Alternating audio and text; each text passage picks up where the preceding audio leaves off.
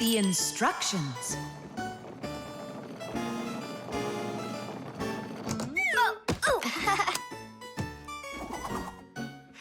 It doesn't work. Try putting it in the other way. Did you read the instructions? Why would I? Instructions are for dummies. Yeah, instructions are for dummies. All right. Oh, what's going on? Whoa! My battery!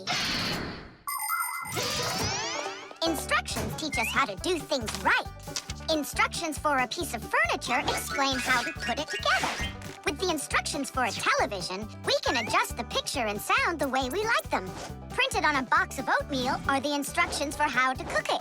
The instructions for medicines tell us what the medicine is for and how to safely use it. So always read the instructions if you want to do things right and avoid a lot of problems. I found it. Here it is. Here you go, Tom Thomas. Whoa. We got your new chair, but it has to be assembled, and I'm afraid it'll be a little bit difficult for you. No, it won't. Don't worry, Dad. I'll do it. Finish before dinner, and we'll get ice cream tonight. A creamsicle. 2, okay? First, assemble the chair. Tom Thomas, can I help you put the chair together? Come on. Hey, first you two need to read the instructions. Simka, stop being such a bore. What, like I haven't seen a chair? Or like I haven't seen a chair?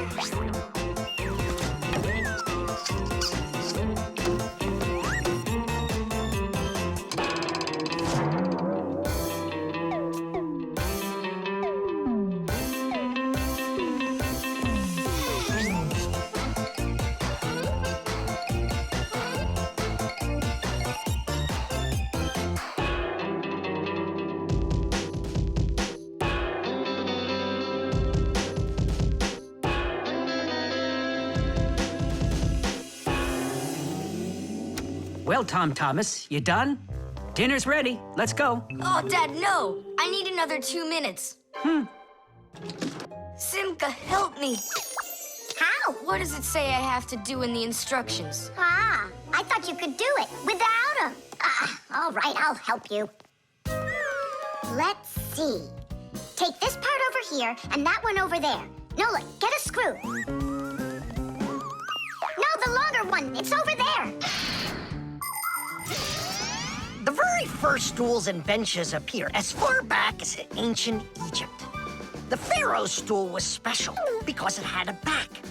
It is thought that the pharaoh's stool was actually the first chair. For a long time, a chair was considered a luxury. Rich noblemen would bring their own chairs to parties. And the more important the man, the higher the back of his chair. It wasn't until the 19th century that chairs became part of every house. Today, there are just so many different kinds of chairs. There are wooden chairs, plastic chairs, metal chairs, chairs with legs, chairs with wheels, folding chairs, baby chairs, just all sorts of chairs. Well, how could people sit down at the table with no chairs? Ooh, I think we'll make it. Screw it in, quickly. Nolik, we need one more screw. But there aren't any. There is. You gotta find it. I already looked everywhere. Tom Thomas, time's up. Nolik, you have to help. How? Just for a minute, that's all. Turn into a screw. If it's only a minute, I'll do it for you.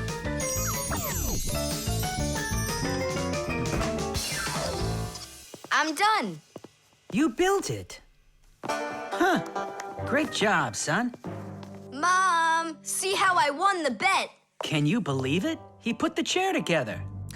You're so brilliant. Go on, have a seat. Oh! Huh? Whew. Now I see. You missed a screw. But I screwed it in. It must have what? Must have what? Look. Here it is. Now this screw's not going anywhere. And that ice cream you won? Well, you just lost it. Well then, Mr. Chair Builder, time for dinner? Yeah, in a sec. Where is that Nolik? He ran away. What a traitor. No, he's not. He promised you he'd become a screw for just a minute. And the minute was up. Well, where is he then? Over there. He's studying the instructions for the clock. Hey, Tom Thomas, it says that we put the wrong kind of battery into the clock. We should have used that kind. You see, Tom Thomas? If you don't want to be a dummy, instructions are for you. Modeling clay.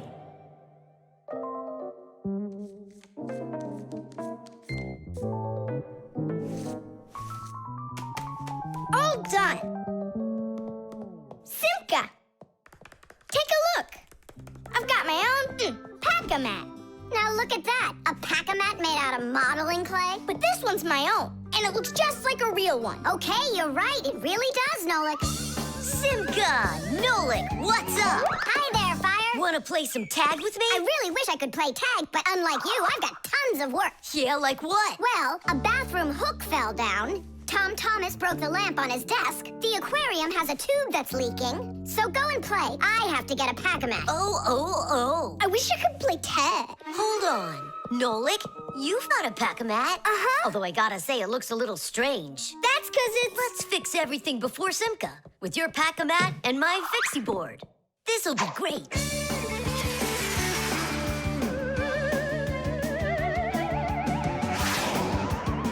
So where is that hook that fell down?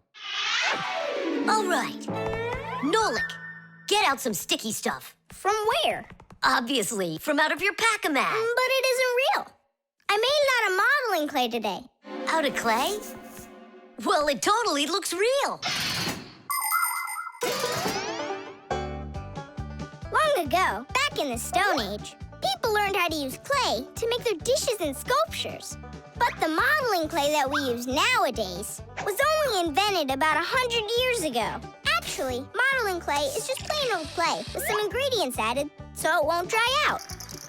And dyes are mixed in to make all the different colors. There is just no end to all of the fun things you can make out of modeling clay. I got an idea. Go on, turn around. What are you doing? Grab and glue out of your pack-a-mat. All right, get up here. Will it stick? Yeah, of course it will. Let's go and fix the lamp.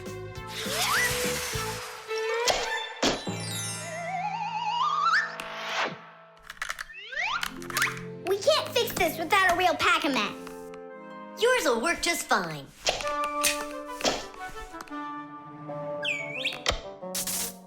Tadish! So, what else did Simka have to fix? The aquarium. Hop on.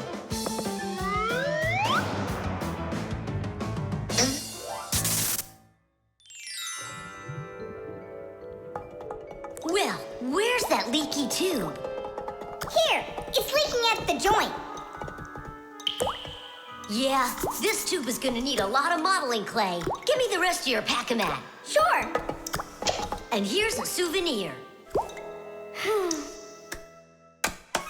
They're all done. What's all done? We already fixed everything. And what did you fix it with? Modeling clay. Ha! Modeling clay isn't gonna hold anything. Well, I say it will. Wanna bet? All right.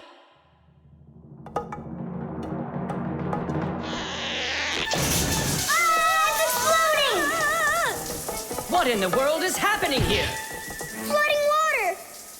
You just do as I tell you, without panicking. Did you know it's possible to make modeling clay in your own home? Just write down this recipe. You'll need a cup of flour, a half a cup of salt, and a half a cup of water. Now, mix the salt with the flour and add the water little by little. Mix it together really well. What are you saying? That it looks just like dough? Well, that's exactly what it is. It's just not for eating. It's way too salty. But you certainly can sculpt things out of it. If you want your modeling clay to be colorful, you can add food coloring or watercolors to it. That's it. Your modeling clay is ready to be sculpted. When you're finished, don't forget to let your figures dry in the sun. That way they'll get nice and hard and last you a very long time.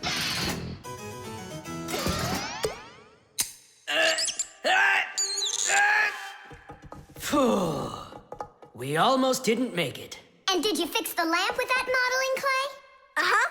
And the hook, too. That was not a good idea. But it was really quick. Hey, that's true.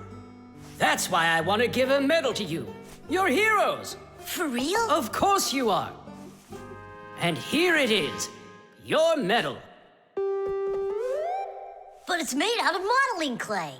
Your reward fits your heroic deed. The stain.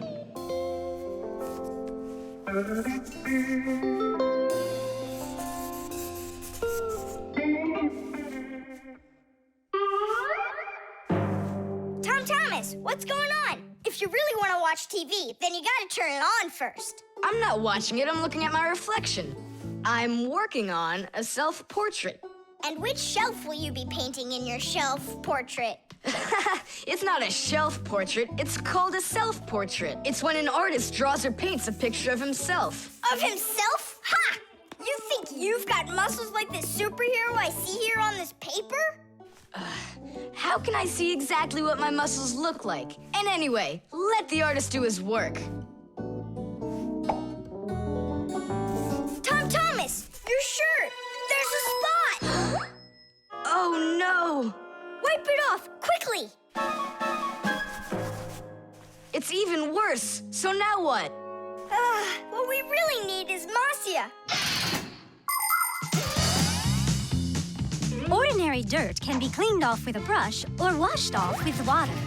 But there are stains that are not that easy to get rid of. Stains from fruit need to be soaked in hot water first.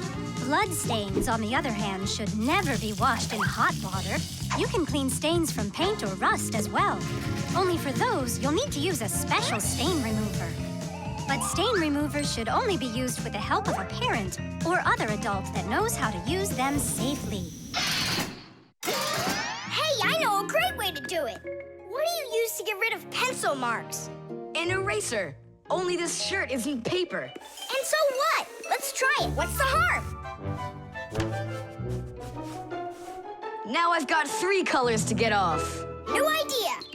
We should paint over it with this correction pen. With whiteout? Yeah! That was a bad idea. Now I got it. You have to use some water.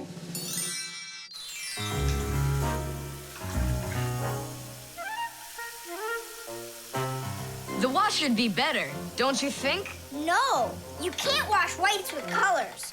And you've got a white shirt with colors all over it. Then how about if we try some more water? How much more can you use?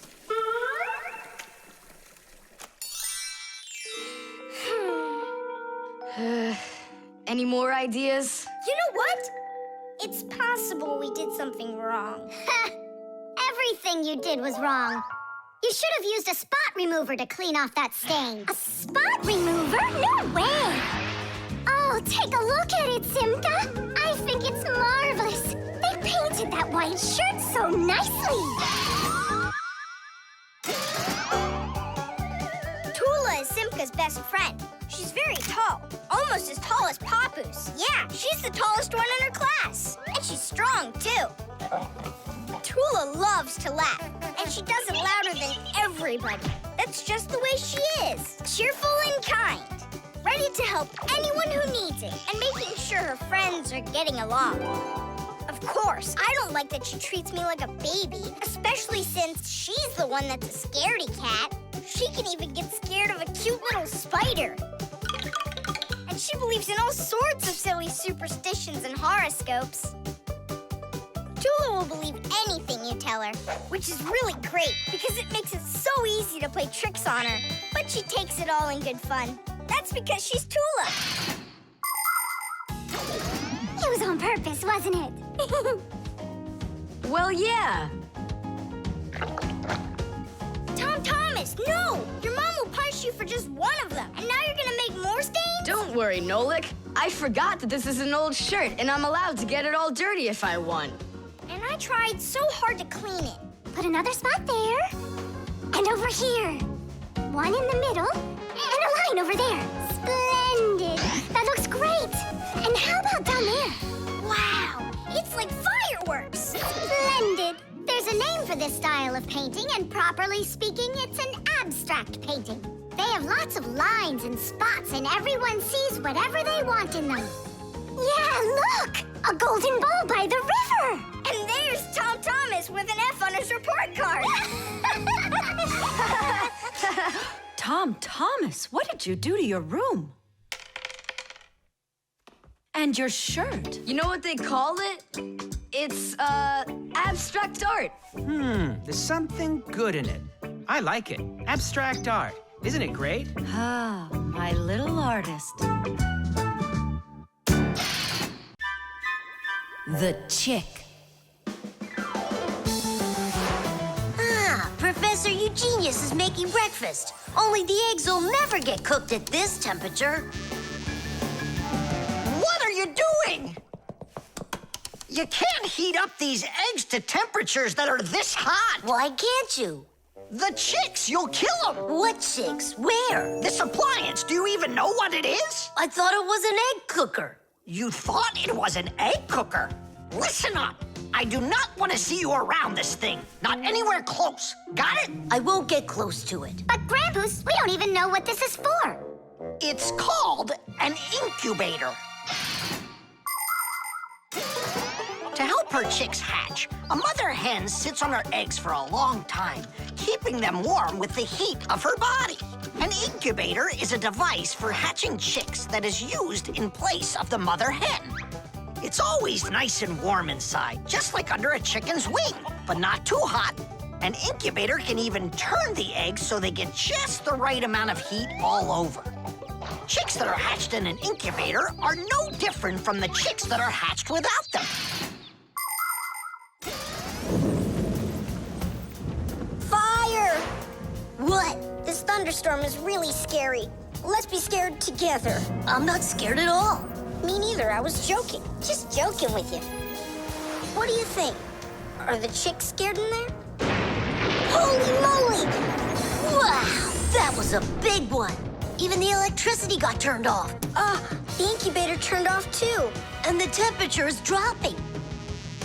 And for little chicks, is that bad? I'm sure it is. It's cold in here. These chicks need help, and Grampus isn't around. Then we're gonna have to save these chicks without him. Nolik, get the door open. Help me.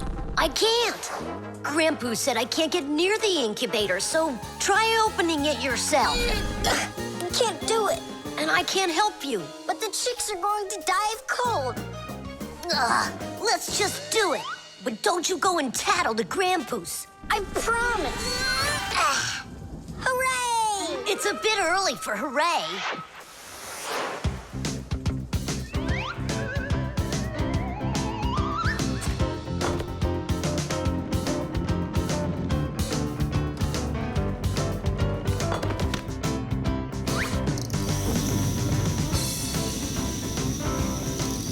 Candle? Yeah, we'll warm up the chicks with the fire. Class.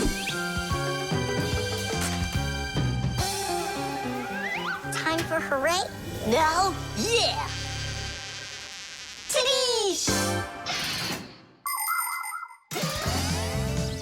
Like sparrows, ducks, storks, and ostriches, all birds lay eggs and sit on them to help them hatch. And it's not only birds. Other animals like snakes, crocodiles, and even turtles have babies that they hatch from eggs. To protect their children, they try to hide their eggs, like deep in the bushes, in the cracks of rocks, or in the sand. By the way, roe is also little eggs, just without the shells. From this fish roe, little hatchlings are born that will grow into big fish. And from tiny frog roe, tadpoles hatch that will then develop into full-grown adult frogs. And you've heard of dinosaurs, right? Well, those giant reptiles that lived millions of years ago, they also hatched out of eggs.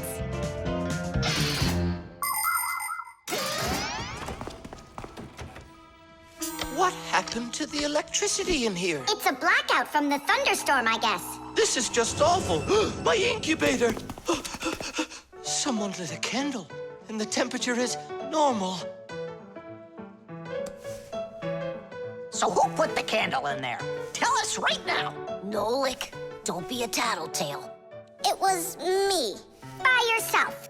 By myself? Of course yourself. I wasn't allowed near it. Well, yeah, you wasn't allowed near it. All by yourself. Then well done. You saved the chicks. Our hero. So, Fire, follow his example. And you, Nolik, accept our heartfelt thanks. Look inside. They're starting to hatch. All right, Fire. Come take a look. Now I'm allowing you.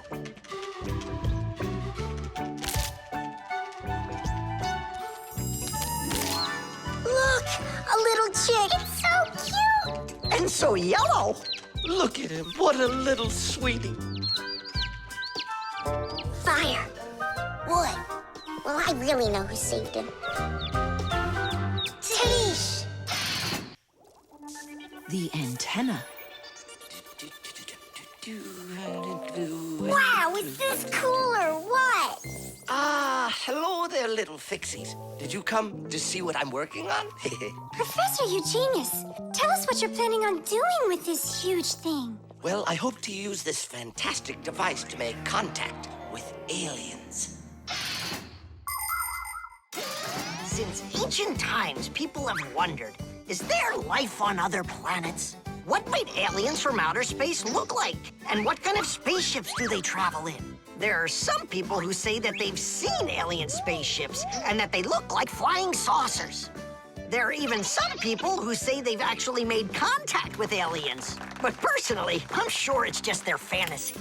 And science hasn't been able to prove any of these stories either. The one story that makes me laugh harder than all of the rest comes from a guy who claims that he saw aliens with his own eyes. Can you believe it? He said that there was a group of tiny aliens that looked like humans with glowing hair. It seems to me that this guy just happened to spot a few Fixies who weren't able to hide from him in time.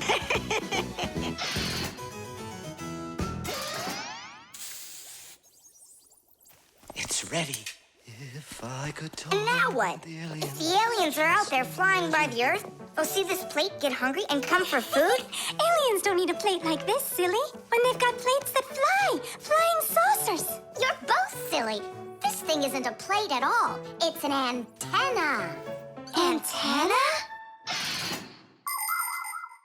Antennas help people receive radio signals. They come in all sorts of shapes and sizes, like this, or this, to pick up a signal that's very weak.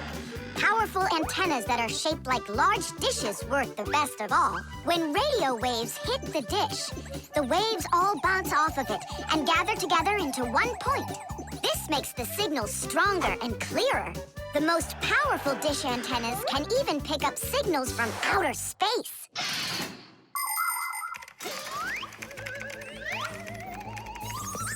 Nolik, stop! You'll burn yourself. Don't treat me like a baby boy, okay? Ah, interesting. I wonder what's inside of there. Do you know? Why don't we go and take a look? I was only trying to help him out. No need, Nolik. The soldering iron is way too hot, and I'm practically all done here. Ta-ta. Then let's start looking for those aliens in outer space. Just 1 second, Nolik. There. Uh-oh. And now,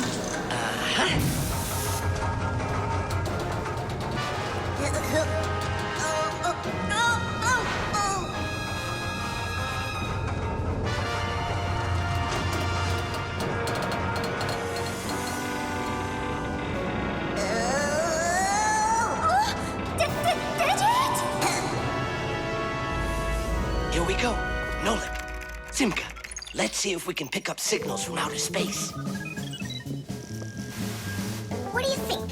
Is it night right now, where the aliens live? What if they're sleeping? Quit bothering the professor with your nonsense. Let us out right now. Can't you hear us? Please let us out! I'm afraid there's no way they can hear us from this far away. I can't hear any signals. It just sounds like static. Be patient, you guys, and keep listening. Digit, we all know how clever you are. Can't you think of a way out of here? I think I got it, Tula. You stay there. Yeah. I'll use a special code I know to send a signal that we're in trouble. Wait a second. Do you hear that? Could it be a signal from the aliens? Hooray! This is sensational. It means that somewhere in the cosmos are intelligent forms of life. 3 dots, 3 dashes, 3 dots. Ooh, it's Morse code. It's a signal for help that they're sending. You don't think the aliens are in trouble, do you? Yeah, I think so. And who do you think they learned Morse code from out there? Yeah, that's strange. There are hardly any Fixies that know that code. Digit does. Ah, and where is he, you know? And where's Tula? Well, I think I know exactly with which aliens we made contact. I think I know it too, Professor. Lower the antenna.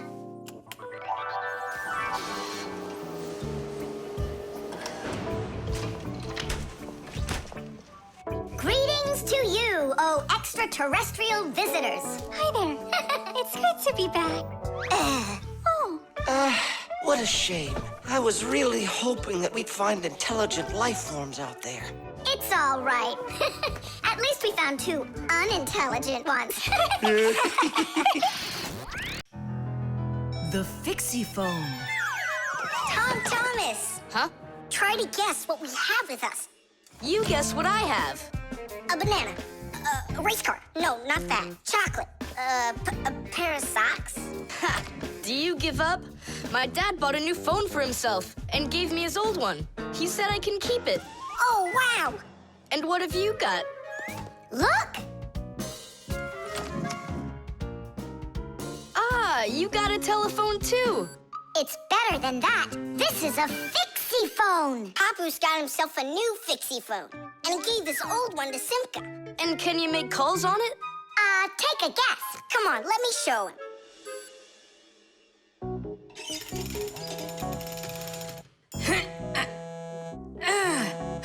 Hi there, Papoose. Hi, Nolik. Why are you calling? Just to say hi. Nolik, don't just call me if you know I'm working. All right. See that? So what? I can make calls on my phone. Calls to humans, that is. But to Fixies, you can't. A Fixie phone is a smartphone made just for Fixies. Not only can Fixies call each other with it, but they can get onto their own special Fixie internet. On a Fixie phone, you can find a camera, a flashlight, news, games, movies, and Fixie ditties. Those are the Fixies' favorite songs. Fixie kids love them, and so do their parents, because Fixie phones can easily let parents know where their kids are and whether or not they're in trouble. Over the years, humans have learned how to turn telephones into mobile phones and mobile phones into smartphones. They use them to call each other and to go on to their internet. A smartphone is almost as powerful as a computer, but they still have a long way to go to be as good as Fixie phones. Yeah, that's really cool, guys. Only this phone does the same. But can your phone do this? Take a look over here. You mean here? It's just a mouse. And now, look here. Whoa! But he's not on there. But look, he's here. And that's not all. Watch. A mouse helps the user navigate around the computer. And when we move it... You get it? No one else can see the Fixie except for you, and he can help you. Super! Oh, it'd be great to have my own Fixie phone. What are you talking about? You're not a Fixie. What a shame. I'm off to school, guys. He gets so upset. He even forgot to take his phone. I have an idea.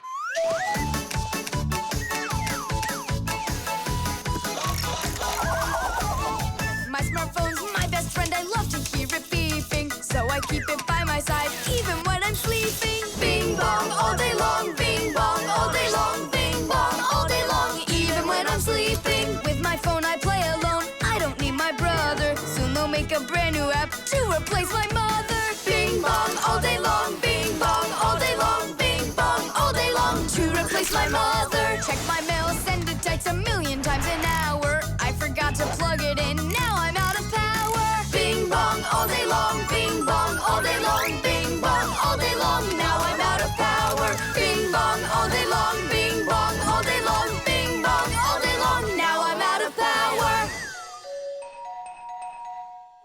finished! Tadoosh! Look, it's a... Surprise! Wow, this is great! Now I've got my own Fixie phone.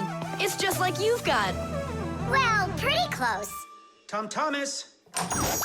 Tom Thomas, let me use your phone to call myself. I need to find my phone. Oh, wow. You've changed everything in here. Where am I? I guess I'm Papoose. Huh, what a funny name you came up with for me.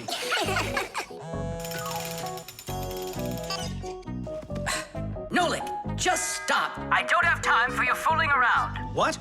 Who is that? That's, not Nolik. Who is this? Do you know who I just called? Does anyone know who this phone belongs to out here? Oh, your mother found it. I'm coming. We'll fix those numbers later. Ugh, Papoose is gonna really give it to us. Give me your phone, Tom Thomas, and I'll delete all the Fixies numbers from it. But how can I call you up then? Why would you have to call us? We're always close by. The vent. Tom Thomas! Tom Thomas! Okay.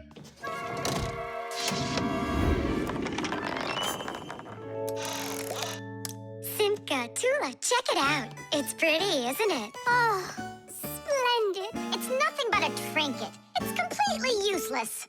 Useless? Look how well it matches my hair clip. Useful things are the kinds of things you truly need. For instance, like this rope ladder I've got. It's splendid. And where do you plan on climbing with this thing? Now this mirror here is both useful and pretty. Oh, how splendid. Tula, you say everything is splendid. Well, here's something super splendid that I bet you don't have. Oh, what is it? It's a mechanical super claw. It must be just perfect for scratching your back. Now look what I have. A photograph of Vector. And he signed it for me, too. Are you sure that's Vector? You've got a photo of the bravest Fixie on the face of the entire planet? Yeah, and the most beautiful. Is it him for sure? No way. Let me take a look. You'll smudge it. You've been fooled. No. Yes. Jealous? You are. My photo! Oh, no! What was that? A draft. This is completely your fault. It's not my fault. It's your fault for bragging so much. Please, girls, stop fighting. Let's go find it.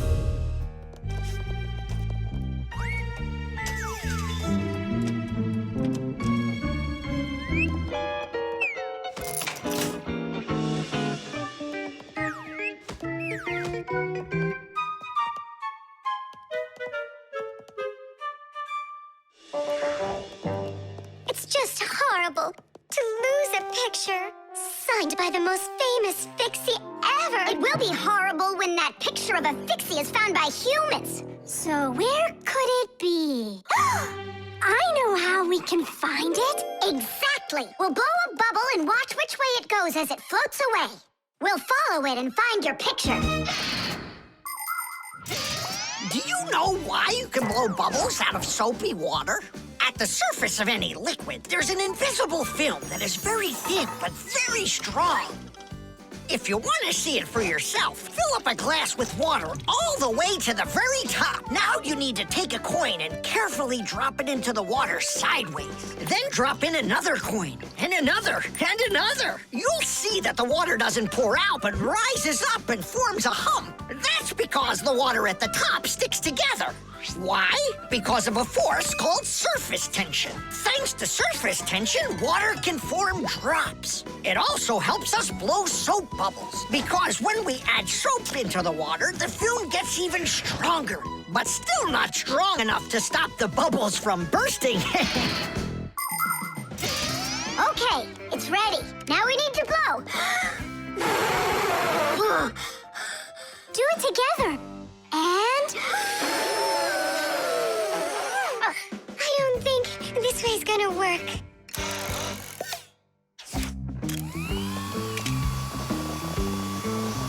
Look, it's flying! We did it!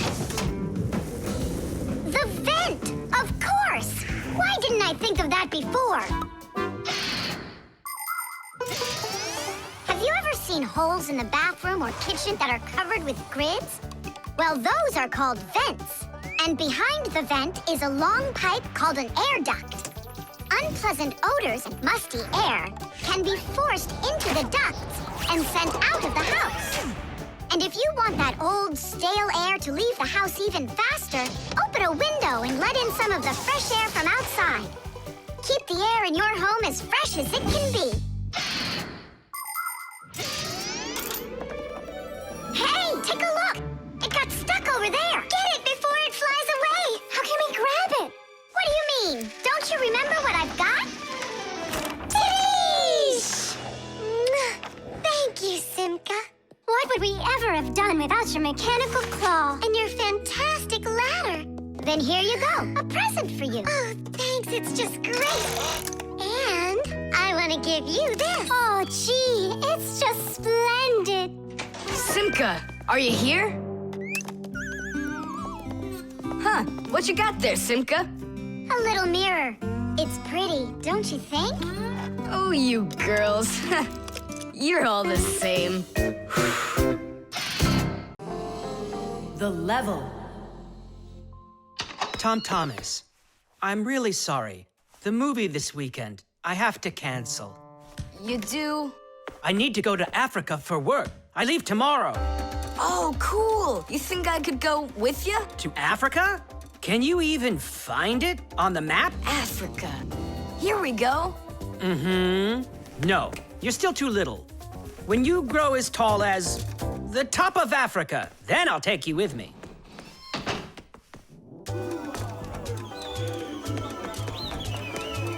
Here, there, Tom Thomas, what you doing down there? I want to know if I'm as tall as the top of Africa or not. Well, do you know your height? Okay, then let's measure you and mark how tall you are. You just need to hold the book, all right?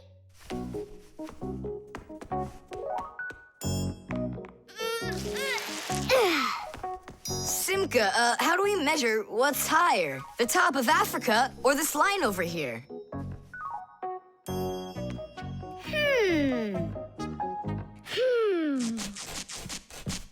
It's a tough one. We need a piece of flexible, clear tubing. Oh, I can get it for you. I know where it is. And we'll build a simple tool to find out the answer. It's called a water level. Let's do an experiment. First, we'll pour water into 2 bottles. A little bit more into one and a little less into the other. Now we'll connect them with a tube so that the water can flow between them. You see? The water flows and flows. And then it stops. It stops when there's the same amount of water inside of both bottles. And if we do this with a simple tube, it becomes a useful tool called a water level, in which the water on both sides is always the same height.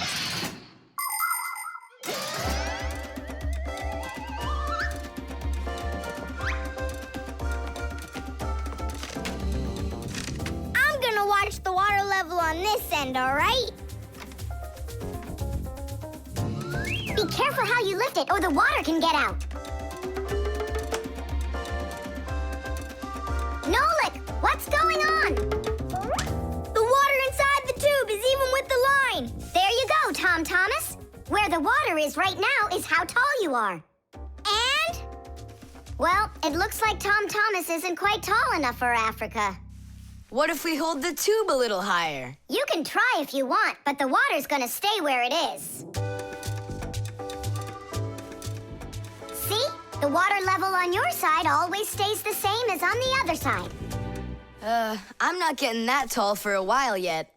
And what if we just lower the map a little? That wouldn't be honest. But it would be clever. There are a lot of great proverbs, but my favorite one is measure twice, cut once. And to measure things right, you need measuring tools. The simplest one is a ruler. With its help, we can find out the length of an object. A watch can tell us how much time has passed. A speedometer shows us how fast we are moving, like in a car or on a bike. An electric meter keeps track of how much electricity we are using. A decibel meter can tell us who is screaming or stomping louder. And a beam compass is used to accurately measure the size of a coin or a hole. We couldn't get by without wonderful tools like these. If we didn't measure the things we are building carefully, everything around us would just come loose and fall apart. Uh-oh. Dad! Dad! Look, Dad. That's strange. Looks like you are a little taller. Does that mean you'll take me with you? Yeah.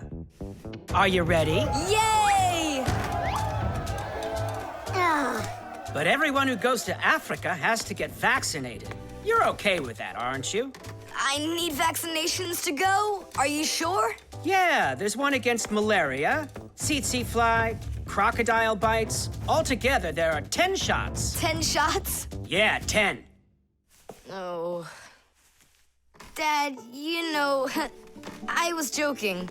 After you left the room, I moved the map down. Okay, I see. And I was joking about all those shots you need. What? You mean you don't need to get shots? You gotta, just not 10. So how many? 9 of them.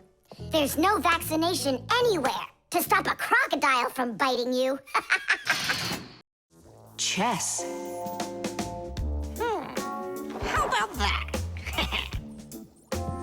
Then I'll play my pawn. And I'll play my pawn. Grandpa's, we need our spool, and it's missing. Oh, congratulations. Professor, have you seen it anywhere? The spool? I haven't seen it. We're playing chess, can't you see? Do you like board games? Like dominoes, for instance. Just about everybody has played it. But do you know where it came from? Dominoes was invented by the ancient Chinese. They made tiles and decorated them with dots like on a pair of dice. And this is a game that looks a lot like checkers, but it's a lot more challenging. It's called backgammon. Backgammon originated in Persia, and from there it spread all over the world. But the most challenging game of them all is the game of chess. Chess was invented in India, and today the game of chess is loved in every country. It's played by adults, by children, and even by computers. Chess is a real sport. But the most important thing for playing chess is not the power in your arms, but the power in your brain. Hey, look, I found it. Yeah. Hey, what's going on? That's our spool. Please let us take it back. There's something we have to do with it. But we're using it. Can't you wait? It's a replacement for the missing pawn. Oh, Nolik can work for a while as the pawn's replacement. Yeah. I can do it. All right, you can take it. And you stand right over here. 1, 2, 3, up we go! Class. So how do we play? You're going to play for the whites. And now I'm going to capture your knight. And we're gonna knock over yours. Take that. Whoa, whoa, whoa, young man. Slow down. It goes back here.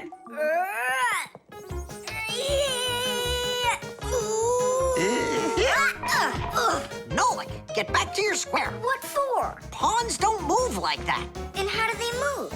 Only 1 square per move and only forward. Of all of the pieces, the little pawn is the weakest. What a mess. So which one's strongest, huh? This, it's the queen. She's the most dangerous threat to the other king. Aw, how come I couldn't be queen? Then that black king would have to deal with me. Oh, yes. In chess, each player has a black or white army with 8 pawns, 2 knights, 2 bishops, 2 castles, and a queen. All of them work together for their king, trying to protect him while attacking the enemy's king. If the king finds himself in a position where he can be captured, the attacking player says check. And if the king finds himself with nowhere to run from the attack, it's called checkmate. Whoever checkmates the other player's king first is the winner. I'll move my queen. Yeah. And me, my queen. Then I'll just capture your queen. Really? Then I'll just capture yours. Grandpoos, should I go now? Not yet. So, do you feel like surrendering? Ha! You're kidding. Do you? Nolik, forward. Hooray! We'll step aside. Forward. Aha! Next I'll go and capture the knight. He got away. All right, Pawn, and once more, go forward. Grandpoos, where do I go now? Don't you see the edge? Don't go anywhere. Now you're the queen. What? The rules of chess say that if a pawn makes it all the way to the other side, he can become anything that was captured earlier. Hooray! Then I'll be the queen, and I'll be the strongest piece in the whole game. Hey, queen, get back here. In case you don't know, this isn't over yet. We capture the pawn with the queen. Queen, this is your new place. Check. Check. Huh, yeah? Now come to here. Checkmate, my colleague. Of course it is. It is, mate. Yeah, I lost. Hooray! Tadish, tadish, tadish! Professor, we found the missing pawn for you. So that means Nola can leave with us. I'm not going anywhere with you. Chess is the greatest game you'll ever play in your life. Oh, you should have seen how I put Professor Eugenius into checkmate. Really? Well, Grandpoos helped me a little. Actually, it was Grandpoos telling me where to move. But I'm the queen now. GPS.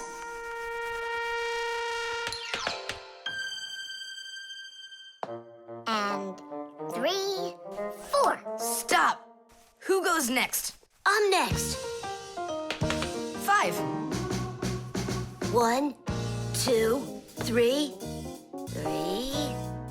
And Wait, I gotta choose a route. Should I go here or there? choose already. Nolik, what are you doing over there? Nothing at all. Just waiting at my place. Good. And don't get off it. Wellfire? What was that? The alarm on my Fixie tab. Oh, our lesson's about to start. Hurry! What about the game? Later!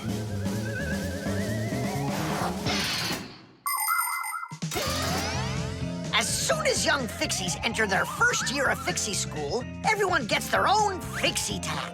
It's a little computer that can do anything at all. Well, almost anything at all. Studying with a Fixie tab is fantastic. You can read it just like a book and write in it just like writing in a notebook. You can use a Fixie tab to listen to music, watch movies, find your way around, and talk, text, and send letters to your friends. And if you want, you can use a Fixie tab to go on to the internet that humans use, or you can visit the secret Fixie internet, where you can find news about the world of the Fixies. And Fixie tabs have games on them, too. Of course, these games can be a lot of fun, but you shouldn't play games until your homework is all done. Faster, or we'll be late. I know a shortcut we can use. This way.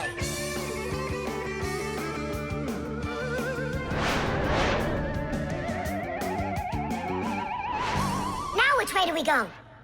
I need to remember the route. I think it's this way, or it could be that way. Well, which is it, this or that? I have no clue. Uh-huh. So what's our plan? We'll go back and start again. We flew in from there, right? No, I think it was there. That's not how we flew in. It was there. I think we're lost in here. Uh-oh. Nolik, stop the panicking. I only went uh-oh. I'm not panicking yet. It's your fault, Fire. I know a shortcut. Go this way. How are we gonna get out of here? How do I know? All I know is that we're late for our lesson. Thanks to someone. It wasn't on purpose, I swear. Now Grandpoos will punish us. What's going on? Well, I think I found a way to get out. Which way? Right here. I forgot that inside of my Fixie tab is a GPS navigator. Class. What's a navigator? A GPS help you find your way around. The navigator can figure out where you are by using signals that are sent to it from satellites. All you have to do is type the address of the place you want to go into it, and the GPS can figure out a route to get you there. And then it helps you as you go by telling you where and when you need to turn, so you can easily get to your destination. Let's see. Right now, we're here. And where do we need to go? You know where, to school. But where is that? Are you joking? In the laboratory of Professor Eugenius. Can you be quiet? Where do you want to go? The laboratory of Professor Eugenius. Please wait while I chart out the route. Ha! It did it! The navigator says to go there. Hey, what are you doing over there? Come on!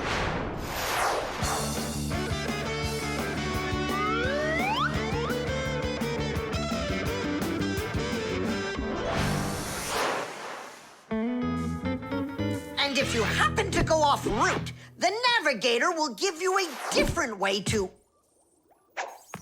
Well, you finally made it. Unfortunately, you missed an important lesson today. We got lost. Forgive us. In case you're wondering, we were studying navigators. And you know what? We just used a navigator to get here. Yeah, it showed us the way we had to go.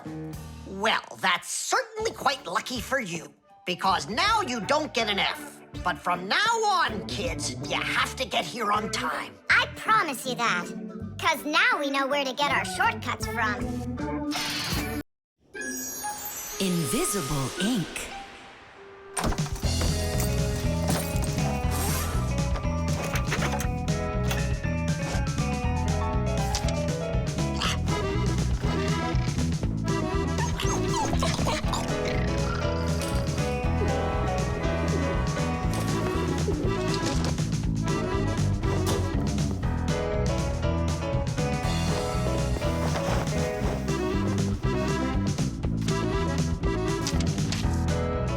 To Tom Thomas. What is it? A note? Who's it from? It's from no one. Ah, is this no one a girl? Hey, tell us, what did she write to you? I don't know. Well, then let's take a look at it. No way. It's a secret. Even from your friends? Mm-hmm. Come on, we're not just your friends. We're secret friends. And you won't tell anyone? Nobody. We promise. Are you gonna open that thing or not? Huh, there's nothing there. Is this a joke or something? Maybe she didn't feel like writing you anything. Then why would she put a note in there? Wait a second.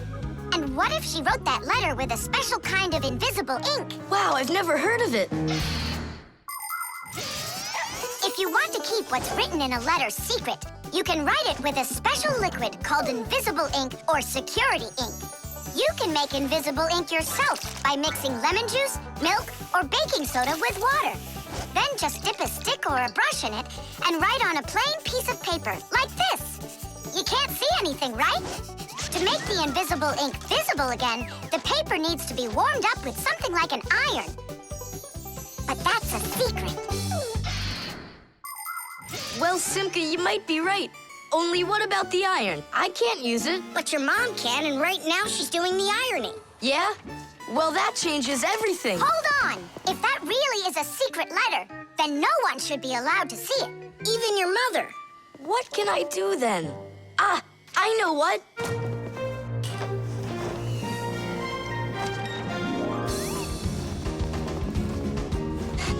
Mom, can you iron my shirt too, please, will ya? What's wrong with it? There's nothing wrong, it's just that the pocket's wrinkled. Ah, sure, I'll do it. Since when did you start worrying about things like this? All done. Thanks, Mom. That should do it. What? What is it? Huh? Tom Thomas, I really like you. Katya. Katya's in love with you, isn't she?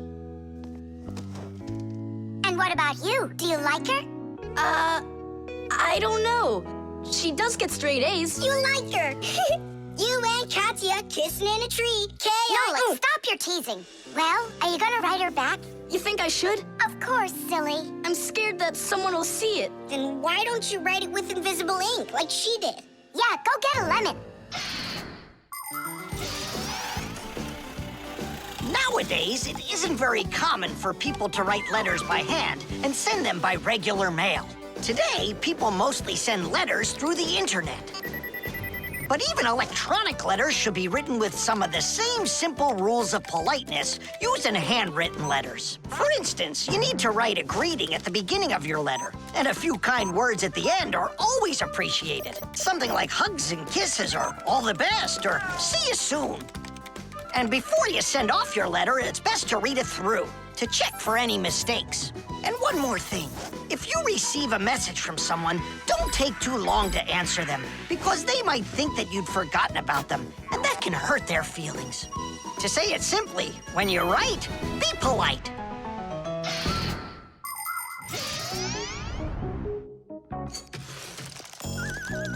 Go on, write. And what should I write? Come on, tell the truth. Just write this. Forgive me, Katya. Only there's another girl I really like. My one and only Simka. Nolik! If you don't like it, then why don't you think it up? Tom Thomas, just go ahead and write how you feel deep down in your heart for Katya. Katya, I like you too. Like that? Is that all I have to write? Would that be okay? It's lovely. Kissi. Just zip it, will ya? Tom Thomas, is that everything? And did you make sure to check that you didn't make any mistakes? No, but I'll check right now. Huh, all the words disappeared. Well, if there's something wrong, only Katya will find it. The baby monitor.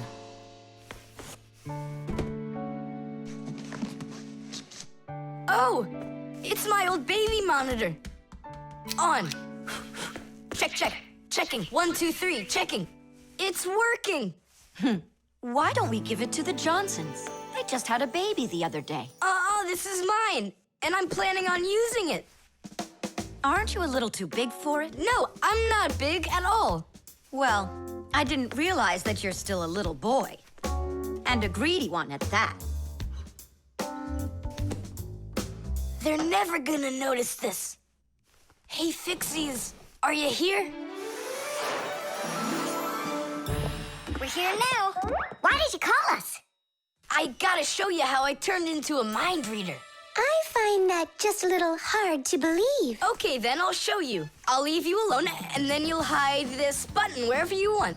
Then I'll come back and find it. You got it. So where's a good hiding place? Well, we gotta think of one.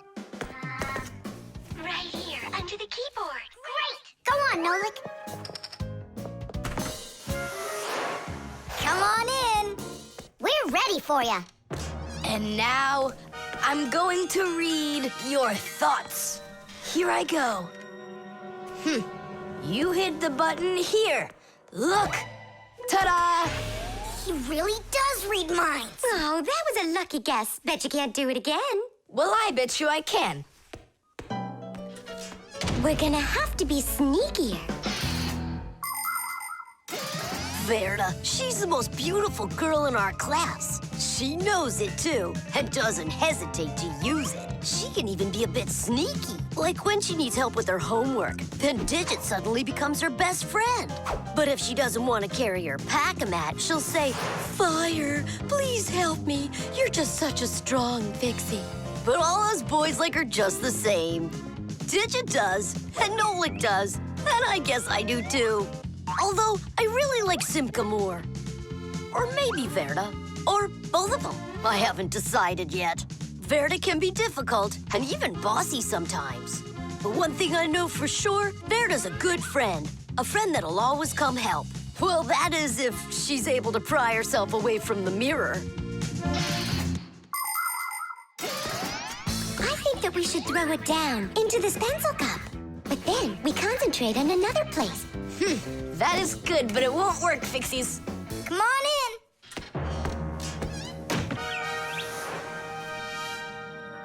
Uh-huh. Aha! It's in here. Tidish? Simka, were you thinking about the cup? No, I swear. And my mind was blank. Then who did, huh?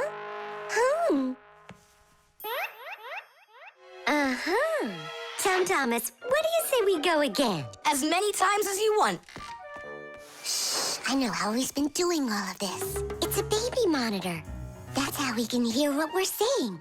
I don't get it. A baby monitor helps parents watch over their babies. The system has 2 units that look like wireless telephones. The parents keep one of the units by their side and put the other one in the room where the baby is sleeping. If the baby suddenly wakes up and starts crying, the unit in the baby's room will pick up the sound and send it by radio waves to the parents' unit. Mom or Dad will hear the crying and go and comfort their child. And so he's listening to us now. This time I know what we should do. We'll hide it under the globe. Ooh. Go on. Uh-huh. Aha! Huh? Where is it? If you read our minds, you'd find your button under the baby monitor. You tricked me. That's really not nice. And spying on us is nice, you think? I'm sorry, I just thought it'd be fun. Well, anyhow, Tom Thomas, you're too old for this thing. Unless, of course, you still need it. I'm not a baby. I was just, checking it. I'll go and give it to Mom. Mom, I'm not greedy. About what? Let's give this monitor to the Johnsons, and this car is for their baby boy. I don't think that baby's big enough yet for your car. So what? Soon he's gonna get bigger and become a big boy, right? Like me. The team. The first period is almost over. Tom Thomas's team is leading 2-0. There's no getting around the difference in class. Simka, pass to me!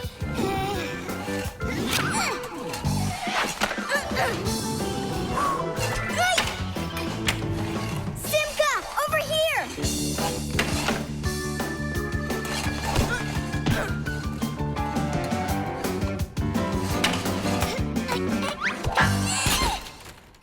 Goal! 3-0. And that's the end of the period. Time for the teams to take a break. This isn't a fair game. There's 6 of these guys and only 2 of us. Go ahead and call your classmates. I'll still outscore you. You sure about that? Uh-huh. Well, Tom Thomas, you asked for it. Young Fixies take classes and study just like human kids. But Fixie schools are quite a bit different than schools for people. To begin with, there are no more than 10 students in a room. In Simka's class, for instance, there are 6, and the children don't study in one place. On one day, the lesson could be inside a refrigerator, the next day in a computer, and the day after that in a vacuum cleaner. This is the best way for Fixies to learn all about them and put their new knowledge to the test. But the most important thing is that they have to learn to work as a team and help each other. Stronger Fixies helping weaker ones, and older Fixies helping younger ones. This is a must for Fixies, because appliances are so very big that if we didn't work as a team, we little Fixies could never get by. As the second period is about to begin, our full team comes to the ice. Huh? Introducing the engine of our class, Fire! My motor's roaring. And now the brains of our class, Digit! Okay, what's the score? Now here is the spirit of our class, Tula! Could I be our goalie? And here she is, the face of our class, Verda! And oh, what a cute one. So you want to quit, Tom Thomas? I'm not afraid of you.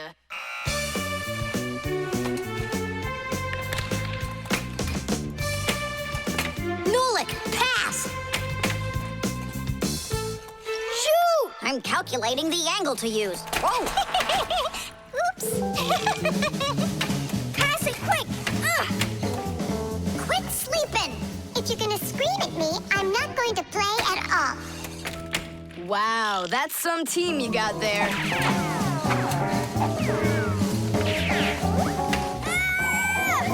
6-0. It's a blowout.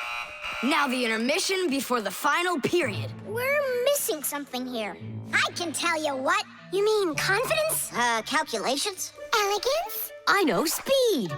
What's missing here's teamwork. Simka, you're right. It's one for all and all for one. Then here's what we're gonna do. We got it!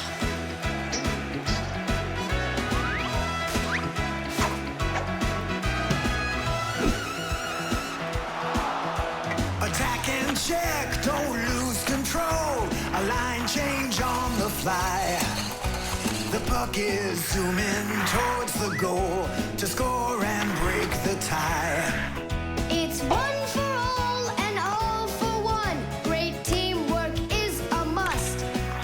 Let's go and show 'em how it's done. This game was made for us. Hockey's our game. Hockey, hockey's our game. Hockey, hockey's our game. Hockey, hockey's our game.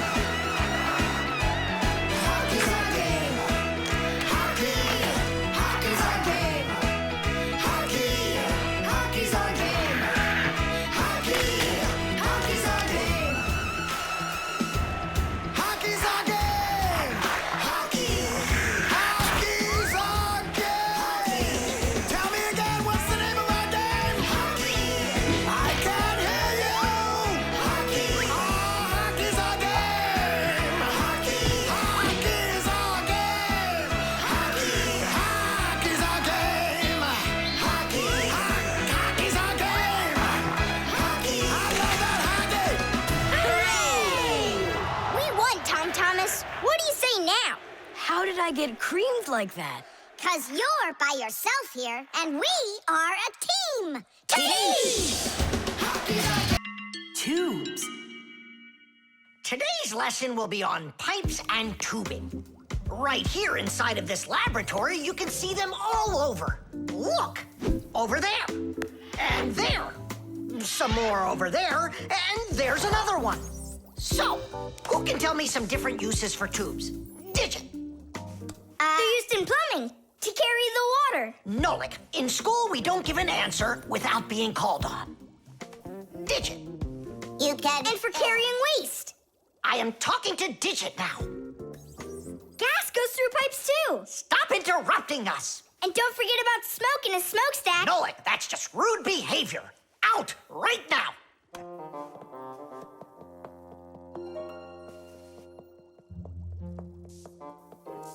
All right. And a shower hose. That's also a tube, right? I told you to get out. Yikes! And a vacuum cleaner's got one too.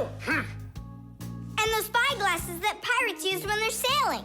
Hey, what do you say we all go and sneak out of here? Great idea. Let him call out to himself. Shh. And a trumpet's a tube that you blow through.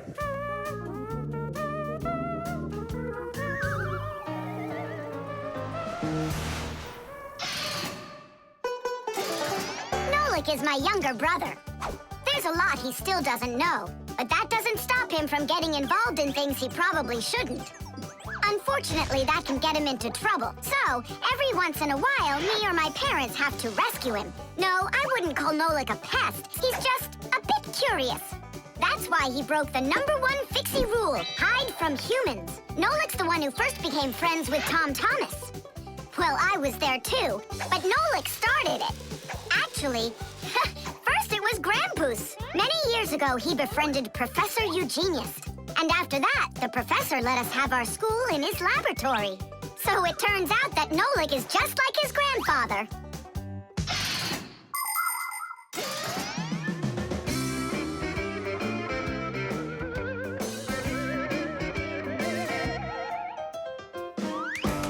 Digit, go on then. Tubes are, Wow! Just look at all the tubes in here. There's ones and glass ones that are curvy. Oh yeah, pens. Parts of them are tubes too. He stopped talking. He ran out of ideas. And those tube slides at the water park. The barrel of a rifle and the shell of a bullet. Those are tubes. Oh, there's a tube with a serious crack. And it's also dripping and hissing. It's dripping? Where? How can I show you when you kicked me out of class? What's going on? Take a look. That tube up there is leaking. That's acid dripping out. Is that dangerous? It's awful. Any second now, it'll explode. Where did Professor Eugenius go? He went to eat a sandwich. So what do we do? It's a disaster. Don't panic. Fire, Verda. Go to that hose and shut off that valve. Simka, go get a pack-a-mat. We'll fix this pipe ourselves. It's very important to be sure that a pipe won't leak. But making pipes that won't leak isn't so easy. Pipes can be made by rolling up a sheet of metal and sealing it up.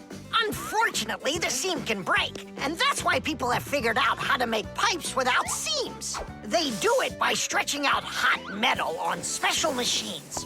And PVC pipes are squeezed out of hot plastic like pasta.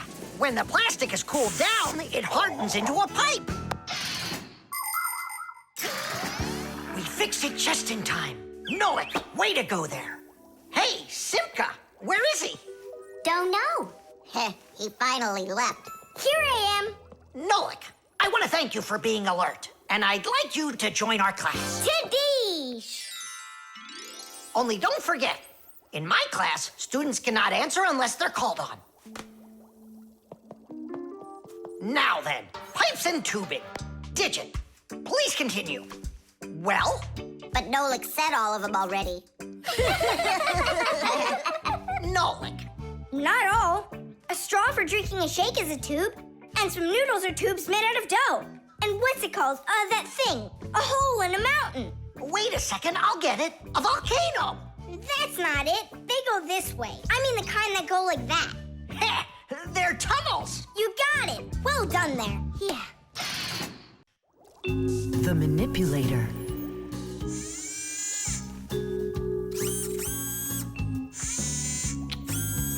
Well, what do you say, Professor? It couldn't be any more accurate. Our manipulator works just perfectly. Good! So that means that we're free to go. Great. See you later.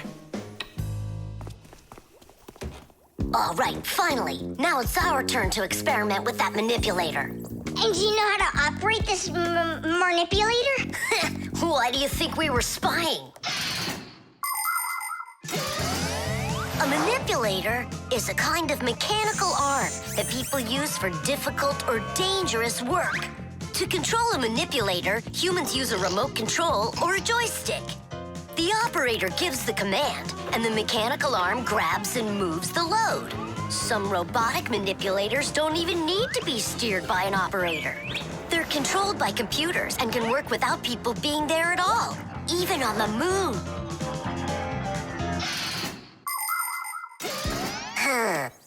What is this button for? Uh-huh. How about this one? Uh-huh. Would you like to take a ride? Right now? You're scared. Scared? Not one bit. Then off we go. Yeah, cool. Ha, this is totally awesome. Well, hang on. This is gonna get even awesomer. Professor?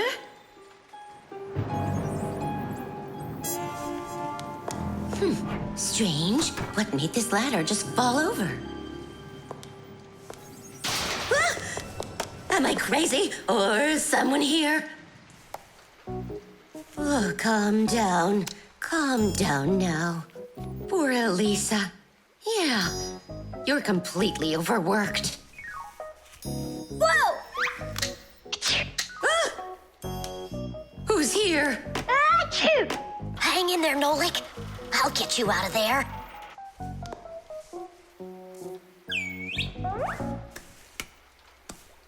Airbag's gone. Oh dear, what's going on? Ah! Stop this nonsense right now, or I'll call the police on you.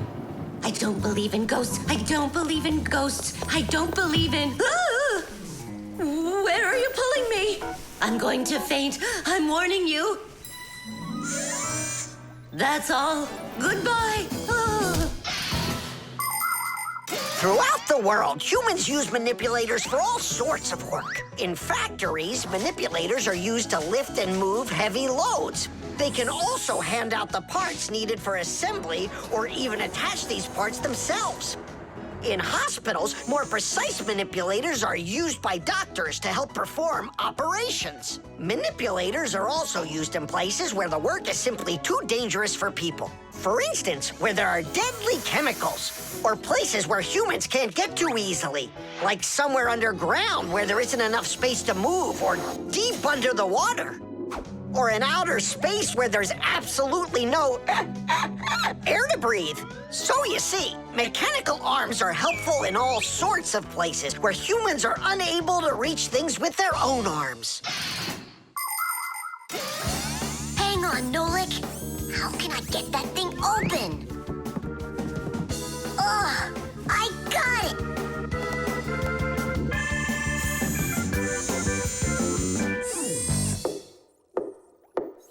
Yes? Who's there? Ah!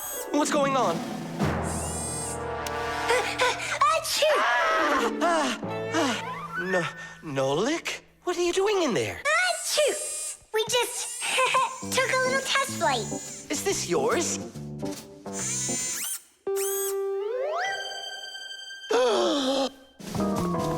Elisa! Elisa! Professor, you genius. I was attacked by a crazy arm. The manipulator. It's your imagination. Look, it's come back. Stop, I'm telling you. Professor, you genius. It heard what you just said. Calm down, it's okay. It was a little malfunction, but I took care of it. You are just astounding. And don't think that I'm through with you. With me? With you? No, with the manipulator. Let's go, Elisa. Yeah, let's go, Professor. Great job, Fire. And why fire? Achoo! The suction cup.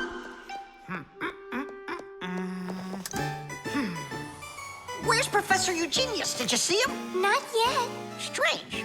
He told me he'd be here today to conduct some tests. Rampoos, right here under the glass. There's a note. Dear friends. That means the note's for us. That's because Professor Eugenius can always count on us. I'm off for a conference today. So what should we do? While I'm away, please keep an eye on each of my tests. There's the wristwatch. And where is it? It's right there.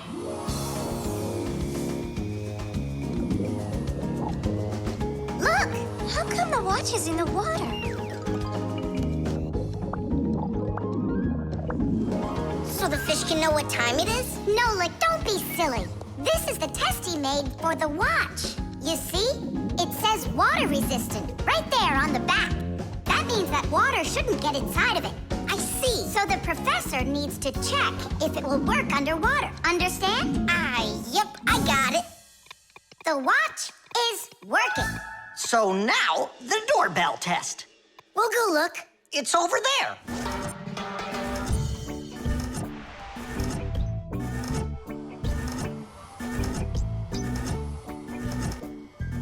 What's that thing doing? It tests the button to see how fast it wears out. To check the quality of appliances, toys, sporting goods, or just about anything, they need to undergo serious testing. Take, for instance, telephones. They need to be tested with both heat and cold because they have to work in places as hot as Africa and as cold as the Arctic. Computers are tested to make sure they can be shaken and rocked, too. That way you can be sure they'll work on a desk at home, or outside in the park, or while you're taking a ride. Different kinds of products need different kinds of durability tests. For example, athletic shoes and car tires are rubbed and squeezed over and over to see how long they are going to last. Yes, testing's very important. Without testing, a machine or appliance could let you down at the very worst moment. If guests come to visit once a week, and once every month a hooligan comes, pushes the doorbell, and runs, then I figure this doorbell will last right around 400 years. That's long. The doorbell is still working. That's very good. And also, What? I don't know. We need to turn the note over to read the end. But how? Oh, raise the glass, that's all. Hup, hup, hup.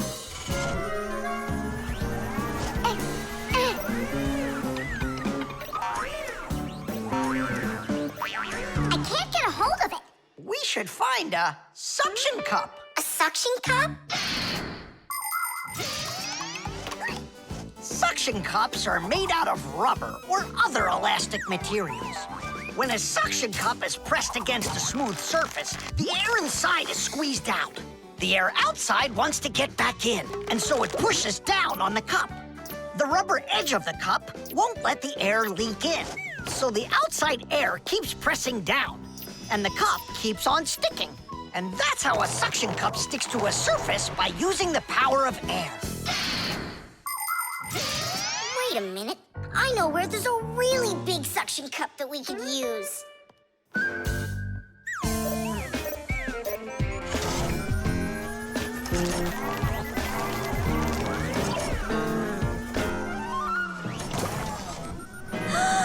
That's a huge suction cup, Nolik. Stiddies, stiddies, stiddies. Well done, Nolik. Only we need to hurry before air gets under this suction cup and it unsticks. My suction cup will never unstick. Well, let's see what it says here. Simka, you'd better hurry. And make sure nothing gets broken here in the laboratory while I'm away. Huh, and what could get broken around here? Ah, the glass, look out!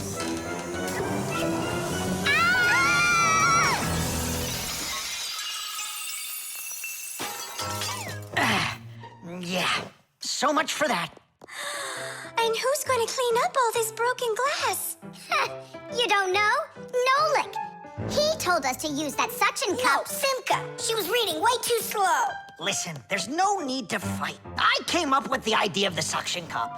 I should clean this. Come on now, Grampus. We'll clean up this mess. Professor, I still think the suction cup was a great idea. Knots.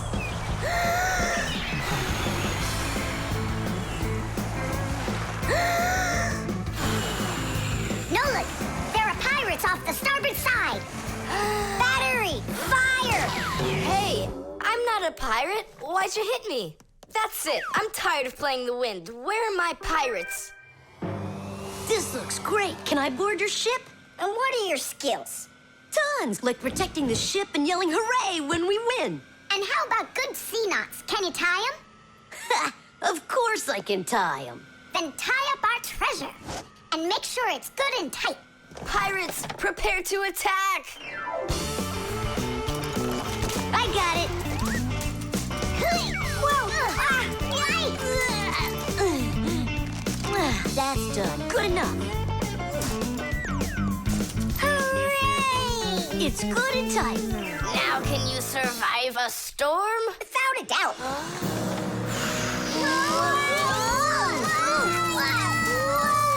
Our treasure! It's sunk into the sea. That was my mom's necklace we sunk.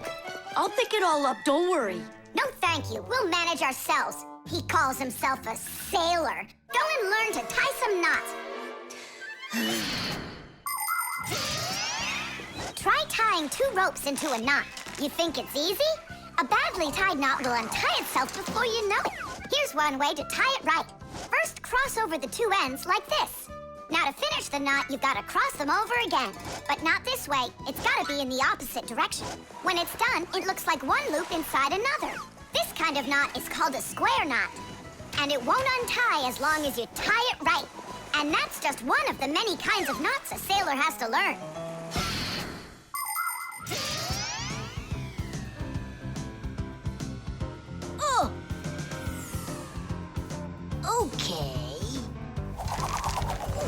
I could tie it. Now, what else is there to practice on around here? I found some more of our treasure. Here's another one. That's 19, but we're supposed to have 20. I know it because I counted our treasure. So what happened to the last one? Well done there. So what else could I tie? Perfect. I even remember what it looks like. It's a different color. It's a bright red one. Oh, Mom's gonna notice right away that the red one's gone. I gotta go find it. Yeah, I think it's on the floor. Who tied my laces together? I was just practicing, sorry. And what else did you tie up to practice your knots? Not sure you want to know. You're funny. Let's go untie them.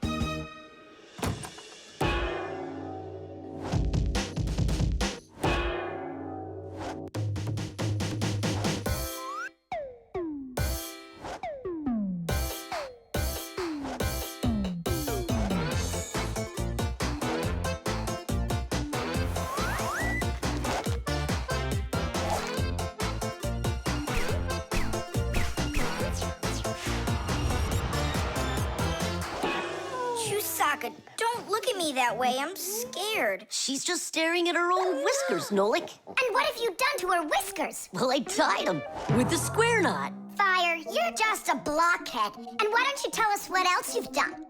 Well, okay. I tied a decoration on her tail. That's where it is. We were looking everywhere for that thing.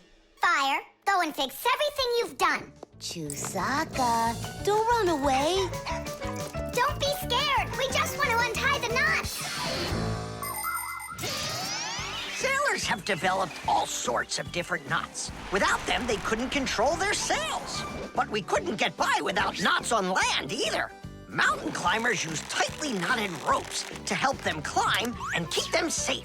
Fishermen tie hooks to their fishing line using special knots. You can't even pitch a camping tent properly without making a knot. When people sew, they tie knots in the thread to hold it in place. And doctors use knots when they stitch and bandage a wound. And a tie wouldn't be a tie if you didn't tie a knot in it.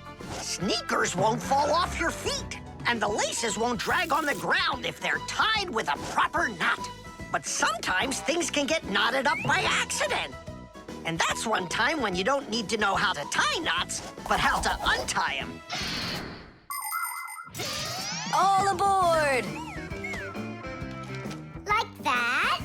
Now the only thing left to do is tie a knot. Should I tie it? Are you sure it won't untie?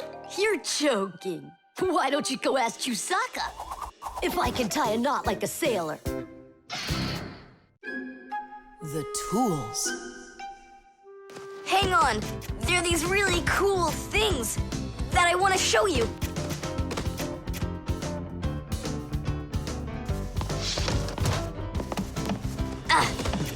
Whoa! Whoa! Look how many things you got all at once. Your dad's gonna be so angry when he sees what you did with all of his tools. I'm gonna put them all right back where they were. And where were they? Open the box and you'll see. It's neat. There's a special place in there for each one of the tools. Try hammering in a nail or drilling a hole with your bare hands. There's no way. But with the help of the proper tools, it's a piece of cake. But of course, that's only if you know how to use them. Tools need proper care. If the head of a hammer is loose or a drill is dull, then you shouldn't work with them. It's dangerous. And when you're done working, put the tools back in their places, or you'll be tearing your house apart trying to find them the next time you need them. Huh.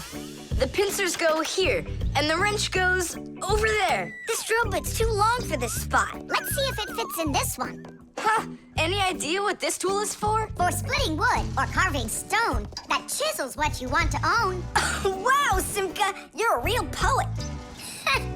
Now try to answer this little poem. When you have a thing to measure, this round tool is quite a treasure. This tool, right? I know what it's called. It's a measuring tape. Let me measure you, Nolik. Wow, you've grown. You've almost reached 1 centimeter. Class! I also have a rhyming riddle for you. What bangs a nail into the wall to make sure pictures never fall? A hammer! I was first, and the hammer goes right here. And now I have one for you to guess.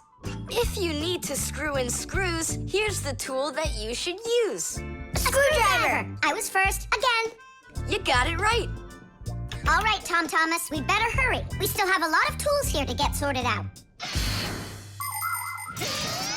Humans, just like Fixies, use hundreds of different tools to do their work. Picking the right one depends on the task at hand. For instance, if you need to hammer in a nail, use a hammer. But you don't use a hammer for a screw. For that, there's a special tool called a screwdriver. A wrench is the tool for tightening nuts and bolts. A vise is used to hold a part in place, and a drill to drill a hole. If you need to cut a piece of wood, you should choose a saw. You could use a handsaw, for example, or a hacksaw. Different kinds of pliers can be used for snipping, gripping, or bending. If you need to smooth something down, you use a file. If you learn how to work with tools properly, you can build just about anything. Looks like we did it, just in time. Oh, and how about this? Do you know what kind of tool that is? I don't know. There's no place for it in here. Just throw it out. Come on, and what if my parents use it? Looks like we did something wrong here. My dad came home. Tom Thomas! I'm in here. Hi there. Reading. Way to go, son. Huh? Oh! I don't get it. Where is it? What? I put a piece of metal under the table leg so it wouldn't shake, but it disappeared. So that's where the tools place is. Did you take it? What? I didn't. It must be somewhere under the table. And you look under the sofa. All right.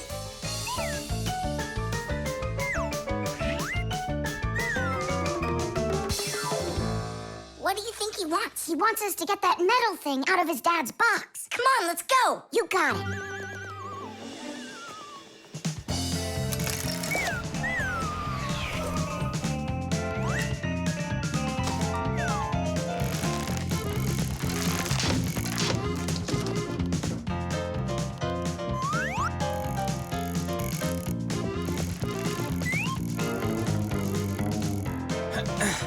Any luck? Uh-uh. Me neither.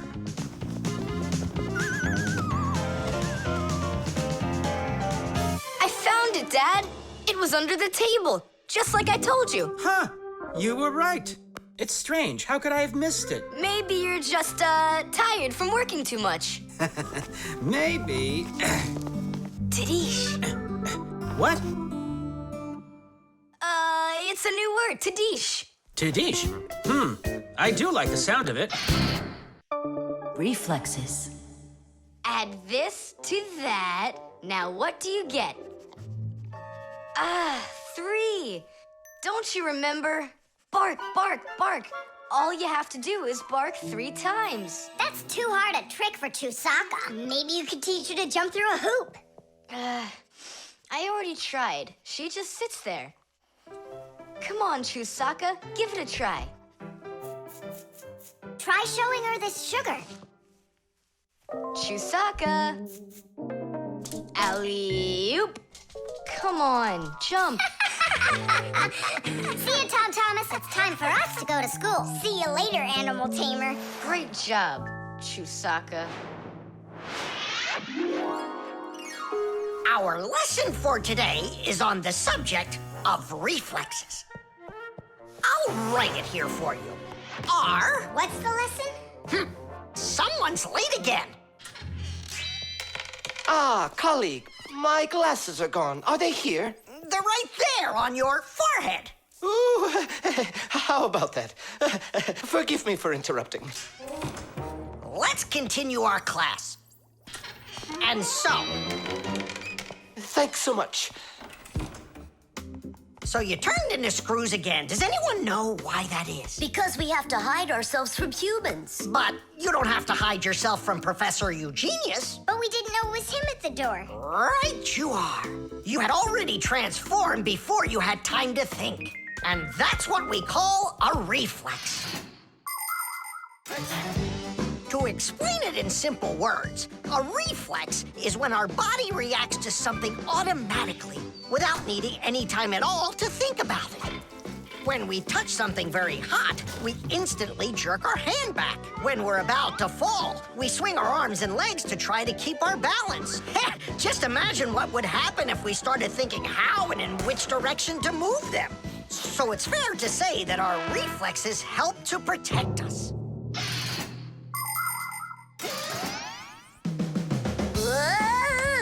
No kidding. They protect us. My nose itches. Achoo!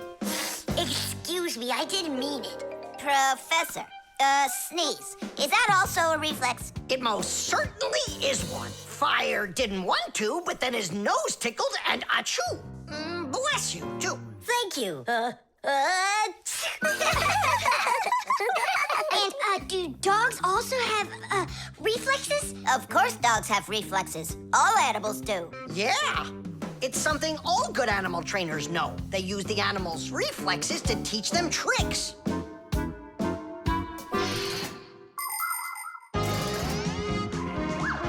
Many humans teach their pets lots of commands, like to bring a ball, to count, or even to dance. But to train a pet, you gotta know what to do.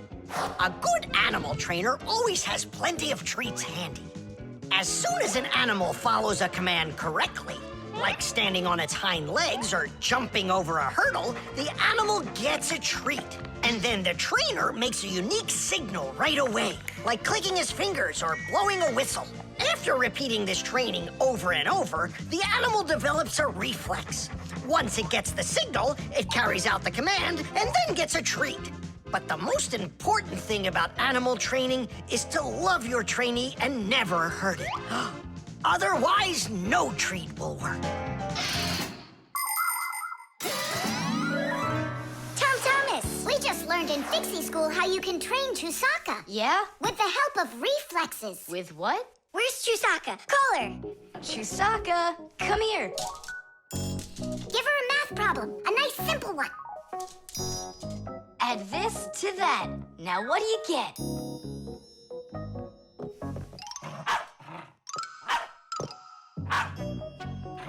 It's a miracle! 3! You got it! No, it's not a miracle. Science is what it is. You know how Chusaka barks whenever she sees a Fixie around. That's what we call a reflex, you know. I understand. And do you know how I can teach her jumping? Well, we didn't figure that out yet. Wait a sec, I know how. Chasing Fixies. Isn't that one of Chusaka's reflexes? Probably, That's great, so let's go and train the dog. Nothing's ever too much for a good friend. Chusaka.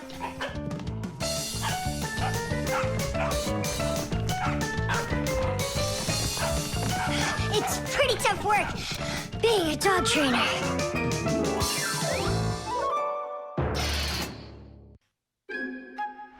The prosthesis. Simka, over here. Take a look at what I found. It's a bear. Ooh. What bear did you find, Nolik? You know, it's the one Tom Thomas told us about. He was his best friend in the whole wide world. Until he became friends with you and me. What? Let's try to wind him up.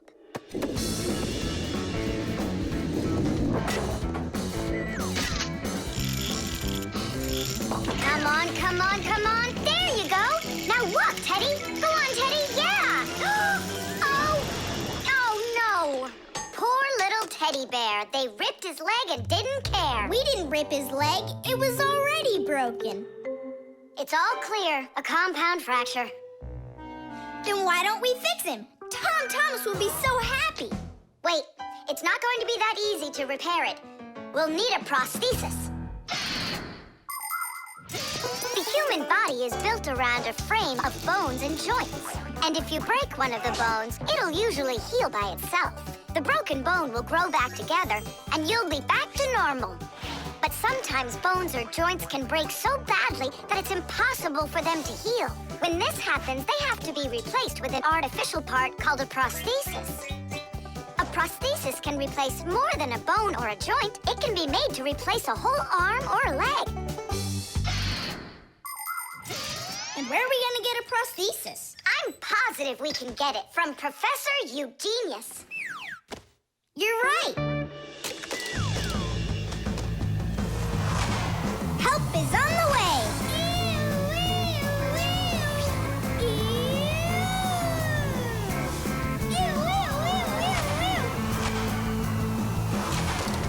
Hello, Professor Eugenius.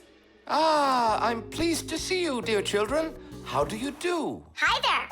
Professor Eugenius, can you make a prosthesis? What, have you broken something? No, not us. It was the bear. He broke his leg. What bear? The teddy bear that used to be Tom Thomas's friend. Ah, now I see. Today, with the help of modern prosthetics, more is being replaced than just arms and legs. For example, if you lose a tooth, it can be replaced with an artificial one. That's also a prosthesis. And there are times when a person starts losing their vision because the lens in their eye gets foggy and can't focus. For this, there's another kind of prosthesis, a new clear artificial lens. A prosthesis can also be used to help people with poor hearing. A tiny device can be put inside of somebody's ear so they can hear what's going on. And that's not all. People have also learned how to treat a sick heart by replacing its worn-out parts with prostheses. What fantastic inventions these prostheses are. It's amazing what they can do. They help people live a full life. Professor, is it working out? We'll know soon enough.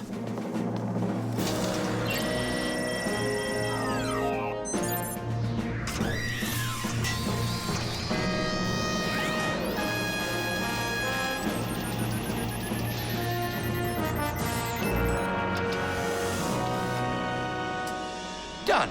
Here you go. Thanks so much for your help, Professor Eugenius. Not at all. Take care, kids. In gadgets and devices, our work will never end. Appliances are fickle, they need a loyal friend. At morning, noon, and midnight of every single day. When there is an emergency, you know we're on our way. 1, 2, 3. Inside we'll be all day and night. We fix things right. Well, now this old friend of Tom Thomas's will be just like new, Nolik. Simka, if Tom Thomas makes friends with the bear, then what? Will he stop being friends with us? Hi, everybody. Hi there. Oh, my teddy bear. You found him for me. And you fixed him. Ah, thanks a lot.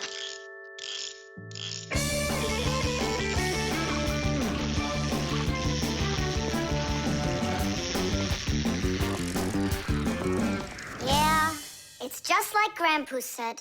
A friend that's old is better than two that are new. Who's new and who's old? Well, the bear is old. And we're new. Nolik, it's not true. You're the Fixies, guys. You're my very, very best friends in the whole wide world. Tish! The eco-tester. Are you ready to see my new invention? I just can't wait to show you what it does. Whoa, what is it? An eco-tester.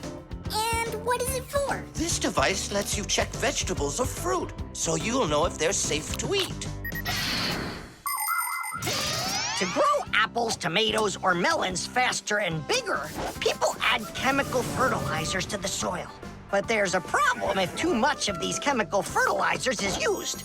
When there's too much of them, the harmful chemicals get inside the fruits and vegetables, and that makes them very dangerous to eat. An eco-tester is a special device that quickly shows how much of these harmful chemicals have gotten inside of the food. And if the reading is too high, that means you shouldn't eat it. As you can see, the eco-tester shows that this apple is good. Well, let's see. Look, this one is safe too. Ugh, it's not interesting this way. These apples are all safe. Now let me take this delicious apple and, make it bad. We will inject this apple with a harmful amount of nitrates. How come? What do you mean, how come? So we can see how the eco-tester works.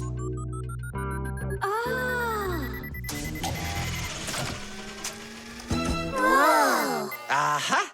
So you see, the eco-tester clearly shows this apple is poisonous and can't be eaten. Is it only for apples or for any kind of fruit? Any fruit or vegetable. I can get a watermelon to show you. Could it really be true that watermelons can have nitrates too? Of course they can have nitrates. Humans often act without any concern for nature. The waste from factories, airplanes, cars, and cities causes tremendous damage to nature. Species of plants and animals disappear. Air, water, and soil become polluted. And many other kinds of ecological problems appear. And humans shouldn't think that ecological problems are just nature's problems. Because when humans harm nature, they are also harming themselves. People breathe in the dirty air, drink polluted water, and eat food grown in soil contaminated with chemicals. If humans don't want to drink milk filled with poisons, and they want to eat ecologically clean fruits and veggies, then they must learn to treat nature as their friend. Hey, why don't we test these apples ourselves? Nolik, help me out.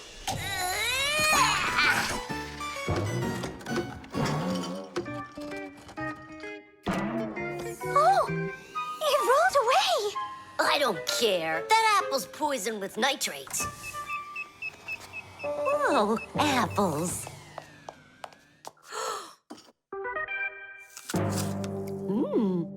Elisa, don't eat that! Lisa, stop!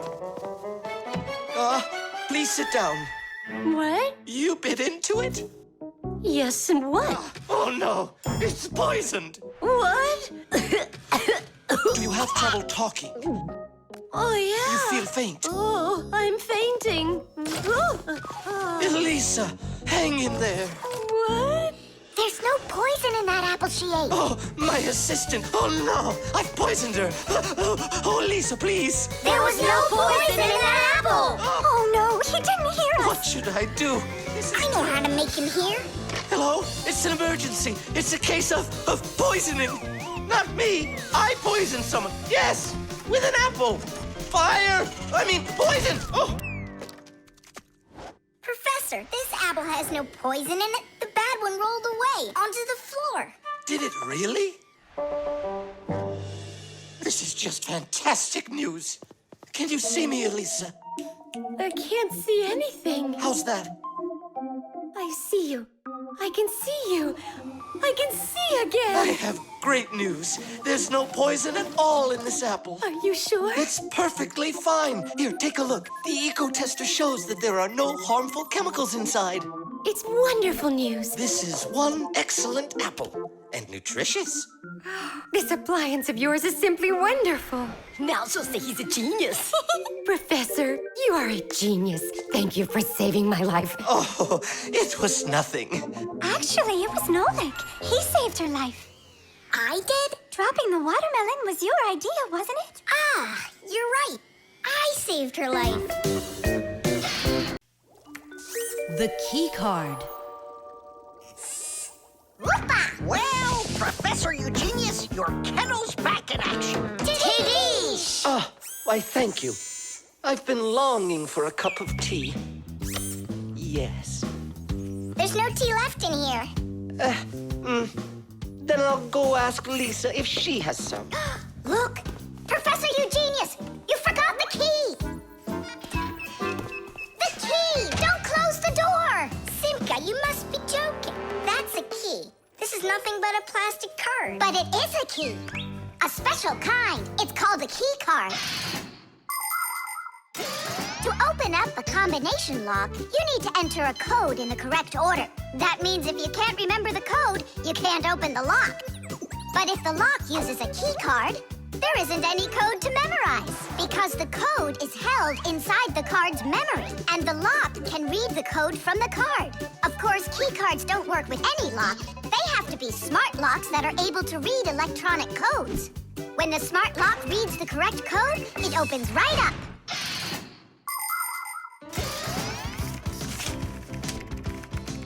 Elisa, do we have any tea here? Of course, Professor Eugenius. Wonderful. I'll take one bag then.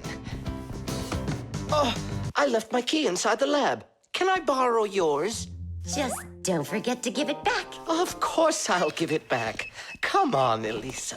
I got myself a tea bag. Professor Eugenius, the water's boiling. Fantastic. Ta-ra-ta-ta-ta-ta-ta. Ch-ch-chai. Wait a second. Oh no. I was supposed to give something back to Elisa. Why don't you go and ask her? Right. I'll be right back. Professor Eugenius! That's card number 2 now. Elisa, I promised you something, didn't I? Yes, the key. You said you'd return it. Yeah, sure. Let me get it. Just a sec. Oh, I locked it in the lab. It's terrible. How will you ever get back into the laboratory now? You see, there is one way, but it's a secret. Would you mind leaving for a couple of minutes? Colleague, Professor, can you do me a little favor? The key. I think I left it on the table. Yeah, right. It's true. So how do we solve this? I need to think about it. What's there to think about? We just have to go and push it under the door. You think you can do it? Yeah! It's time to get to work. Hey, what's going on? Oh, were you just calling for me? Yeah, no, Lisa, not for you. It's so heavy. Do you know where Digit ran off to? Digit's off somewhere thinking. He's always doing that when it's time to work. Hard to port. Hard to starboard. Way to go, Nolik. Then who were you talking to? Actually... Oh, what's that? Where? What? What was that? Come on, let's try again. Look, do you see that? It's telekinesis. It's the power to transport things with your mind. You are just astounding. Was that done with your mind, too? The door? Yeah, sure. You are a genius.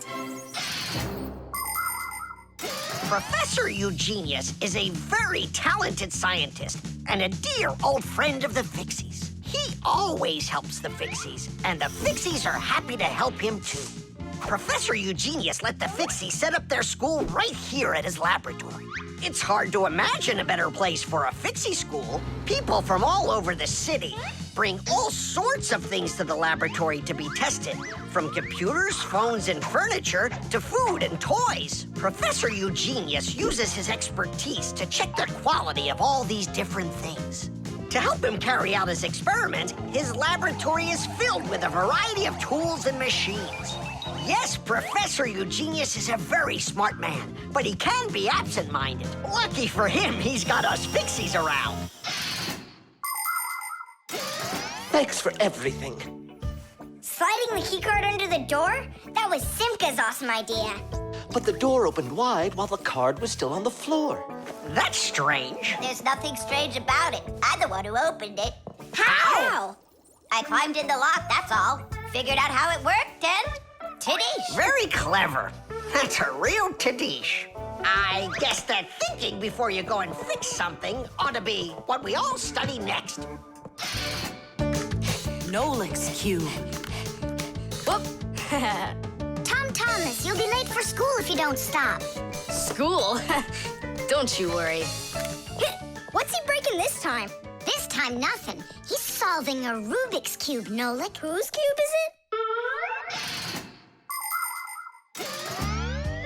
The Rubik's Cube is the most popular puzzle game in the whole world. It was invented by Professor Rubik from Hungary. A cube has 6 sides on it. And on a Rubik's Cube, each of these sides has 9 squares that are all the same color. You start by mixing up the colors. To solve a Rubik's Cube, you have to turn the pieces, and you keep turning and turning them until each side is one solid color again. For instance, red or yellow or light blue. That's nothing. Hey, Tom already. It's been 3 whole days of turning. 3 whole days? We could solve that puzzle in 5 minutes, now couldn't we, Simka? Oh, really? Then go right ahead. I'm off to school. Well, you ready to show Tom Thomas who's boss? Just count me out. Hey, I thought you said Rubik's Cubes are easy to solve. I never said anything like that. This problem is all yours, Mr. Bragger. All right, I'll figure it out myself.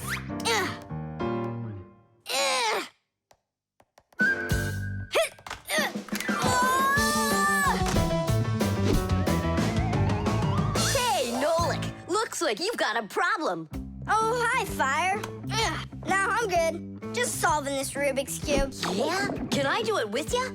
What, you can do it? Of course I can. How hard can it be? You'll see for yourself. Try getting all the red squares on one side. Piece of cake. Now hold it tight. Great, I'm with you.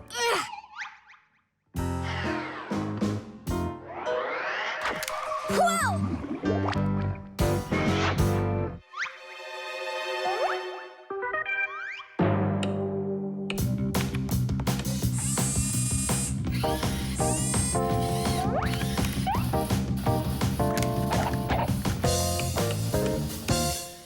You mean like that? Class. And what about this side? What? This side's gotta be all blue. Okay, let's go fix it.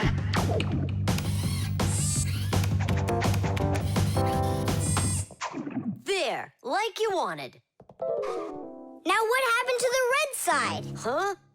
Simka was telling me that on each side there has to be one color. Oh, like Simka'd be able to do this? Simka can do it all. Well, if Simka can, then I can too.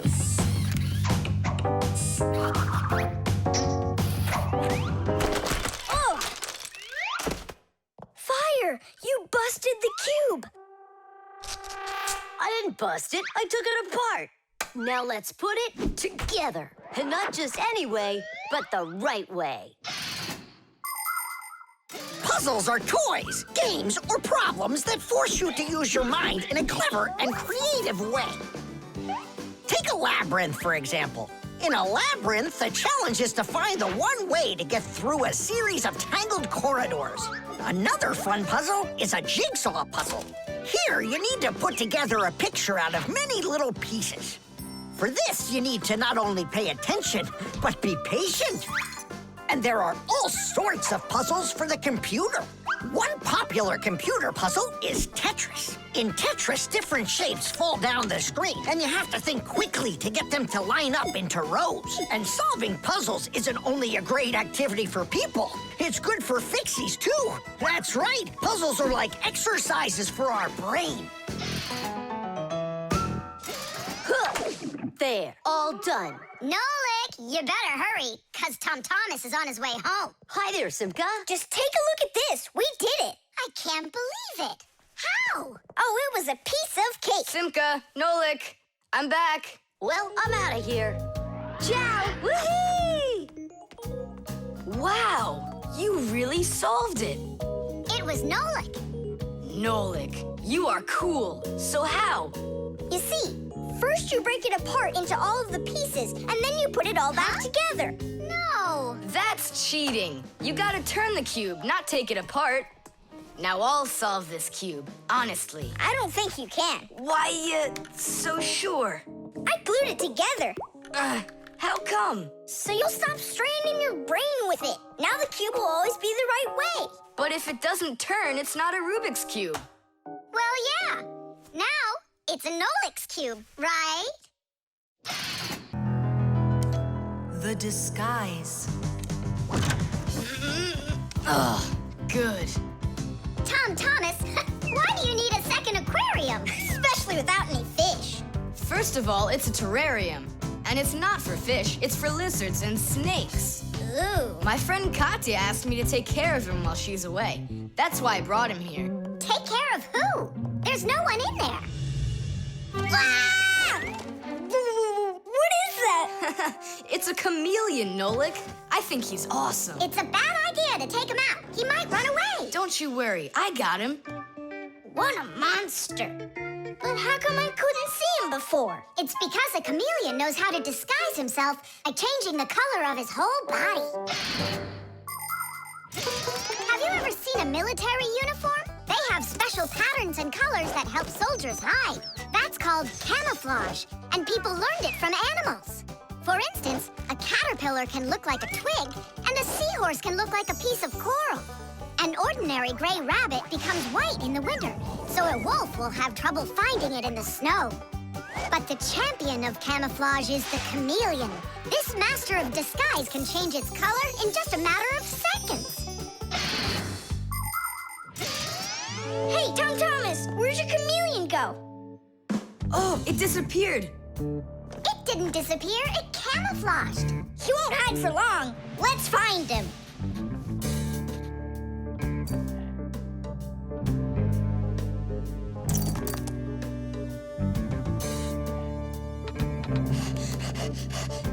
Chusaka, have you seen the chameleon? Where is he?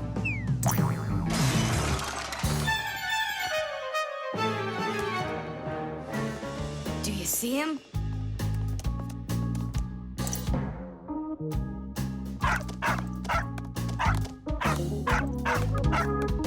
No, he's not gonna let us catch him. We're gonna have to trick him into coming to us. Uh-huh. We can set a trap with something that he likes. What do they like, I wonder? What else? They're food. And what do chameleons eat? Well, like flies or caterpillars, roaches. Where's the fly gonna come from? Well, what if... What? Oh, Simka, just you wait. I'm gonna get you. Hey, we've gotta help Katya. You don't see the caterpillar complaining. Quiet. Nolik, you start buzzing. Buzzing? Yeah, like a fly. Yeah, and flap your wings, too.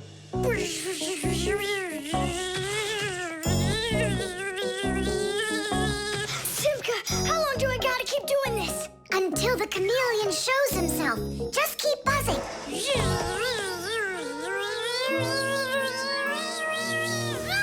Tom Thomas, there he is. Grab him.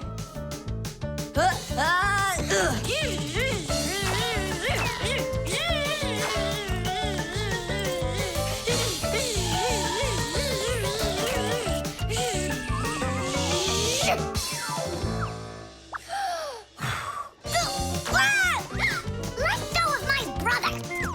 Tom Thomas, quickly. I've got a hold of him.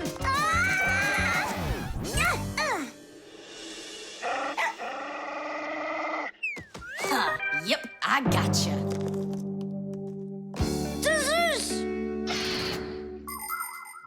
In the army, they use camouflage all the time. They use nets that look like bushes, paint their tanks in colors that make them blend into their surroundings, and even fly in special planes that can't be seen by radar. They do everything they can to disguise their location. But it's not just the army that uses disguises. Photographers camouflage themselves to take pictures of wild animals. People use makeup to camouflage their blemishes. And artists, they disguise old walls with bright, happy pictures. And people just love to put on masquerade parties where they disguise themselves in costumes and masks. And of course, Fixies have their own great disguise. Remember? Well, what is it? Now he won't run away. So, Mr. Master of Disguise, what are you gonna say now? If only I could disguise myself that well. Nolik, what are you talking about? You know how to disguise yourself 100 times better than him. You're right. Hey, chameleon, look and learn. Here's a real disguise.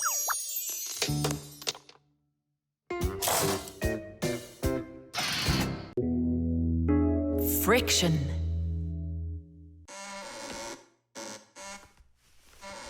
Oh, Tom Thomas, that door of yours squeaks terribly. Yeah, and it's not easy to open either. Well, that's because the hinges are rubbing. That's why your door is not working right. How can I fix it? Just reduce the amount of friction. How? With some oil on the hinges. I can do it for you because I've got a pack-a-mat. All right. Simka, can I help you? Sure you can. Wear the pack-a-mat, all right? Friction is the force that tries to stop something from sliding or rubbing smoothly against something else.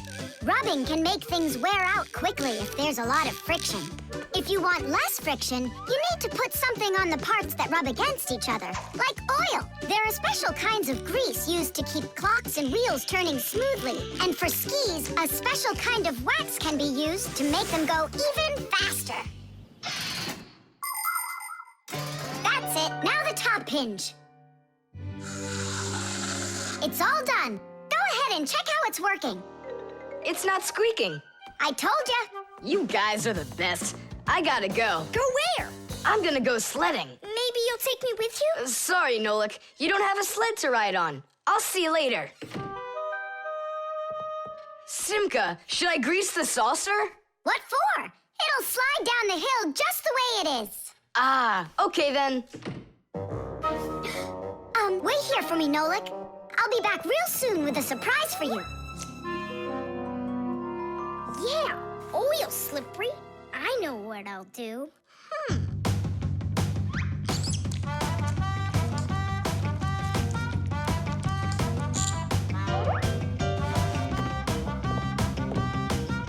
Wow! Talk about no friction!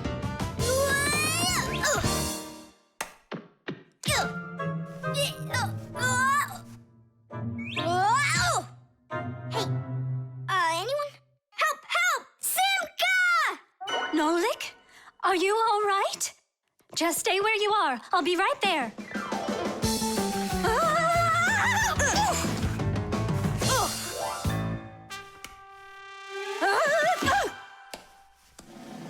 Papoose! Help us, please! Who called for me? Help is on the way! Hey, what are you up to? Grandpa, stay away from here! You'll fall over! Huh? What did you say? Stay where you are!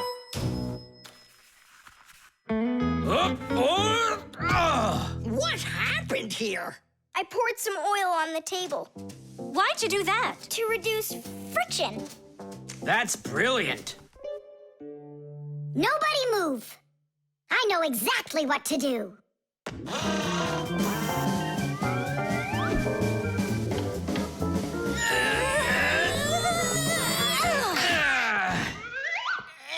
And what was the problem you had with the friction?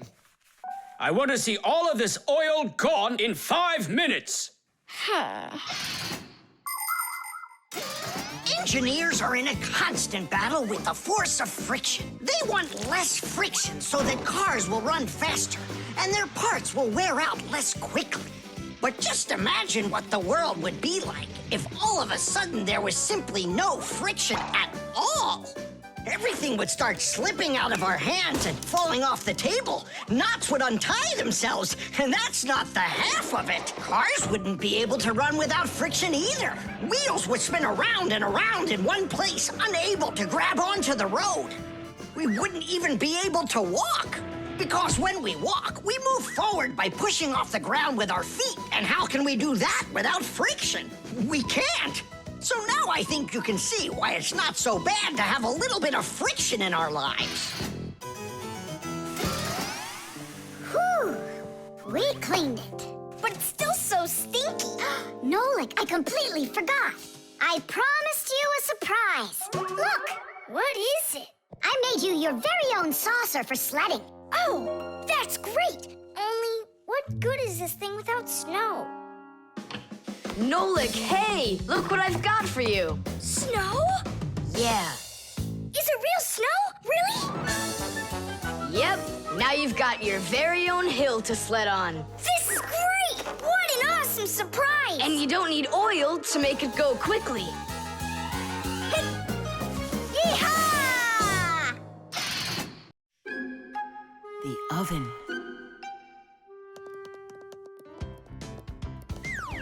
Now here he is, our death-defying acrobat. Nolik, don't! I'm not Nolik, I'm an acrobat. You're going to fall. I'm not going to. I see. Every single time with him, it's the same old story. He gets himself into trouble, and I've got to get him out of it. No, I'm falling. Whoa!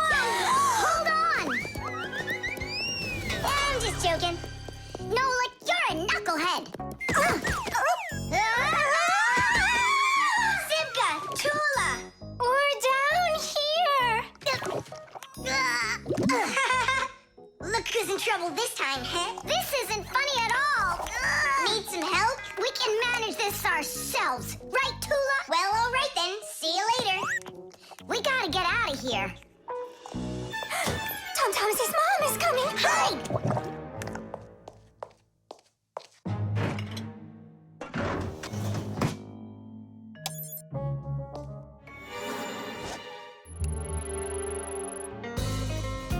Hi, Tom Thomas. Hi, Nolik. Are you up for a ride? Because this train's leaving the station.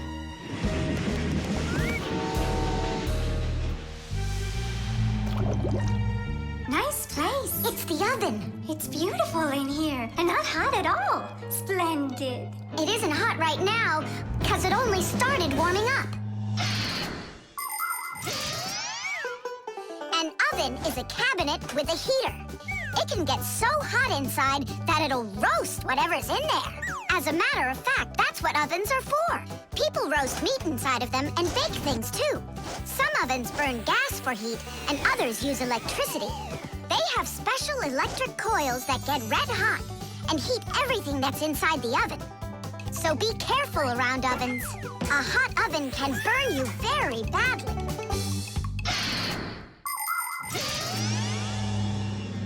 Ooh, it really is getting so hot. We gotta get out of this oven right away! Simka, we're about to get roasted in here. Yeah, inside of a fresh-baked Fixie cake. I don't want to. You think I do?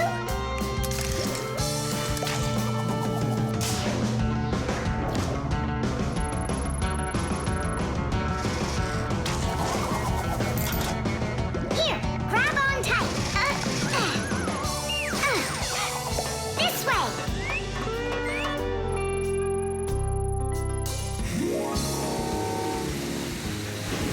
Be careful, you'll fall off. You're just like Simka. She told me the same thing, and then she was the one who fell. Right into the batter. Together with Tula. What? They both fell in the dough? Oh, yeah. And they're probably still stuck in there, too. Tom Thomas, the cake's fresh out of the oven. Do you want to try some?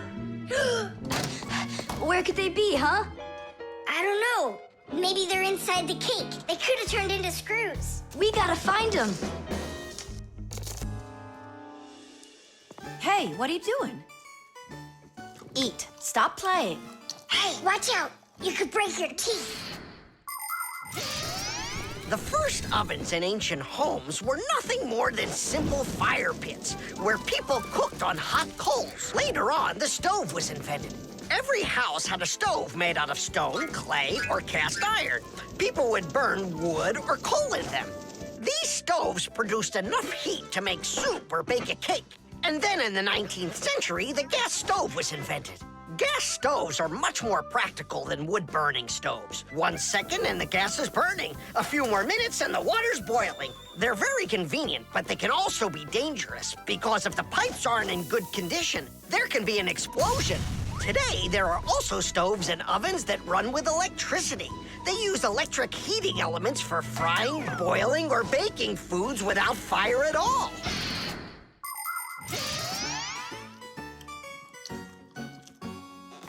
Tom Thomas, I think you'll explode. But it's so incredibly good. I just can't stop eating it. Keep chewing, Tom Thomas. That's as much as I can chew. Hey, what are you guys up to? Up to? We're trying to save you. You're not in the cake? Then how come I was eating all of this? I hate cake. Maybe it's because that's what good friends do. Yeah, he's a good friend who's got a really good appetite. The clocks go around Left side. That's crazy, you'll crash! No, I won't. See, I told ya. What? Huh? Nothing. Now you talk with your computer like it's your friend. Listen, that's enough playing for today. Oh, Mom, just a little more. I'll give you half an hour while I cook dinner, and that'll be enough for today with the computer.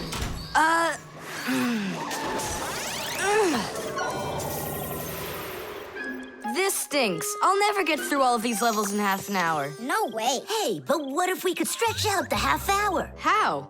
We could take the hands on the clock and move them back a little.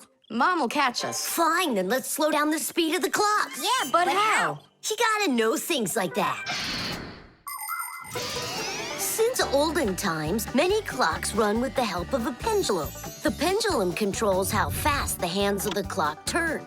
If you make it longer, the pendulum will start to swing slower, and the clock's hands will slow down. If you make the pendulum shorter, the clock will tick faster. Most clocks that are made today don't use pendulums. They run with the help of springs or with an electronic chip instead. But even so, there are ways to change the speed of these clocks, too.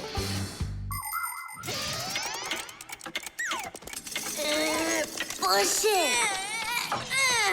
Wow, you did it! It's amazing how much slower it is. That'll give you lots of time to play. But now you gotta slow down the clocks in the kitchen. Yeah, and every other clock you got.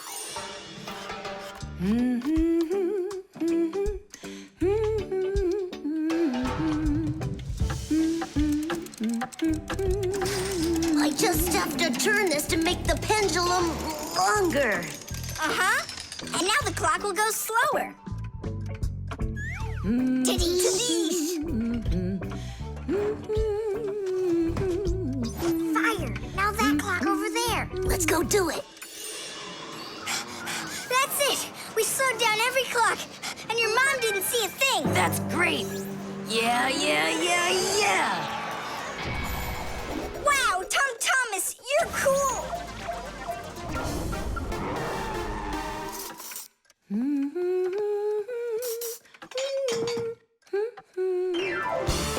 Amazing! He got another one! Awesome! You're unbelievable! Way to go! Huh. That's strange. Hooray! Incredible! Yay, I did every level.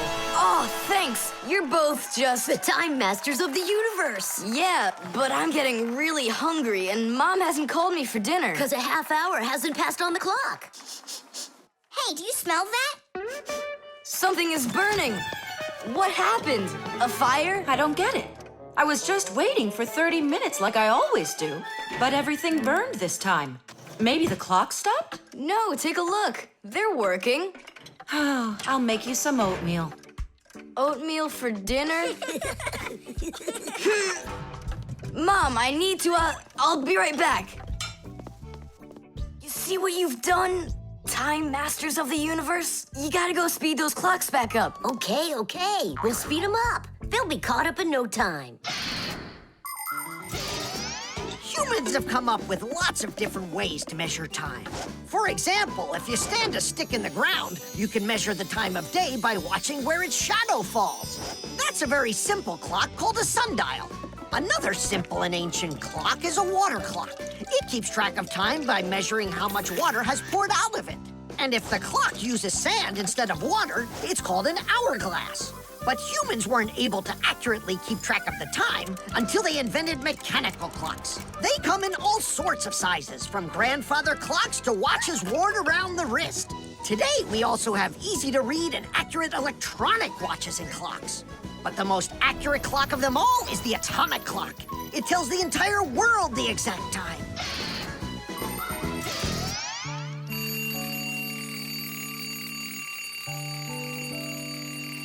Tom Thomas, why is your alarm clock ringing in the middle of the night, huh?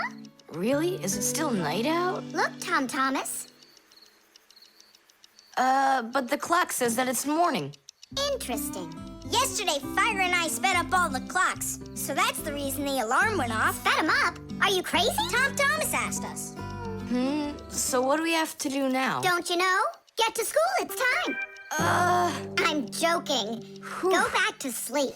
Don't worry. I'll get all the clocks working right again. Can I go and fix them with you? Ha! Fix them? You boys are the ones that always make the problems. The Pack-A-Mat. Simka, can I have the Pack-A-Mat? I'd like to practice with it a little before the exam. Take it.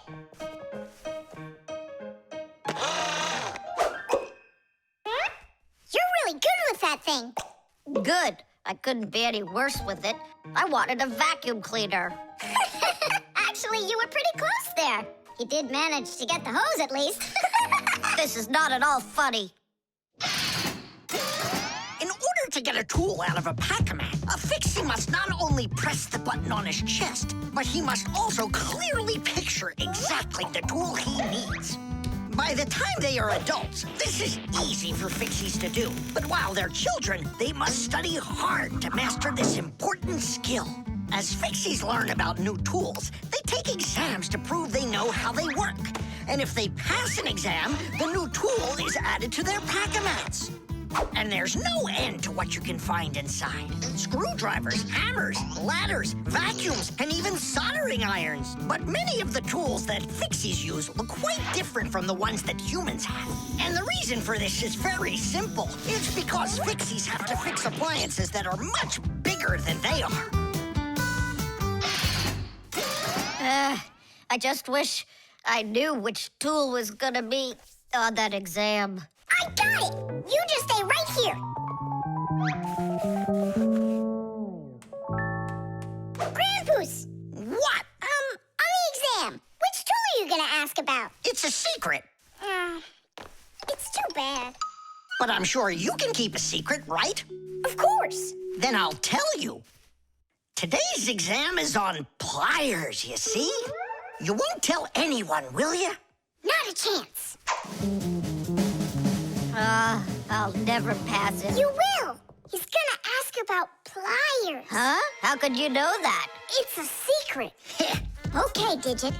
See if you can get the pliers out of there. A pair of pliers is a great tool indeed. To grab and turn things, it's the tool that you need. Just be careful how you use them, or your fingers you could bruise them. Pliers are a great tool indeed. Just be careful how you use them, or your fingers you could bruise them. Pliers are a great tool indeed. Good going. You got it. Thanks a lot, Nolik. It's not really me you should be thanking. Grandpoos, thanks a lot. For what? The secret. What secret? About the pliers. Oh, that! You know, I picked a new topic. I decided that a hammer will be the tool. A hammer? Only it's a secret. I remember. The topic got changed. It's a hammer. You sure about that? Totally. All right. I'll try to do it. A hammer is a great tool indeed. To pound in nails, it is the tool that you need. Just be careful how you use it, or your finger you could bruise it. A hammer is a great tool indeed. Super. I'm sure you're gonna pass. That's only if he asks me about a hammer. I'll be right back. Grandpoos, it's a hammer for sure? Nah. A hammer would be way too easy for those kids. So now it is a drill. A drill? But only... It's a secret! Now I know. There's no doubt about it at all. It's a drill! A drill is such a great tool indeed. To drill a hole, it is the tool that you need. Just be careful how you use it, or your finger you could lose it. A drill is such a great tool indeed. And if it's not a drill, right. Hammers, wrenches, drills, screwdrivers, vices, mallets, saws, and pliers. All of these are super duper great tools, yes indeed. That's all. That's enough of this. I'll just go and take the exam. Yeah.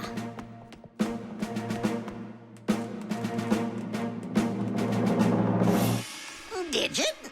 Come on in. Professor, well, what do you want to ask me on today's exam? Nothing. You already passed. What? You mean you're not going to ask me anything at all? No need. You're excellent at getting tools out of a pack-a-mat. But how could you know that? That's a secret. And we Fixies sure know how to keep secrets. The motion sensor. This part has to be replaced with one that's new. I've got an idea. How about we run to the warehouse and get it? Because you don't have time to go there. And that way you can keep on working. All right, then. Only remember the code for the part. A8375. I'll remember it for sure.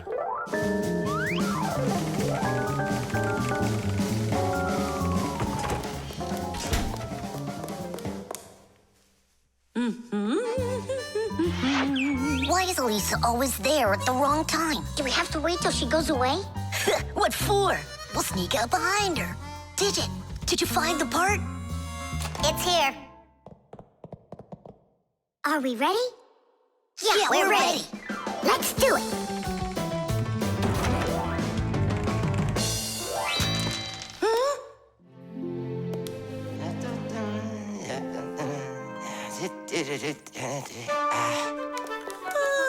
Professor Eugenius, you're in here. Do you know why this door just opened and closed by itself? Of course I know, Elisa. It's because I converted it into an automatic one. You see, I installed a motion sensor above it. A motion sensor is like an electronic eye that watches everything that moves in front of it. Did you ever wonder how doors open by themselves at places like stores or at the airport? They open with the help of motion sensors. If the sensor sees that someone walks up to the door, it sends a signal to the door's electric motor. The electric motor opens the door and then automatically closes it after the person walks through it.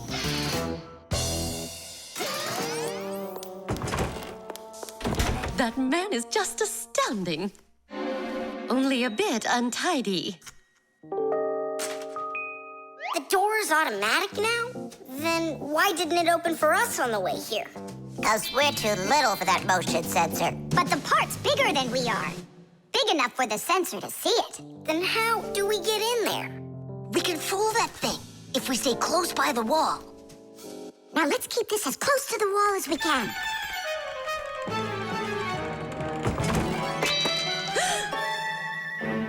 This door is a little too automatic.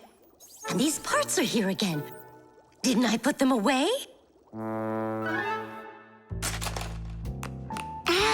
The sensor still noticed us. Here's what we gotta do. Let's break it. Why do we gotta break it? All we have to do is deactivate the unit. Sensors are used to help people in all sorts of different situations. For instance, motion sensors notice when someone is moving so they can automatically open a door or turn on a light. Some automobiles are equipped with rain sensors. If it starts raining or snowing, the sensor automatically turns on the car's windshield wipers. There are also sensors that react to how much light there is. In the evening, when it gets dark, light sensors can be used to turn on street lamps. And in the morning, when it gets light again, the sensor switches them off. A smoke detector can sense when there's smoke inside. The sensor can be used to turn on a fire alarm or even an automatic fire extinguishing system.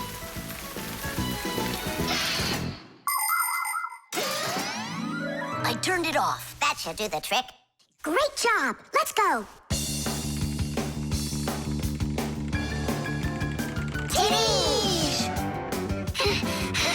Professor Eugenius, mission accomplished. Well done, Fixies. Actually, not that well. This part here is A7583. Uh-huh. And I asked for A8375. Digit, didn't you say you knew the code number? I did know it, but somehow forgot it. Digit, I can't believe that you forgot it. All right, we'll just have to go out one more time. Thanks, but no thanks. I'll get it this time. I forgot to warn the professor that we've turned off the sensor. And I'm afraid he's expecting that the door will automatically open up. Professor! Stop!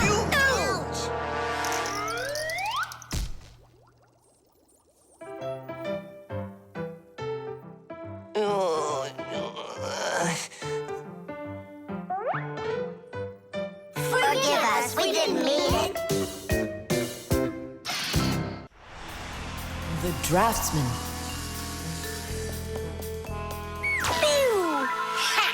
Huh? What? Hi there, Tom Thomas. What are you drawing?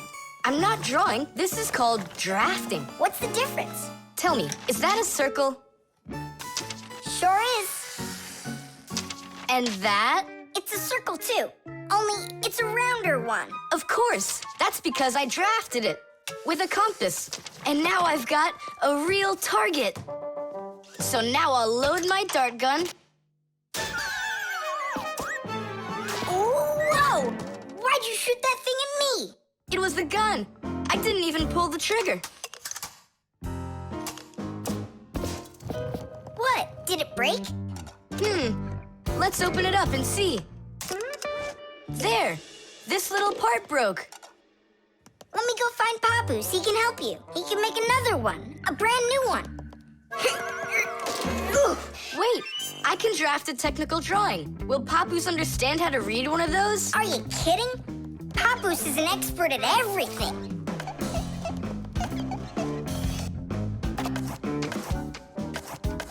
Done!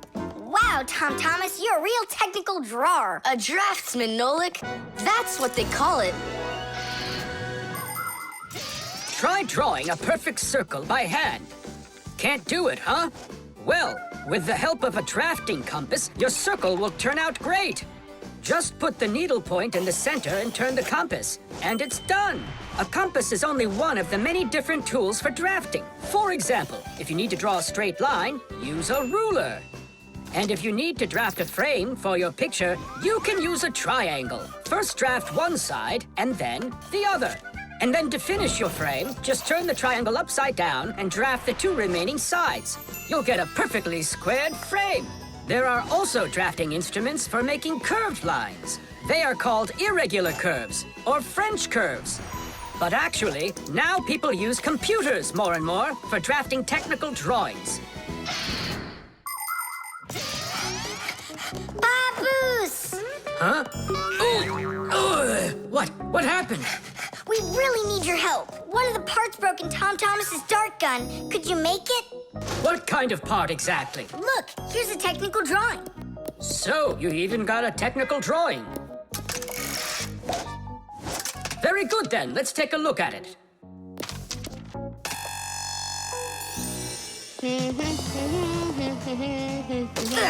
Here you go. Super! Let's see.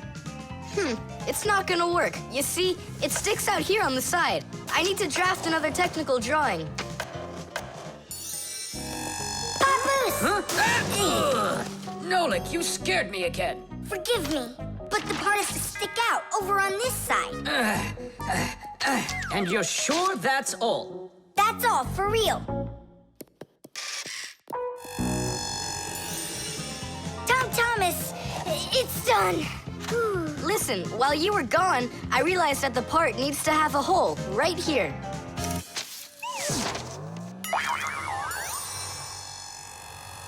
Papoose? Again? Sorry about this, but there's a hole in this thing, too.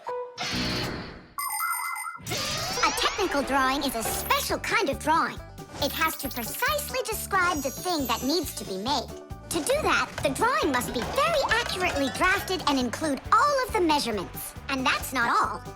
If the object is complex, it must be drafted from at least 3 sides, including the front, the side, and the top. You see? The object looks different from every side. So if you don't want to work over and over again, learn to draft correctly.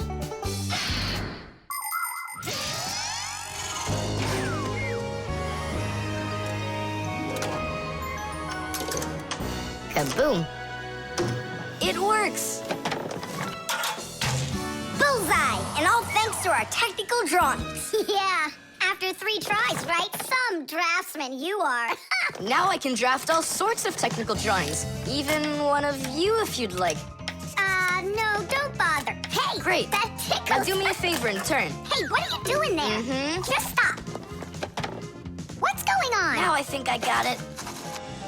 It's done. And what's that circle for, huh? That's the top view. You know what, Simka? That's what you really look like from up here. Nolik, take this over to Papus. He can use it to make another Simka. No thanks, Tom Thomas. For me, 1 Simka's enough. The airbag. We're gonna be late. We'll make it.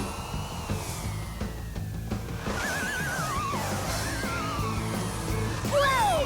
Oh, wow. Hey, slow down there. I'm a super duper racer.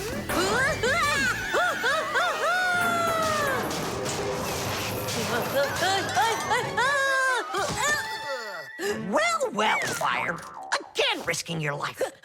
And super racers like me can always count on luck. You know, Fire, counting on good luck is stupid. It would be better if you would keep your mind on safety. Actually, today, Professor Eugenius has something really special to show us. He's going to be testing an airbag. What's that? Digit, explain it. Everybody riding in a car has to wear their seatbelt, because if the car has to stop quickly, the belt will hold the person back. But there are times when even seatbelts don't give enough protection, like when a fast-moving car crashes into something. When that happens, the driver and passengers can be protected by an airbag.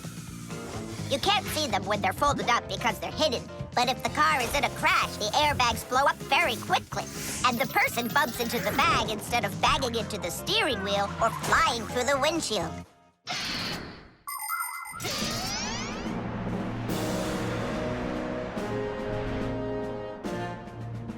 Here I come. And once again, when something dangerous must be tested, Professor Eugenius tests it on himself. But Grampus, aren't you scared that it won't blow up with air? Don't worry about the air. A 3 and a 2 and a 1.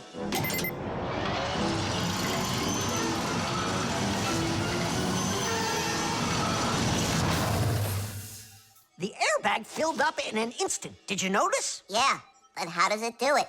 There is a chemical inside of there that quickly burns and instantly turns into a gas the moment the crash takes place. The gas fills the airbag, and there you go. Did I explain that right, Professor?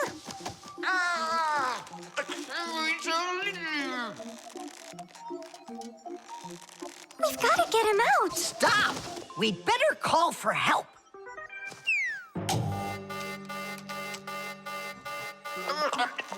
Professor, do you need some help?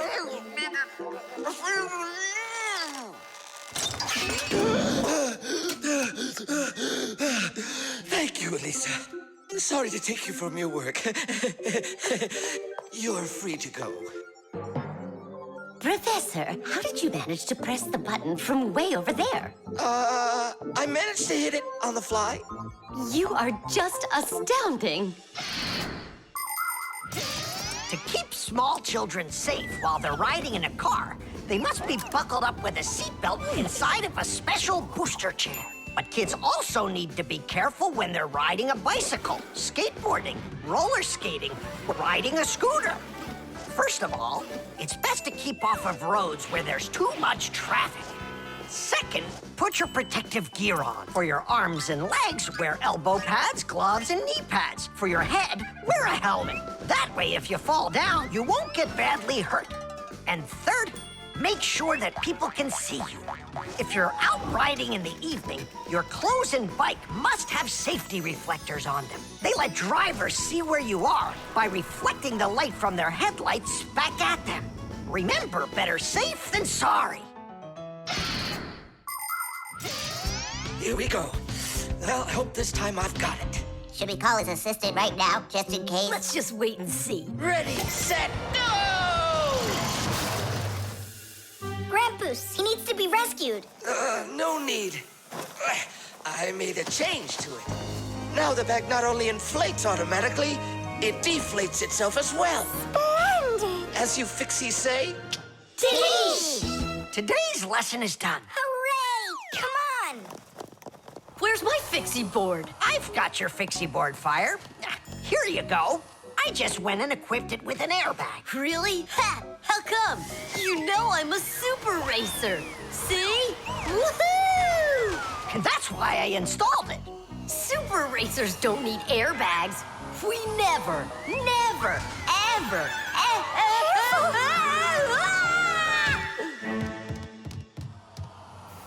Oh, wow! Is that airbag cool or what? It's a very original design you used there. That design is my own, and Fire ran the test. Professor, will you make an airbag for each one of us? You all will get them real soon. But even so, Caution and care make accidents rare. The barcode. And so, what do we do if we happen to see humans? Hide from them, right? And what if you've got nowhere to hide? Then we turn ourselves into screws. That's correct. where could it be? Where on earth could I have put it? Oh, I'm such a scatterbrain. Ah, it's Professor Eugenius. There's no need to hide from him. He's our friend. Where has it gone? Did you lose something again, Professor? Yeah, how did you guess? It's just awful. Yesterday I started testing a new iron, and today, it's totally disappeared into thin air. Where could you have put that thing? I've got it down to 2 places. It could be in the warehouse or not in the warehouse. Yeah, that information will help us find it. Or not help us find it. Class, follow me to the warehouse.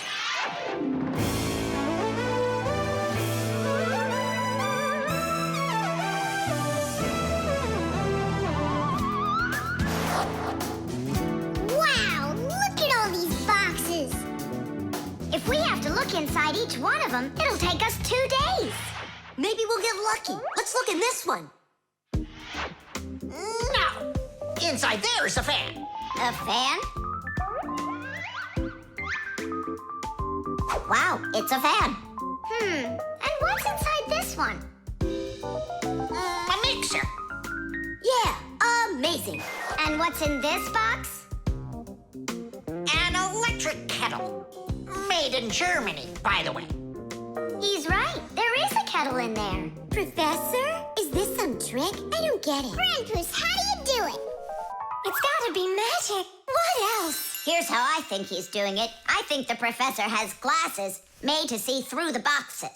Of course not. I only know how to read the barcode that you can see on each of those boxes. Oh, that. Exactly. If you look at the printing on packages and boxes, you will often find a symbol with a lot of black lines and numbers. These symbols are called barcodes. Each barcode has all sorts of information. What the item is, what country it came from, and even in which factory it was made. With the help of a special reading device, a scanner, it's possible to read all the information the barcode holds. It really is an excellent system for stores to know what they've got. You don't even need a scanner to do it? I can figure out barcodes without one. I'll teach you if you want. Class. Let's see. We're looking for a box with an iron. There. Well, bring in the professor. Today, on almost everything that is sold, there is some kind of mark. For instance, this kind of mark is called a barcode. And this one, a QR code. These marks help us find out a lot of information. Suppose you walk by a building and see a QR code on it. Just point the camera on your mobile phone at it, and information about who built it and when it was built will appear on the screen. Isn't that great? It's a shame not every phone can do this yet. And that's not all. There are also marks that work without pictures. There are electronic chips that can hold information. These chips can be put inside of ID cards or travel passes, and all you need to do is press the card near a reader so it can check if you're allowed to go on through.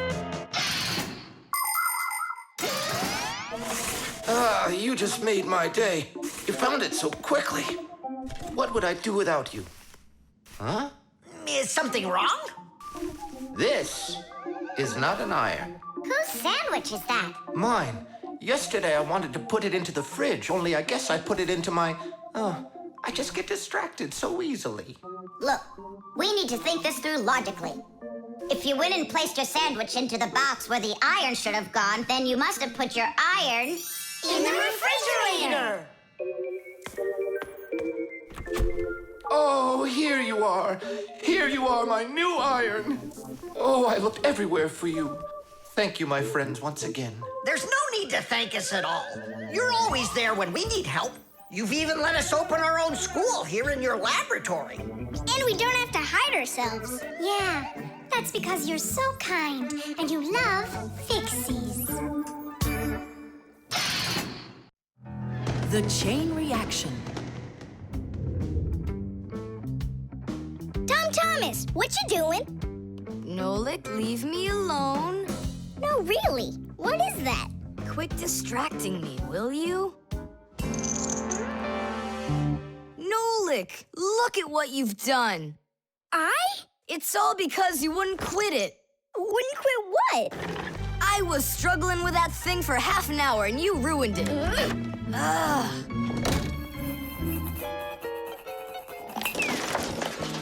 Whoa!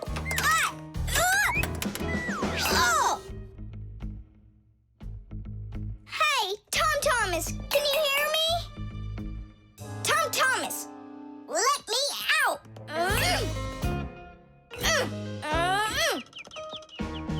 Nolik, is that you banging? Yeah.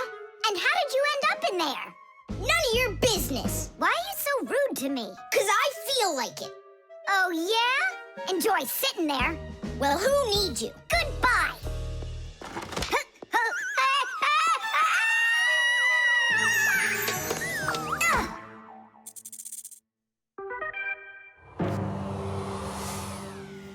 Oh, Simka, what happened to you? Did you bang yourself? And so what? Does it hurt? Leave me alone, Tula. You always have to be fussing over everybody. Come on, why are you so angry, huh? Nolik was rude to me. That means you have to be rude to me? Forgive me, Tula. And where's Nolik right now? There. Let's go see him. Nolik, it's Tula. Are you all right? I'm fine. Why were you so rude with your sister? 'Cause Tom Thomas was rude with me. I get it. It's a chain reaction. A what? Setting a log on fire isn't easy. But it's easy to light a match. Use the match to light kindling, the kindling to light a twig, and the twig to light the log. Have you ever seen a fire grow? It's an example of a typical chain reaction. So be extra careful with fire, because just one match or little piece of smoldering coal can lead to a huge disaster. Yes, they can make a whole forest burst into flame and burn down to the ground. And all because of a simple chain reaction. I don't get you. What chain reaction? What do you mean, Nolik? Tom Thomas was rude to you, then you were rude to Simka, then Simka was rude with me. So there it is, a chain reaction. Yeah, and the rudeness was like a little spark. It just spread and spread and spread like a forest fire. Will you forgive me, Simka? Yeah, all right. I've got an idea. Why don't we try starting our very own chain reaction the other way around? What do you mean? Well, instead of spreading angry and rude feelings, we could spread happiness. But how? It's simple. All we need to do is smile and say nice things to each other. What a great idea! We could work together and fix Tom Thomas's mood. And I know how. Come help me pick up this domino, will you?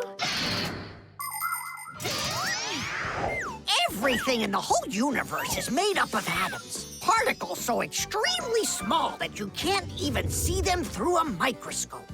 But when a tiny atom splits, it makes a tiny explosion. And that explosion can start another explosion, and another explosion, and another. And now you've got a chain reaction. And that's how a lot of tiny explosions work together to make the gigantic explosion of an atomic bomb, the deadliest weapon known to man. But atomic energy can also be used for peaceful purposes. For example, nuclear power plants use this energy to produce electricity and hot water. And nuclear-powered icebreakers can break through the thick Arctic ice so ships can sail on their way.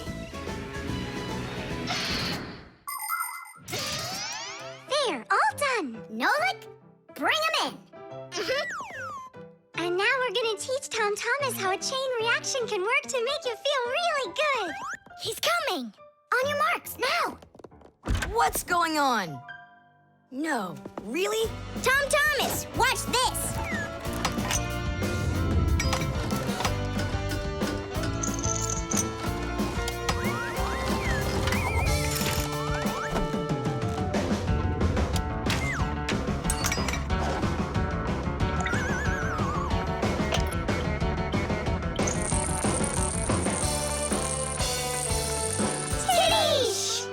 That was so totally awesome! I can't believe what I saw!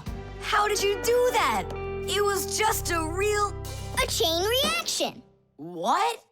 A chain reaction. The Kaleidoscope.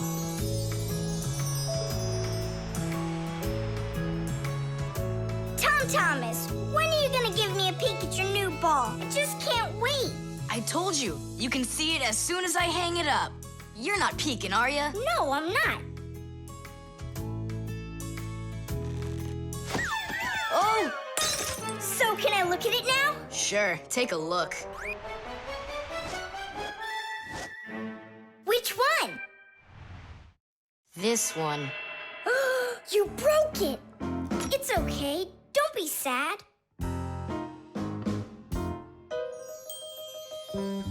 I know what to do.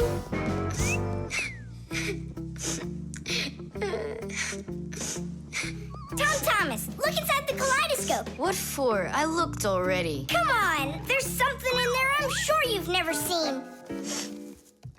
Whoa. Cool, isn't it? What is it? It's my own invention, a pirate kaleidoscope. Laughs, right? Uh-huh. It's great. I really like it. Tom Thomas, hi there. I heard that you got a pretty ball to hang on the tree. Shh. Can I see it? It's right there. Where? There. No! Oh, that's just terrible. Why'd you do that, Simka? Come on now, I just cheered him up. How? Tell me. With the kaleidoscope, remember what Grandpa's taught us? Do you know what makes a kaleidoscope have such beautiful patterns? Ah, it's because pieces of multicolored glass are tumbling around in there. And it's also because it has mirrors inside. Usually there are 3 of them, and they are arranged facing each other. That way, each piece of glass makes many, many reflections that create the kaleidoscope's beautiful symmetrical patterns. By the way, you can put just about anything you want inside a kaleidoscope, and each different thing makes its own special pattern. Yes, there are all kinds of kaleidoscopes. Some with buttons inside, some with flowers, and even some that are filled with insects. Once, a very rich man had a kaleidoscope made with precious stones inside. Yeah, it probably wouldn't have been nearly as beautiful if he had just filled it up with money. Tom Thomas, look inside the kaleidoscope. I already saw it. It's pirates. Nah, it's not about pirates. We changed it. Go on, look and see. Wow. You like it? A lot. Hey, what did you put in there? A few pieces of the ball that you smashed. It's even better for Christmas, isn't it? Mm-hmm. That didn't work at all. Merry Christmas! We came to take a look at that splendid new Christmas... What's wrong? Ugh, don't even ask us that. I've got it!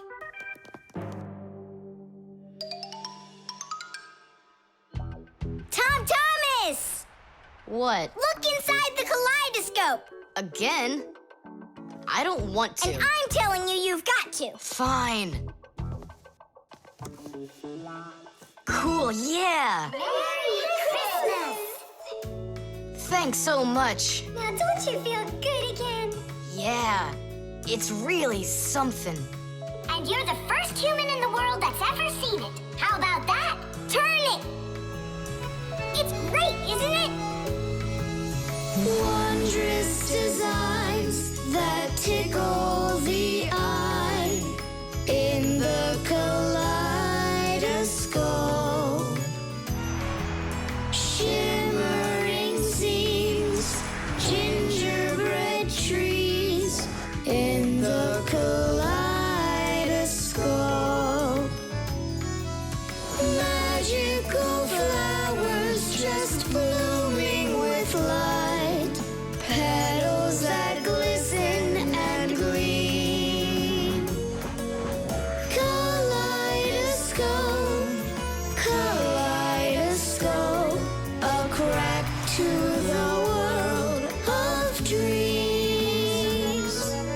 Kaleidoscope, kaleidoscope, a crack to the world of dreams.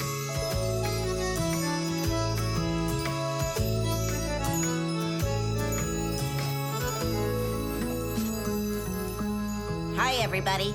Tom Thomas, I came to look for myself at that beautiful Christmas. It's okay. What's more important?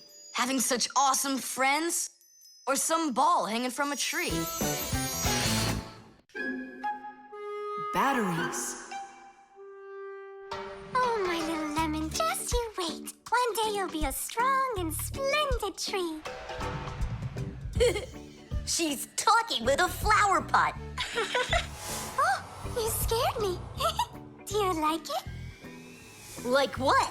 My seedling, don't you see? It will grow into a huge tree. And there, amongst the green leaves, will be beautiful yellow lemons. Class! From that thing? Lemons? Oh, yeah. It'll grow into a tree. All it needs for that is to gather energy. Get energy from where? From our sun. The sun? It'll be so slow. Oh, batteries would be faster than the sun. Batteries? I really don't think so. Tula, do you know how much energy they have? Let's just bury a bunch of those batteries in here, and you'll be watching your lemon plant shoot up into a tree. Are you positive? Absolutely. And where can we get the batteries? Over there. Professor Eugenius has a whole box full of them.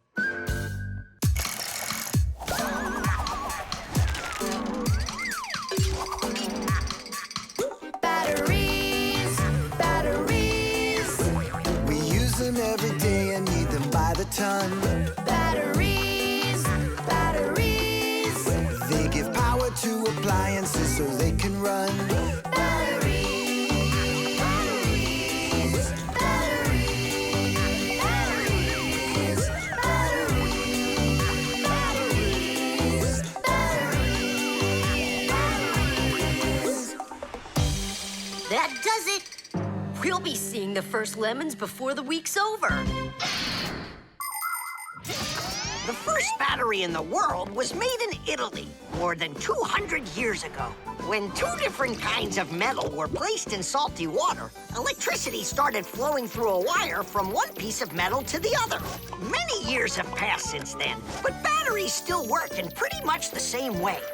Today, you can find batteries being used for electricity just about everywhere. Tiny batteries are used inside of wristwatches, while big batteries can power cars and even ships. With new batteries being produced by the millions, we have to think, how should we get rid of the old ones? You can't just throw away batteries because they'll poison our soil and water.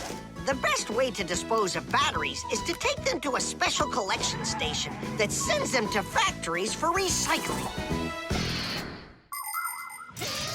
Yes, it's a terrible idea to bury batteries. You can kill any plants that are growing there. And this is the very reason why Professor Eugenius puts all of his used batteries in that box over there, so he can dispose of them properly. Hey, where are they? Oh, my seedling! We harmed you! What? Where are the batteries? They're in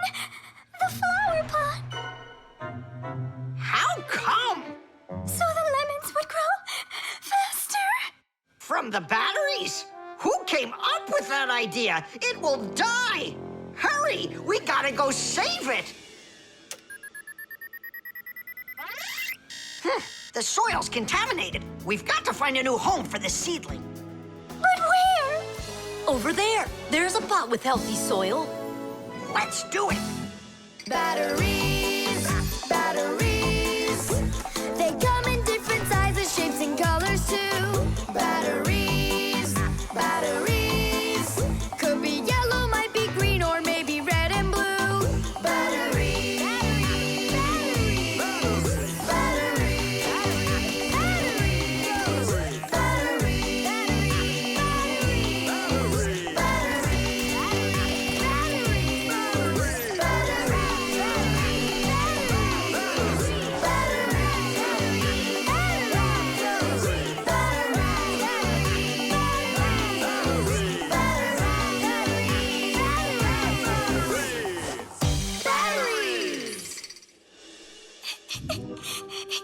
Don't cry, Tula. The seedling will be perfectly fine. It will grow big and strong with branches full of beautiful lemons and oranges. And watermelons. It's a lemon tree fire. Will you ever stop going too far, like with the batteries? Well, anyhow, batteries are cool, right? Look how many appliances can't work without them. You're right. Appliances can't work. Look, the seedling's coming back to life. It really is. Tula, tell us, isn't it splendid? Splendid. The wires. Quiet down. Get ready for your lesson. Be quiet. Quiet down, please. Oh, it's so hot here. In today's class, we'll learn about... Whoa! What was that, huh? It must have been an earthquake. Yeah, it was an earthquake. Hooray!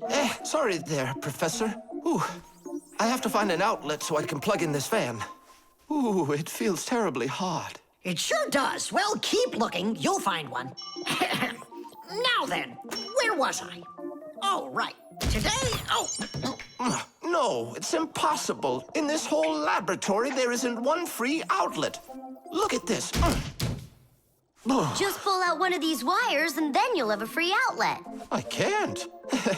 I fear I could pull out a plug for something important. Volt himself would get all tangled up in these wires. Whew. Don't worry about it, Professor Eugenius. We'll find a free outlet for you. That's right, my colleague. A cup of tea will do you good, so just go relax. Thank you, my colleague. And as always, I'm eternally grateful. Fixies have opened schools for their children in all sorts of different places, like factories, stores, and warehouses. Anywhere where there's lots of machines and appliances and places to hide from humans. And this is where we hold our school, right here inside the laboratory of Professor Eugenius. It's a fantastic place for me to hold class. Every day, new devices, materials, toys, and even food are brought here for examination. And there are lots of scientific devices and tools to study here as well. But most importantly, we never need to hide from the head of the laboratory. Because my colleague, Professor Eugenius, is someone I'm proud to call a friend. He loves Fixies, helps us anytime we need, and will never let our secret out. What should we do first? We have to start out with pulling apart these wires. That'll take a second. Over here! No, here. Nolik, come help! Let's do this! Come on, come on, come on, come on, come on, just one more time! Stop it! I can't get out! Loosen the wires! We need to pull out this one! Stop this nonsense, will ya?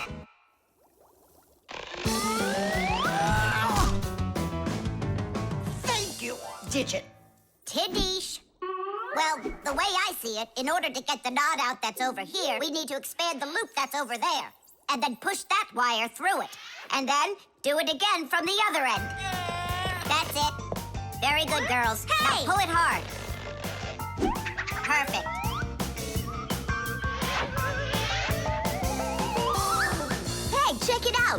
green wire up here isn't plugged into anything.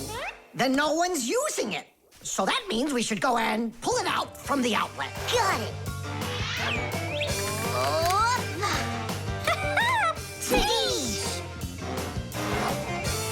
Verda, here's another wire that isn't plugged in. I found another wire no one's using. Simka and I found it together. Nolik, why are you so upset? Because you guys are doing all the work. How about this wire? Nobody's checked it yet. Really? Oh, wow! What? Did you find some treasure, Nolik? Uh-huh. There are 6 free outlets under here. Great! Now Professor Eugenius can plug in his fan, and his kettle, and even his soldering iron. To get electricity to a device that doesn't use batteries, you need to plug a pair of wires into an outlet. But it's important not to let the wires touch one another, or the electricity can burn them out. That's why wires are covered in plastic or rubber, so the electricity won't pass from one wire to the other, or to us when we touch them. So always be very careful with wires. And never, ever touch a bare wire. You could get killed by the electric shock. Oh, what would I do without my wonderful friends? Thank you. Sorry. I wanted to... I should go. Go ahead. That's a great idea. And we'll start our class. What were we talking about? All about wires. Well, it looks like our class is over. Time to go play. The camera.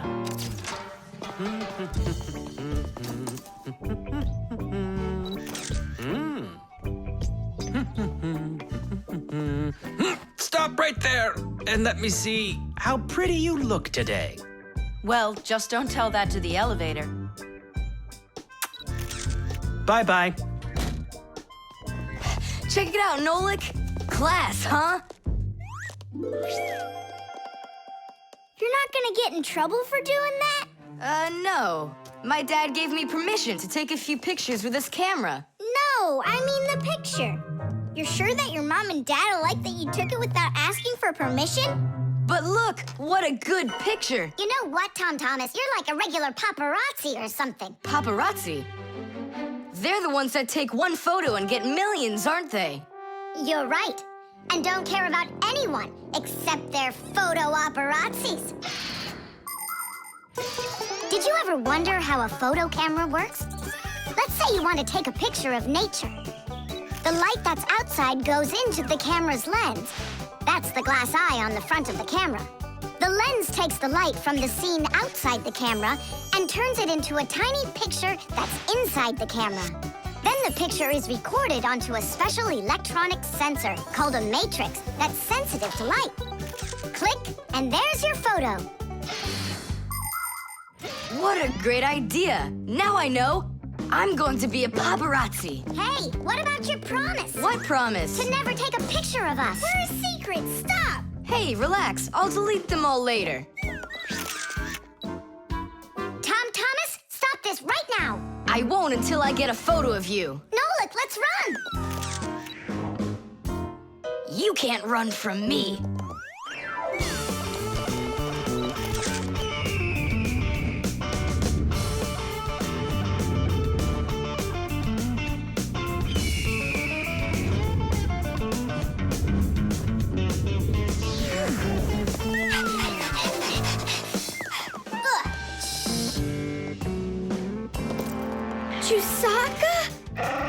Aha! I've gotcha!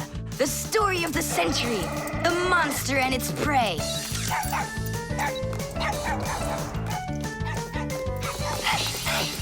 Tom Thomas! Help! No, he won't help, because he's a paparazzi.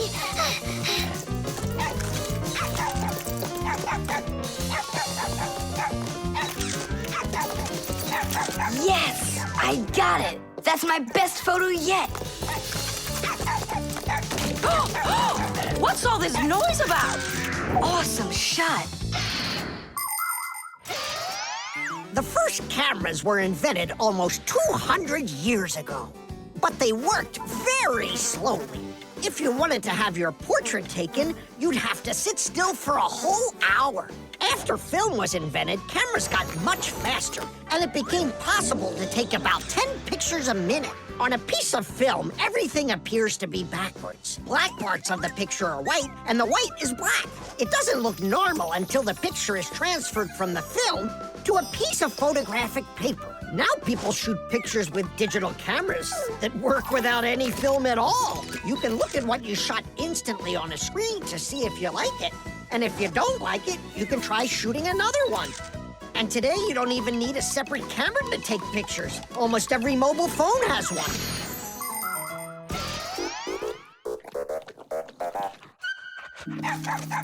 Simka and Nolik, are you in there? Hey, come out. I'll stop shooting photos of you. Aren't we friends? I'm sorry, guys. Well, your friends were almost eaten alive by a dog. Please forgive me. Want to look at the photos I took? Sure, go on, show us what you got. We're not in that shot. We're not there either. Ha! Well done there, paparazzi. Hang on a sec. I still got another one, and you're in it. I know for sure. Look. I'm zooming in. It's impossible.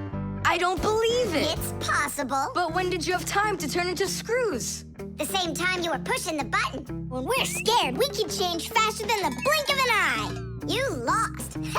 Paparazzi. And what are you gonna do with your millions, Mr. Paparazzi? Would you please stop calling me that? You got it, after every one of those photos is thrown away. All right, I'll delete them. And do I have to delete this one too? No, keep it. It's a great shot. I never even saw you take it.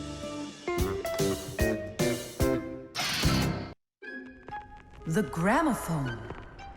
And that's a photograph of my mom when she was little.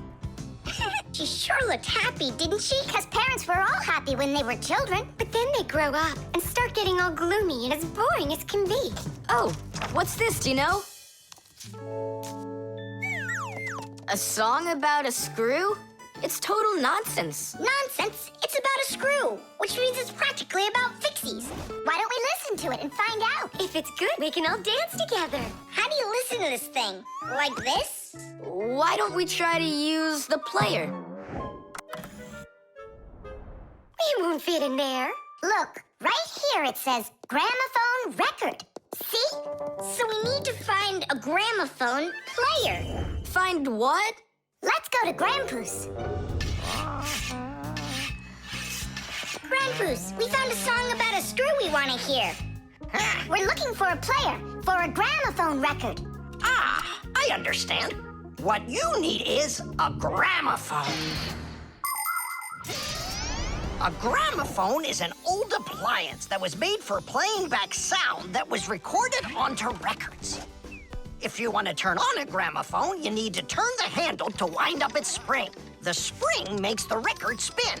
Then, a needle is placed on top of the record, and as it moves through the groove on the record, it shakes a little, which makes a diaphragm, a sort of mini drum skin, start to vibrate. The big horn of the gramophone then makes the sound louder, and we hear a voice or music. The most amazing thing is that a gramophone doesn't have an electric motor or any electronics. That's right. You don't need electricity for a gramophone to play back the sound that's recorded on a record. That's because a gramophone is an entirely mechanical wonder. If you want to know, there is a gramophone in the office of Tom Thomas's dad. It's on the desk. Great, let's go. Thanks would be nice.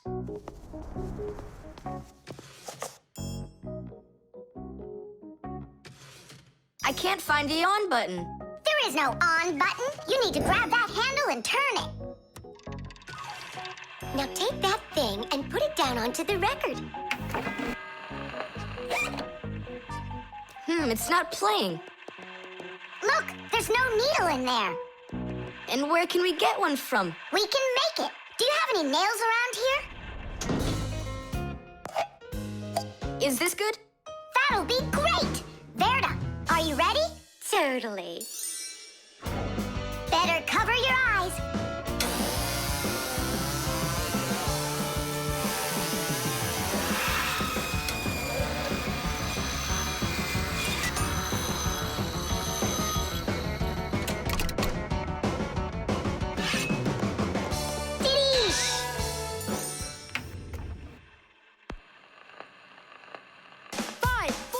It's working, listen. A little screw went for a run, and now without this little part, everything just falls apart. If you think a screw is nothing, take it out, but just beware. Everything will break without them, with no little screws in there. The bulldozer was a strong one, until there was a thud. And then the mighty giant fell straight into the mud.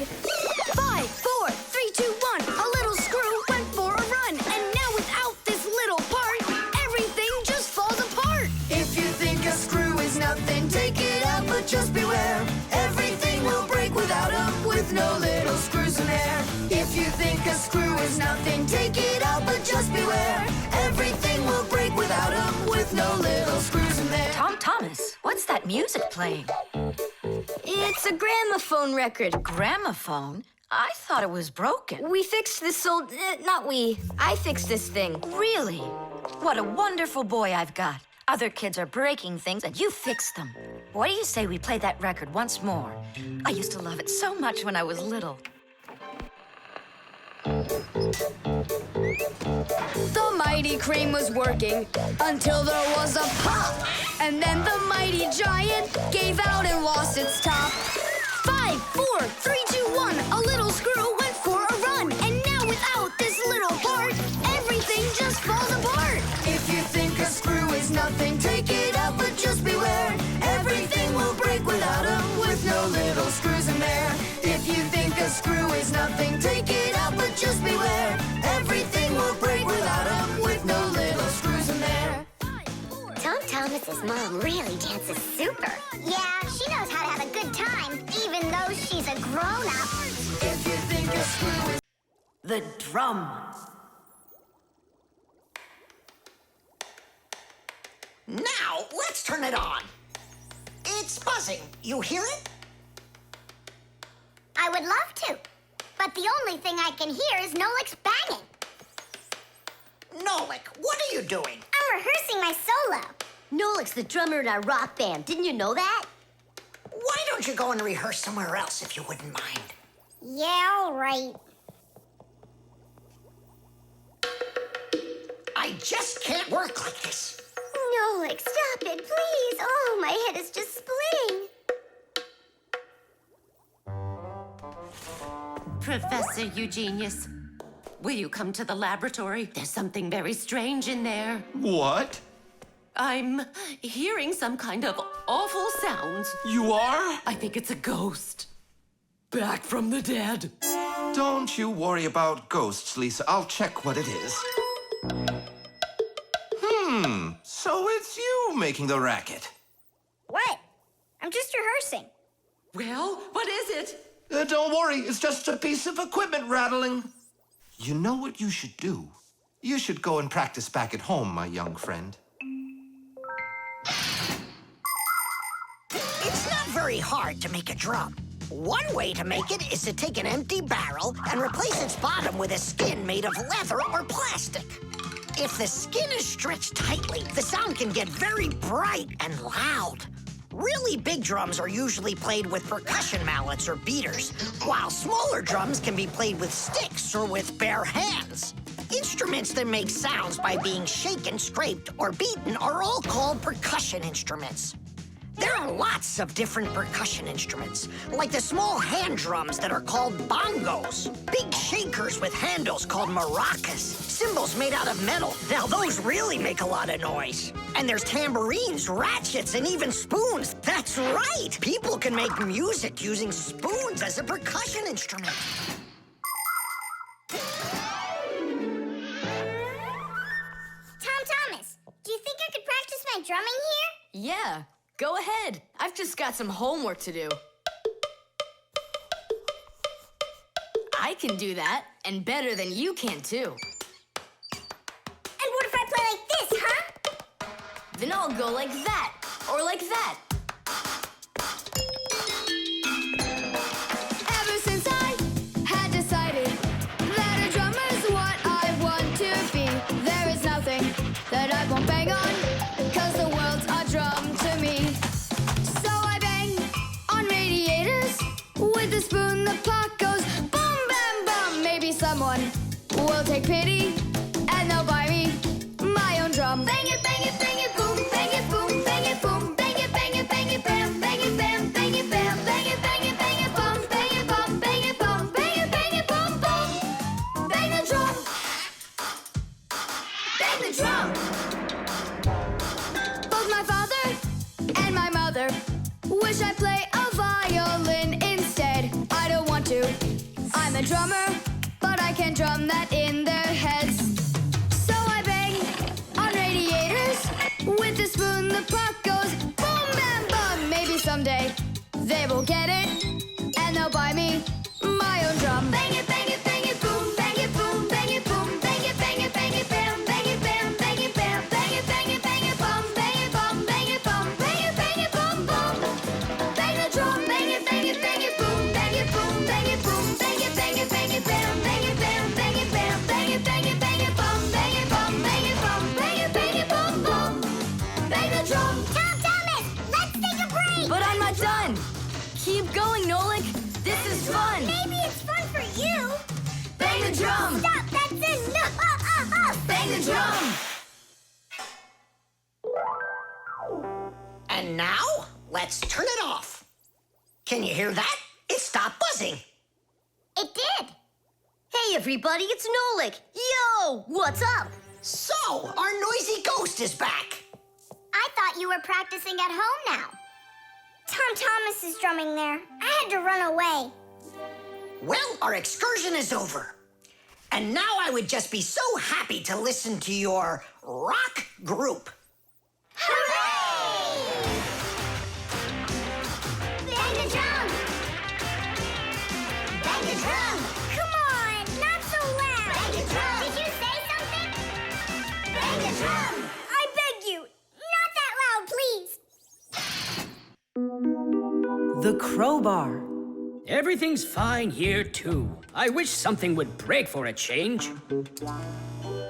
It's already been a week and nothing's broken in here. Stop worrying. Everything breaks at some point. Well, nothing seems to ever break inside of this house. That's because we take such good care of it. No, Masya, it's boring with no real work to do. We should move somewhere else. When Fixies graduate from school, they must choose the place where they want to work. Some will work at factories, and some on ships, and some in theaters, and some in hospitals, too. Fixies are needed everywhere. Now, Fixie families with children like to choose places that are a bit quieter. Usually, they'll settle inside of people's houses. It's not too noisy there, like in a factory, but there's still plenty of work to do. They need to check on appliances like computers, vacuum cleaners, telephones, irons, and washing machines. And Fixies always try their best. They just love being busy with work. And so if there's nothing broken in the house, Fixie families will move to a new place where there's much more work to be done. Nolik, did you hear that? I don't want to move anywhere. But think about the kids, dear. They've got their school and friends here. Do you like this friend of theirs? A human kid playing with Fixie kids. You know as well as I that it's just not right. All right, then. If nothing's broken down before the end of the day, that's all. We gotta move. Oh, no, I can't. Tom Thomas comes home the day after tomorrow, and we'd be gone by then. Pull yourself together. And I won't see him anymore at all? Nolik, I have an idea. What idea? If something happens to break down before the end of the day, then we're not moving. But what if nothing breaks? Calm down. We're gonna make sure of it. Simka, you're a genius. But how can we make sure of it? We're going to use a crowbar.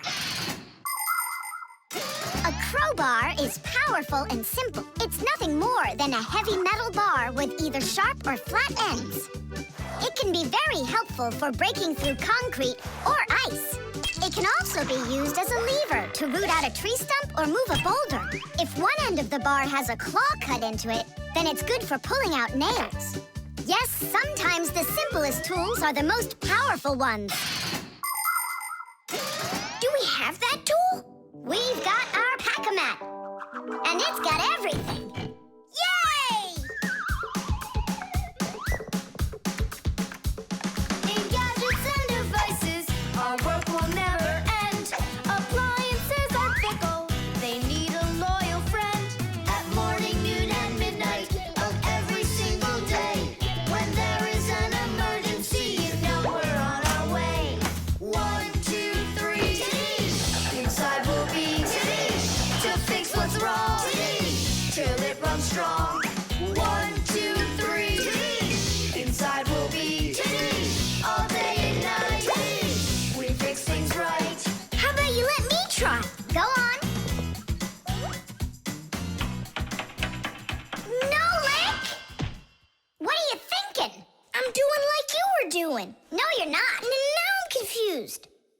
off, whatever you break's gotta look like it broke all by itself. Oh, I gotcha. And second, you gotta break it in some way that can be fixed later. Did someone say something needs fixing? Or am I hearing things? Papas, we just found out that the television's broken down. Are you sure? Yeah. And one of the keys on the keyboard is stuck. For real? For real. And the clock's not running either. Oh ho! Masya, our life is getting back on the right track. Should we fix them? Yeah, what else? We are the Fixies. We live to keep on working, and work for us is fun. So we'll just keep on working, 'cause our work's never done. And deep inside of gadgets, if you look when it's dark, you might just see us race around like multicolored sparks. 1, 2, 3, Tadish! Inside we'll be Tadish! To fix what's wrong, Tadish! Till it runs strong. 1, 2, 3, Tadish! Inside we'll be Tadish! All day and night, Tadish! We fix things right. Tadish! Oh, that was a lot to do. You'd almost think that somebody broke it on purpose. Well, we didn't do it. It broke by itself. Yeah, this apartment still needs a lot of work. We shouldn't move anywhere. I like it here. So do I. It's the best. See, we don't need to go anywhere. The talking doll. Well then, now you know what you need to do to fix it. Professor! Professor! Our lesson is over. I'm sorry to be a bother. No problem, Professor Eugenius. Our lesson's over. I've got an urgent matter.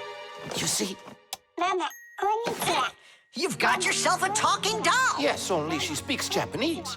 The problem is I've been asked to get her to talk in English. We can teach her. It's a new technology. I'm puzzled. Don't you worry. We'll figure it out, Professor. Thank you, my colleague. You're always there when I need it. What would I do without you?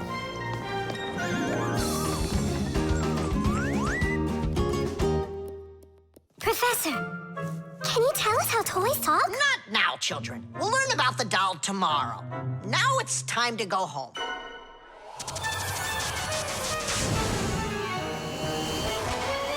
I already know everything about that doll. You do? Changing her voice is so easy that anyone can do it. How? Here, come, I'll show you.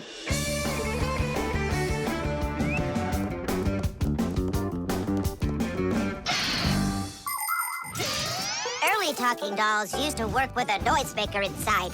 When the doll was turned over, air inside the noisemaker got pushed through a squeaker at the end of it, making a noise that sounded like the word mama. Mama. Funny. Today, the noises are recorded onto an electronic chip that's part of a little player inside of the doll. Just press a button, and the sounds start playing. So now dolls can say much more than just mommy or daddy. They can say anything at all.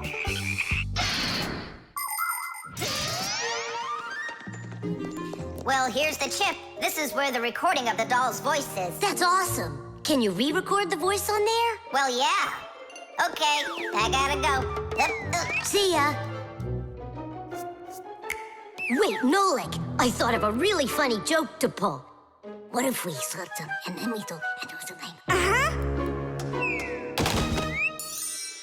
Well, now, as I promised yesterday, I'm going to tell you all about talking dolls. Some start talking when you rock them, while others react to noise.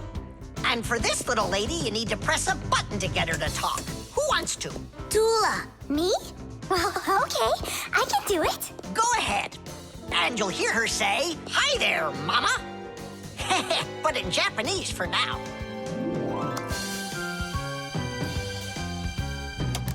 Tula! Tula? Is that Japanese for hi there? Tula! Why are you hiding a picture of Digit in your packer mat? How could she ever know that? Maybe you're in love? That doll is alive! They call that joking. I just thought of a better joke that we can play. Yeah. What? Tula, don't cry. She's not alive. She is alive! I'll tell you who did this horrible thing. It was Fire and Nolik. It's true, but now the joke will be on them. How? It's easy. All we gotta do is go. The smartest Fixie in our class is Digit. Sometimes I think that he knows everything about everything. Professor Grandpas has a lot of respect for him. Digit's always in thought whenever you see him, and he doesn't like when anyone distracts him. He just has no time for fooling around with the other boys. Digit prefers to solve problems using his brains and not his muscles. That's why he can have a tough time in gym class. But he's so sweet that it makes you want to help him. To tell you the truth, Digit isn't always great fixing things with his own hands. But no one understands technology better than he does. If something breaks, Digit can always figure out exactly what's wrong with it and the very best way to fix it.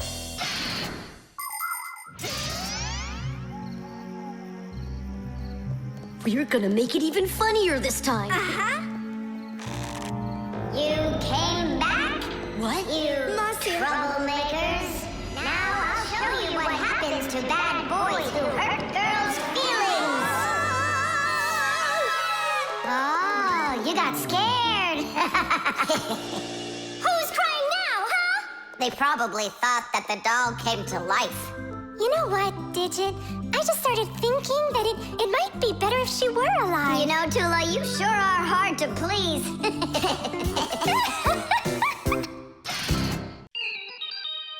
The bee. Tom Thomas! Hello. How come you're eating jam straight from out of the jar? Because it tastes so good. Oh, a bee!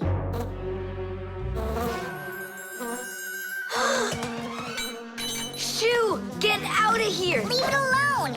It's just a plain old bee! Well, I was bitten by one of those plain old bees once. Tom Thomas, don't do it! Go away, you pest! Flies are pests. Bees are very helpful and useful. How can a bee ever help us out? Bees are hard workers. They are constantly collecting nectar from flowers. Flying from flower to flower, bees transport pollen on their bellies. Thanks to this process of pollination, flowers produce fruit and seeds. In other words, bees help plants reproduce. The bees use the nectar they collect to make that delicious sweet honey loved by kids of all ages. And bee honey is not only delicious, it's also nutritious. So I'm still afraid of it. What if it bites me? Bees don't bite, by the way. They sting ya.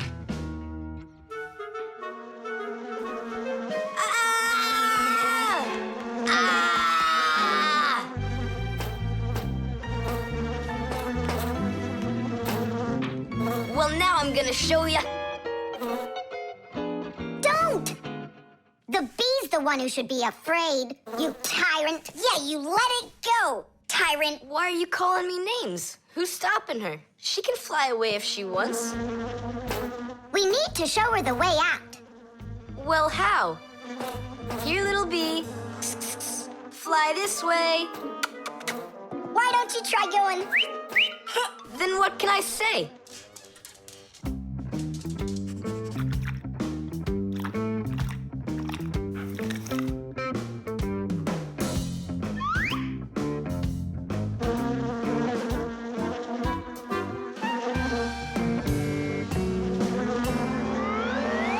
Chusaka, don't move. It'll sting you. It doesn't want to sting. Both of you like to eat sweets. You like eating jam, and so does the bee. Why don't you carry Chusaka to the window?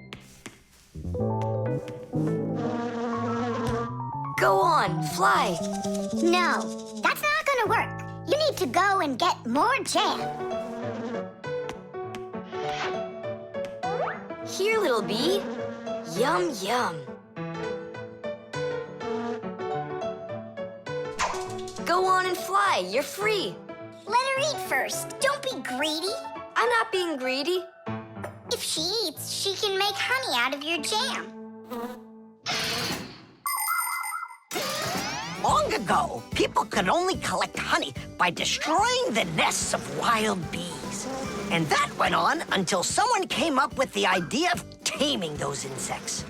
They started by leaving enough honey for the bees to survive through the winter. People took care of bees in these hollows until they learned to build small houses for them called beehives. And a town made of these bee houses is called an apiary. Bees live and work together in the beehives making honey, while beekeepers take care of the bees and collect the honey. Bees are real team players. They tell each other where the best flowers grow. Do you know how they do it? One of the bees does a dance, and then the rest of the bees watch the dance and learn where they need to fly. You poor thing. Tom Thomas tired you out. I told you there's nothing to be afraid of. You see? She's just so nice and kind. I'm not afraid of her. She wouldn't let me eat my jam, that's all. Well, now it's time for you to fly away. Whoa! She's playing rough here. I want to try. Nolik. You're too little. You'll have to grow to do this job. Whoa, whoa, whoa. Calm down now. Now let's fly. Hey, Simka, the window's back there. I can see that without you. So how can I get you to turn around? Cool! Hooray! She's listening to me! Phew! Woohoo! Don't miss the window! Now! So long, honeybee! Tidish! Tom Thomas, do you have any more of that jam left? Yeah. What for? Bring it here. We'll get more bees to fly in. How come? What do you mean, how come? 'Cause it's my turn for a bee ride. The doorbell. Nolik! Nolik, what are you doing here? Just whistling a tune. Are you gonna whistle that tune the whole time Tom Thomas is away? He just left with his parents for a week, and we've got guests coming, remember? What guests? I invited everybody. The class? Yes, class.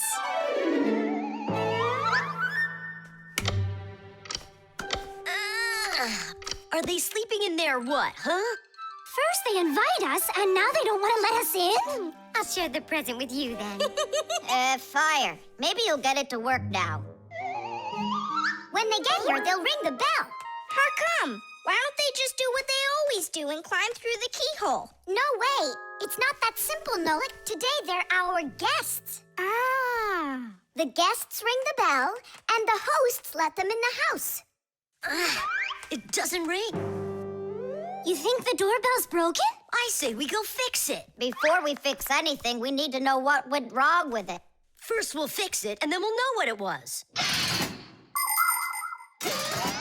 Back in the olden days, people would hang a bell over their doors with a string, and guests would tug on it to make it ring. Today, doorbells are electric, and they make all sorts of different sounds. Some buzz, some ring, and some even chirp like birds. The sound comes from a box inside the house called a chime. To make the chime ring, you push a button that's located outside. The button works just like a light switch, but instead of turning on light, it turns on sound. Verda, will you join me?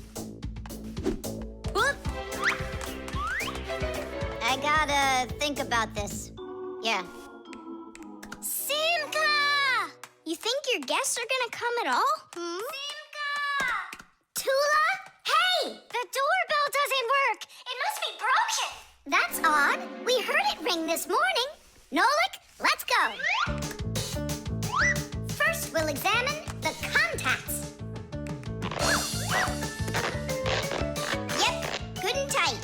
Okay, let's check the speaker.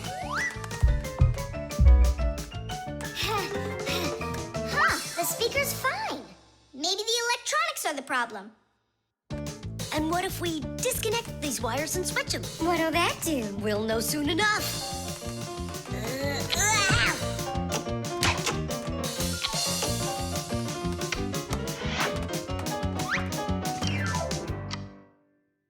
You know what?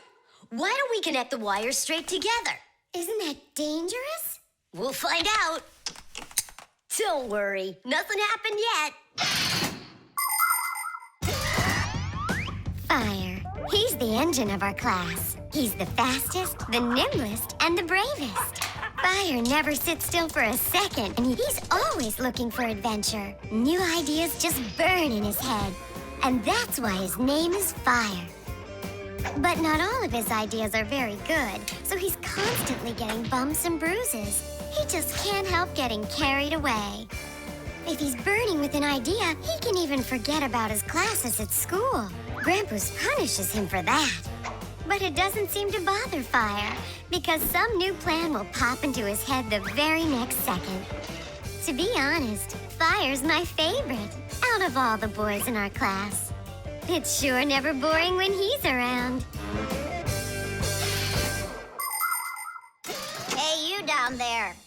I figured out why it's not working. So what's the reason? There's no electricity in the whole house. So that's why the bell isn't working. And what? We can't visit like real guests do until the electricity comes back? And when will it work again? Don't know. It could possibly take hours, guys. Oh, it's working again. Enough ringing! Hey, Fire, quit fooling around! He's not fooling around. It's not me, see? Then who's ringing it? I don't know. Well, I know. The doorbell's ringing because Fire connected the wires together. True, but I'll fix that right now. Ha! Your guests sure are noisy. Yeah, thank goodness the humans aren't home right now. Hello? Hello there, dear guests. Let yourself into our home through the keyhole. So, should we go in? Go where? Go inside. Nah, that's not how guests act. So what do we do? Real guests always ring the bell. Okay, hold me tight. The fire extinguisher. So, who can tell me, in the home, what is the greatest danger of them all? Chuzaka. Well, dogs are dangerous for us, but what is very scary for us and for humans? Fire! Huh? Where? I was just answering what you asked us. Although your joke was awful, Fire, your answer was actually correct. Nothing can be worse than getting caught inside a house on fire. Don't know much about chemistry, but I can handle circuitry. That's an interesting idea. I have to try it out. And that's why every Pack-A-Mat has a fire extinguisher inside of it. And how do you turn them on? Well, I'll show you at the end of the lesson. Nolik, listen, yell fire. How come? I just want to find out how the professor turns on a fire extinguisher. Forget it, Fire. I won't do it for you. Fire! You again! I was joking. It's a stupid kind of joke, and I want you to leave right now. Actually, I should call your parents to discuss this terrible behavior. Fire is no joke at all. Remember, never fool with fire. Of course, you should never play with matches or with lighters. Everybody knows that. But those aren't the only things that can cause a fire inside of a house.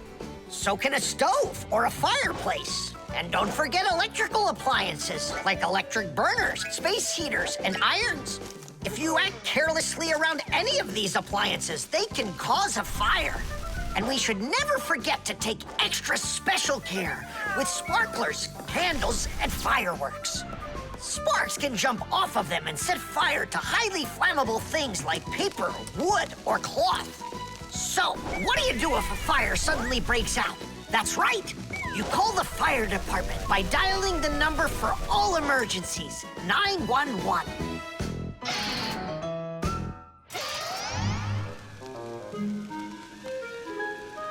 Huh? What's going on? No way. No way! Fire? It's burning for real! Fire! What do I do? Oh yeah! I need a fire extinguisher!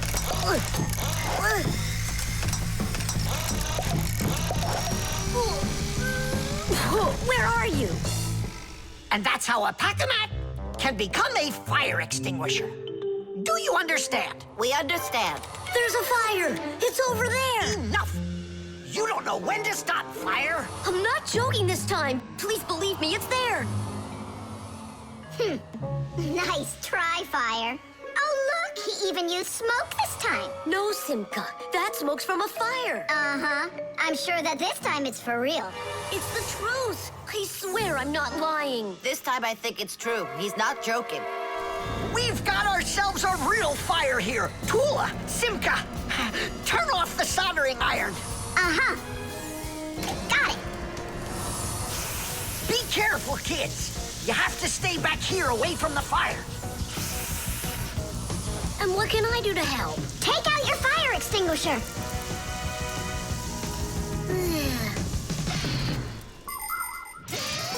Long ago, people used to put out fires with just water or sand. Today, people also use fire extinguishers. Fire extinguishers are cylinders with hoses. They're usually painted red, so they're easy to see. The cylinder is filled up with a special powder or foam. If someone needs to put out a fire, they point the hose at the fire, pull out the safety pin, and squeeze the handle. The foam or powder shoots out of the extinguisher and puts out the fire. Our fire extinguishers are just too small for this fire. We have to find Professor Eugenius to put it out. I already did. All right, where's the fire? Ah. Ooh. Hooray! We put out the fire! You Fixies are just the greatest. Thank you. You saved the whole laboratory. Not at all, colleague. If not for you Fixies, I can't even fathom how this could have ended. And what I'm wondering is how the fire got started at all. Fire? I had nothing to do with that. Yeah, sure. Then who was yelling, fire, fire? You know what? Maybe it was you that set the fire. Well, if that's what happened, don't even think about coming back to school without your parents. Colleague, wait. It's all my fault. I didn't turn off the soldering iron. Forgive me. Now we know whose parents the school should be calling. The catapult.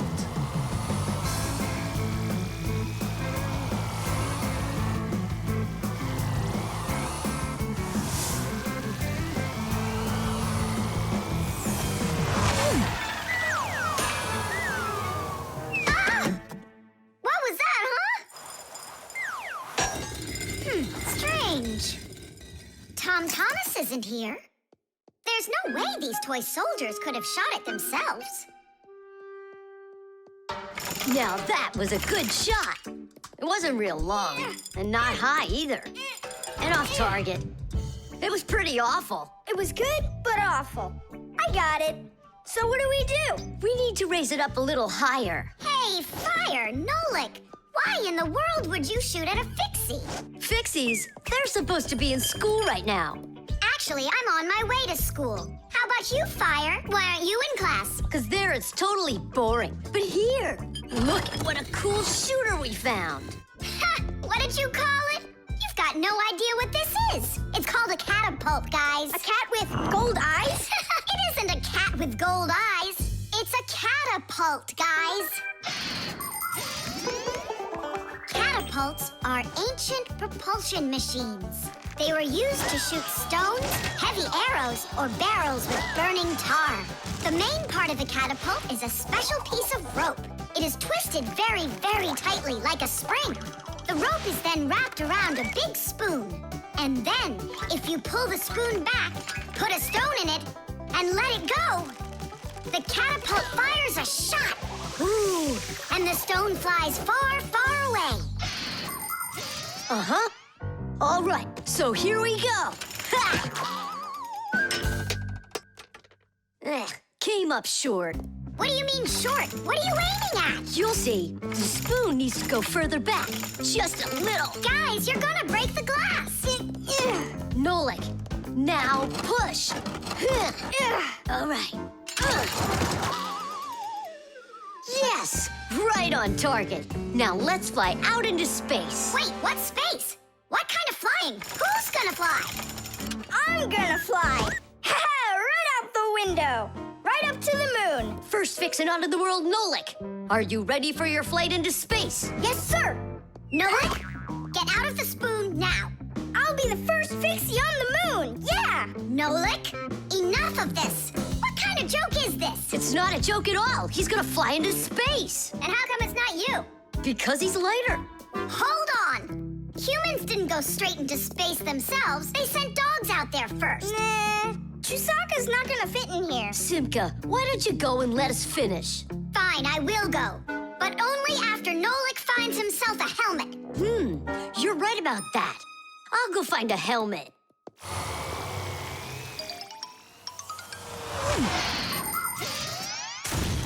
The catapult was invented in ancient times, but people still use them today. Only now, instead of launching stones, catapults are used to launch jet airplanes. You see, the runway on an aircraft carrier is quite short, so catapults are used to help the planes move fast enough to take off. Catapults can also be used to save the life of a pilot. When an airplane has an accident, a catapult activates in the cabin. The pilot is shot into the sky and comes back to the ground with a parachute. A plain old slingshot is also a kind of catapult. It's just a very little one. But be careful with this toy. It can be dangerous to others and to you too. As for us Fixies, the only time that we use catapults is on a peaceful mission. Habus, hurry! Our Nolik's getting shot to the moon with a catapult! What? And if I meet new Fixies up there, what should I say to them? Hi there. And you can ask them to launch you back. So? Let's do it! Fire! Launch it! Stop! Don't! Simka! Nolik! I'm not getting out!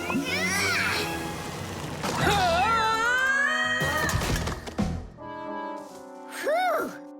We're alive. Hooray! He flew all the way. Who flew away? To the moon? No, just a bit short. It's not our fault. You're just heavier than Nolik, and that's why you came up short.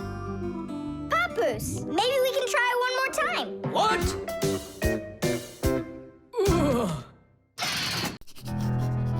The dog. It's about me. Fixies? It's Chusaka. It sounds like she's angry with us. I wish I knew what that mad dog was thinking about. I'm thinking about you. You better hide or people will see you. I'm leaving. See you later. It's going to rain. Chusaka, I have no time to play right now. I'm not playing. His feet are gonna get soaked. Tom Thomas, I'm off. Don't be late. Chusaka, that's enough. No, I need to go to school. He's got his math class today and he's leaving his math book. I'm trying to serve like a good dog, but no one understands me. Dogs have been serving people since ancient times, along with cows, horses, chickens, and other domestic animals. But of all of these animals, the dog was the very first. In the beginning, domesticated dogs looked like wolves. Over time, they started changing and were developed into dogs of many different breeds, from big shepherds to tiny chihuahuas. So a dog is not only a human's best friend, but his very first friend as well. What is that smell?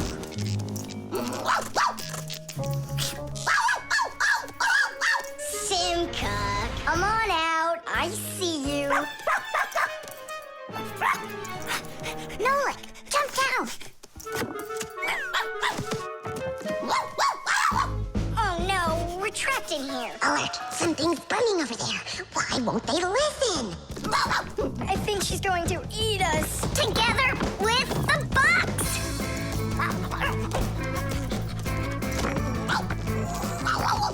We're done for. Oh. Come on, look. The outlet is sparking. Oh no, something must have broken in there. Are we going to fix it? Kids should never touch outlets, and you know it too. It's is forbidden. Then how do we fix it? Go find Papoose, and I'll stay here and wait for you. But where's Papoose? I know where he is. I don't know what she's barking about, but I think Chusaka wants to help us. Then come on, Chusaka, help us.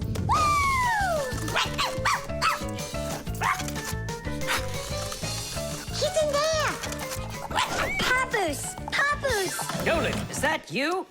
There's an outlet sparking over there, and it smells like it's burning. Are you sure? Yeah, Chusaka found it. Really? Great job! There are many kinds of service dogs. Dogs that help people by carrying out a wide variety of different jobs, like protecting a house or a flock of sheep if the dogs are shepherds. Some working dogs help guards protect their borders, while others work for the police. There are sled dogs that transport people and loads in the north, where there's only snow and no roads. Some service dogs help blind people by helping them get to the places they need to go. And there are dogs that save people trapped on mountains. And that's not all. Dogs went up into space before humans. But don't think that dogs are just given these jobs. Oh no! Like humans, dogs study for a long time before they're allowed to take on serious work.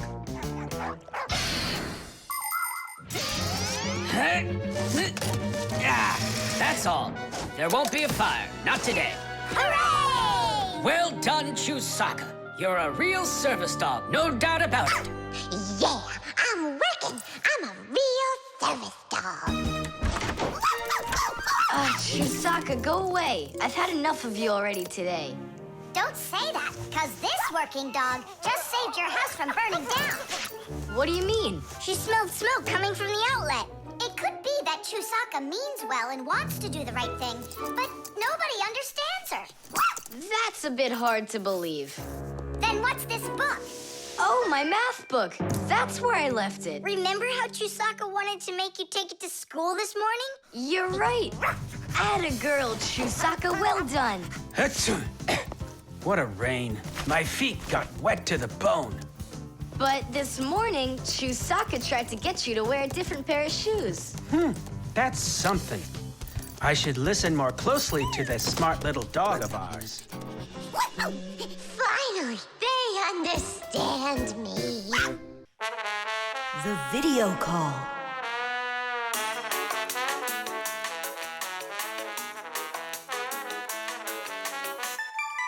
Turn on the camera right away. It's me, Simka.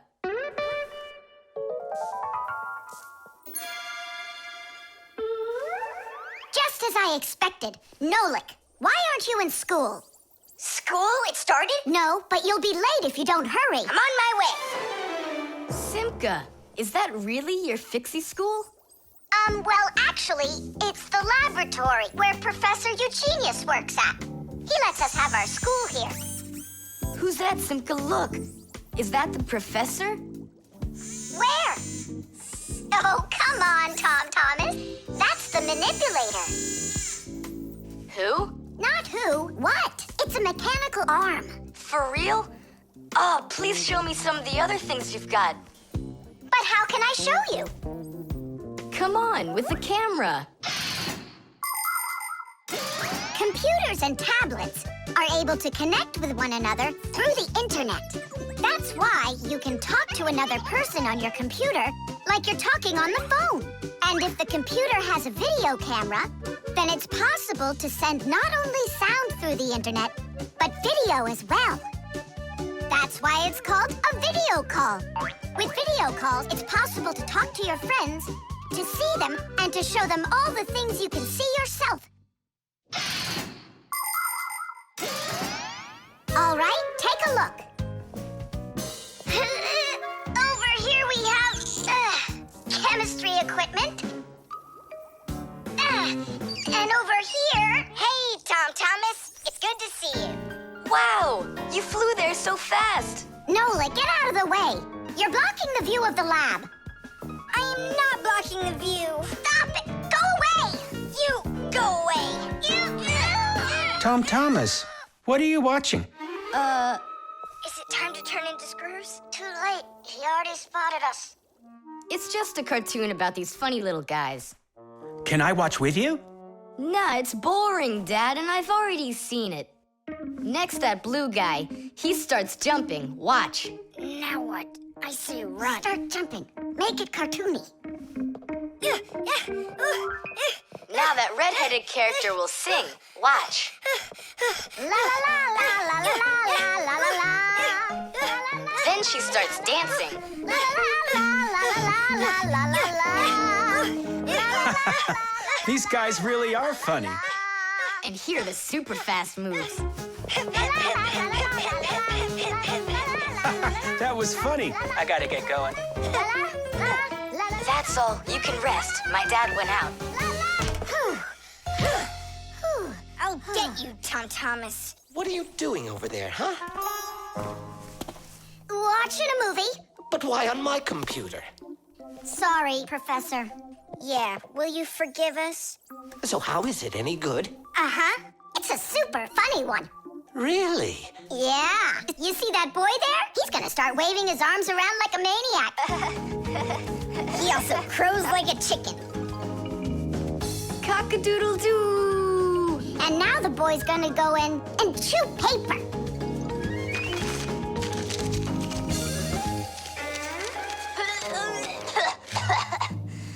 I can't do this all at once. A movie. That's what we're watching here, right?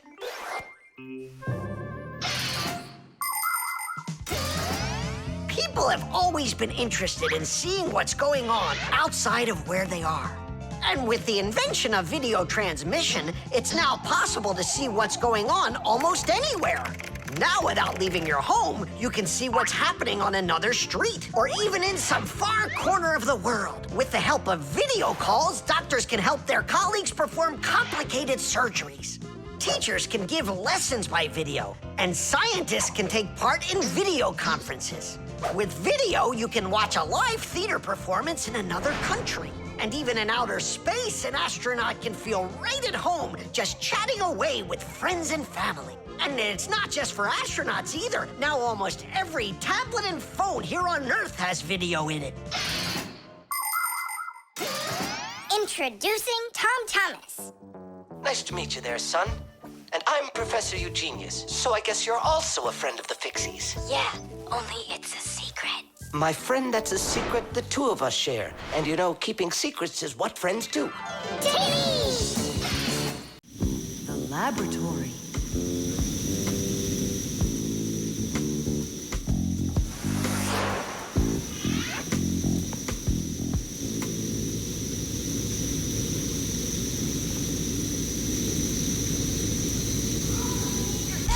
You've got to get to the school right away! What did he say? That we've got to get to the school. How come? Did you hear why? I didn't, did you? I wonder if Simka didn't go to school today. Or if Nolik got into some kind of mischief. Oh, I'm worried this is something serious. La la la la la la. And that's 5, 6. I like this hairstyle. 7, 8. Hi there. Hello, Verda. Where's Grampus? I'm not positive, but go and look in the chemistry area over there. Over in chemistry? Tell us, was Nolik doing anything wrong today? Nolik? He's always fooling around. Right. So we're not here for anything Nolik did. Maybe something awful happened to him. Like what? Well, how about anything? This isn't just a school for Fixies. This is a laboratory. The laboratory where Professor Eugenius works is always humming. In the mechanical zone, Professor Eugenius tests all sorts of different devices to see how well they are made. In the chemistry zone, he conducts experiments on the quality and safety of food. In the electrical zone, he repairs electrical devices and checks their safety. Unfortunately, the professor can be absent-minded, and that can cause things in his laboratory to bubble, spark, or even explode.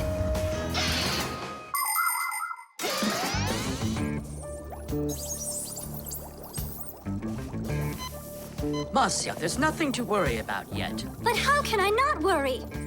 Digit, have you seen Nolik anywhere? Do you know if anything's happened to him? This is a laboratory here. Who knows what could happen to anyone? Like what? What are you saying? Like that. I told you, things happen here. And where? Let's go, quickly! Marcia, no need to panic. Tuna, it's so good you're here. We really need your help. What is going on? There! We! Grampus! What? Where? In the mechanical zone, there! And Simka and Nolik, there! They're all there! Oh, my children! Don't lose your head. Oh! Oh! Marcia is my wife, and the mother of our children, Simka and Nolik.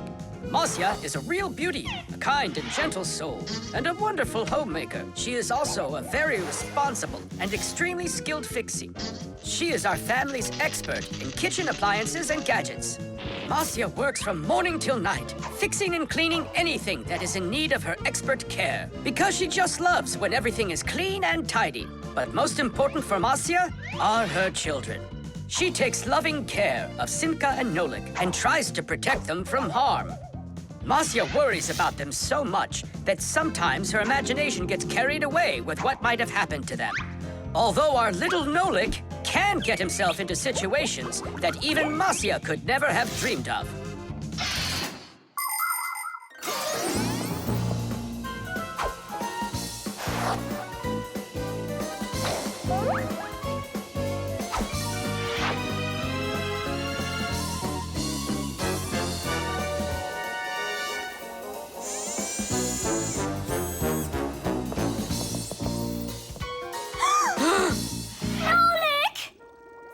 Hang on tight! We'll save you! Hey! You're alive! What's going on? I don't need to be saved from anything. So it's Simka we need to save, not you? I don't need saving either. I'm fine. And what are you so worried about? Everyone's alive. Then why did you make us come here? I need you to help with a little accident we had. Nolik, was this your fault? Oh, no, it's not Nolik's fault. Quite the opposite. He was trying to help me fix it. Papoose, we need you to help us with one of the pieces that we couldn't get back in place. This one?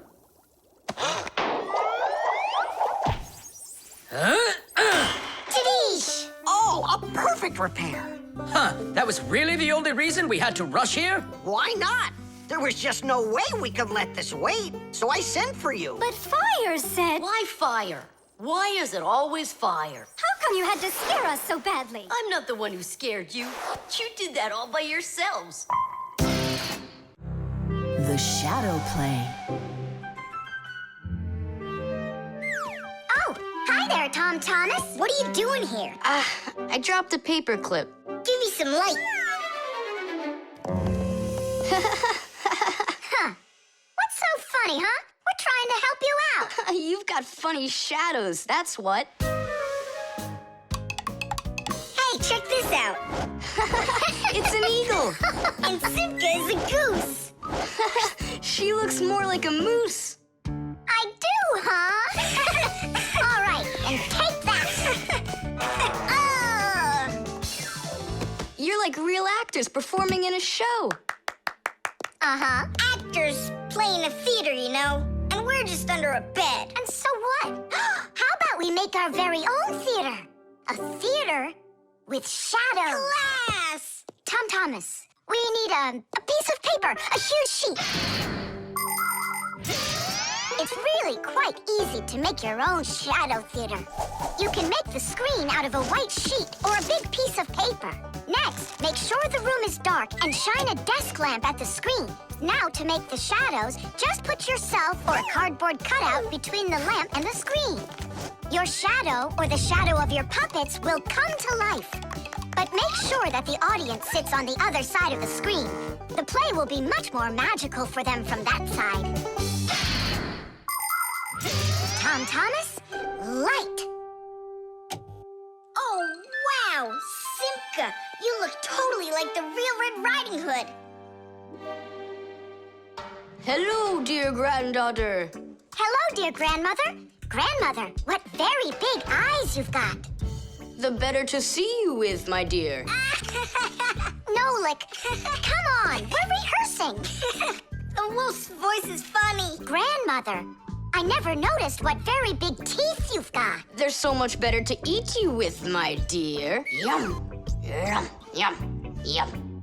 Let them out, wolf, or I'll get them out, myself. Ha ha! You'll stop me with that little stick? Hey, that's not in the fairy tale. But in the fairy tale, it's a normal hunter. And what do you think I am? Look for yourself. You're way too small to be the hunter. Fine, then go to your play without me. Well, I guess I'll have to make the hunter out of paper then. That's all. Take a break. I'm really thirsty. She was so salty, that grandma. Nolik, don't be upset. The wolf is huge and I'm so little. Then let's make you bigger. You see? Now you're bigger. Yeah, you're right. And if we go back here, then I'm even bigger. Now you know. If you go back here near the lamp, your shadow will get bigger on the screen. Class! There are just so many different kinds of theaters in the world. In the dramatic theater, the actors speak the lines of the playwright. At the opera, the actors don't speak their lines. They sing them, accompanied by an orchestra. And here at the ballet, the performers don't speak or sing their parts. Here, the story is told with dance. There are also theaters where the performers are animals. In an animal theater, you can watch performances by cats and dogs, or goats and pigeons, or even bears and seals. There are also theaters where the stories are told by puppets. To tell the truth, the puppets are brought to life with the help of people. Yes, there are so many different kinds of theater. My favorite is the shadow theater. I think it's the most beautiful and mysterious theater of them all. Hello, dear grandmother. Grandmother, what very big eyes you've got. The better to see you with, my dear. And grandmother, what great big sharp teeth you've got. Oh, the better to eat you up with, my dear. Ooh, just wait. Aha, wolf, I've got you. The hunter looks so strong. You're a hunter? Then where's your gun? Why do I need a gun? You're so tiny I could use a fly swatter. But I'd rather do it like this. Like what? With my bare hands. Way to go! Hooray!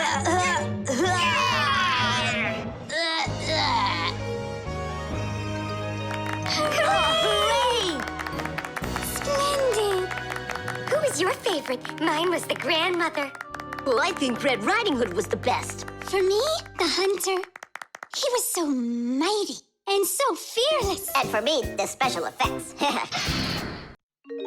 The globe. Ready? Set? Go!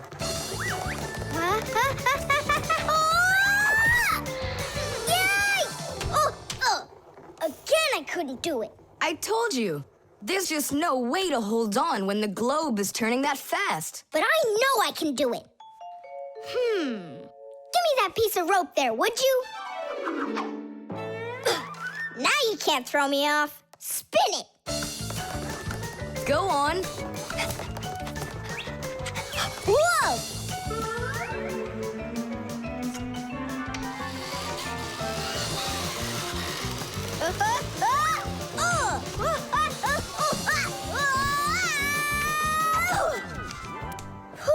What you doing?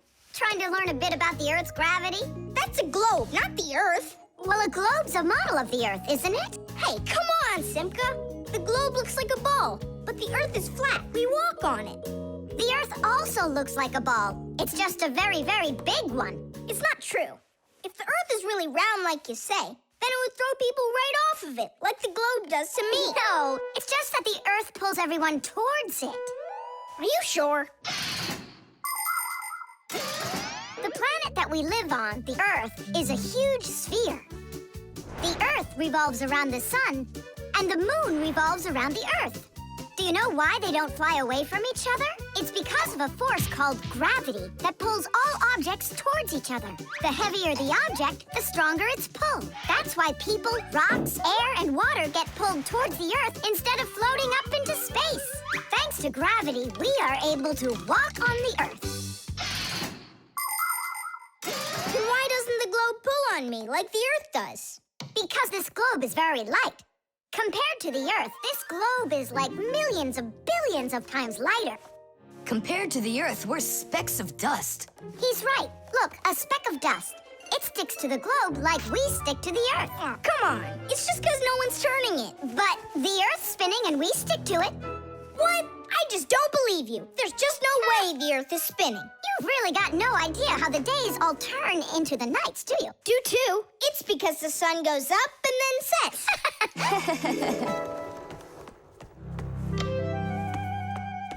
Watch this. Our sun's here, and you're over there.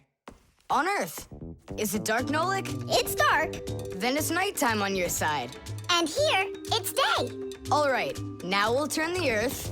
Hooray! Now it's daytime for me. And night for me over here. Ah, my side got dark again. And for me, it's a new day. All right, fine. You guys were right. I believe you. The Earth is spinning. The Earth goes round and round like a tilted spinning top. And as it spins, the sun shines its light on whichever half of the Earth is facing it. And as the Earth makes one full turn, we watch how the night becomes day and the day becomes night again. It takes 24 hours for the Earth to make one full turn. But that's not all. The Earth is also traveling in space around the sun. It takes the Earth 1 year to make a full circle. As it goes along its way, the top and bottom of the Earth take turns being closer to the sun. That's because the Earth is tilted. When the top half is closer to the sun, it's summer there, while at the very same time on the bottom half, it is winter. And when it is winter on the top half, it is summer on the bottom.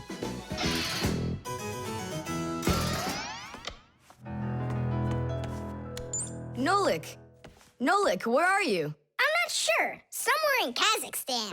The force of gravity is super strong around here. So go on, spin it. You're gonna fall off, Nolik. Don't worry, just do it. Go ahead and tilt it if you feel like it. Told ya! Ha! And you were sure I was gonna fall off this globe.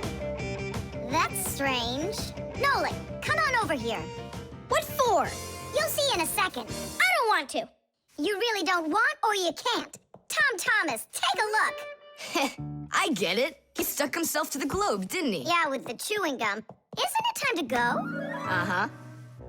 And me! What about me? Hey! Ah! You gotta help me! Don't leave me! Should we help him?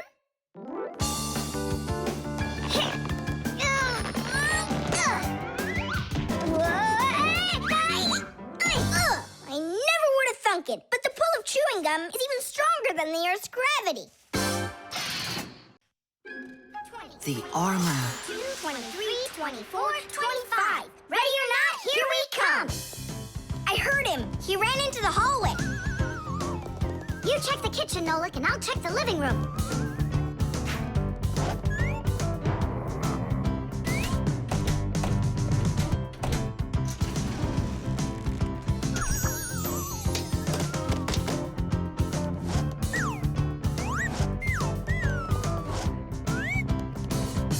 Well, I just don't get it. Where could he be hiding? The office. We forgot to check in there.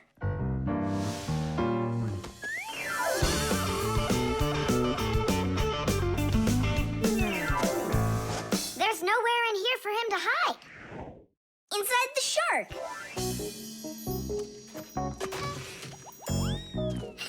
Nolik, Tom Thomas couldn't even fit half of himself inside of that shark. Yeah? Then in that huge vase. Uh-huh. He's all scrunched up in there and laughing at us. Oh! Simka! There! Did you hear that? He is in there! There's no one. But I know that I heard a hee-hee. You imagined it. Let's Let's go take a look in the bathroom. I imagined it. It's so stuffy inside this armor.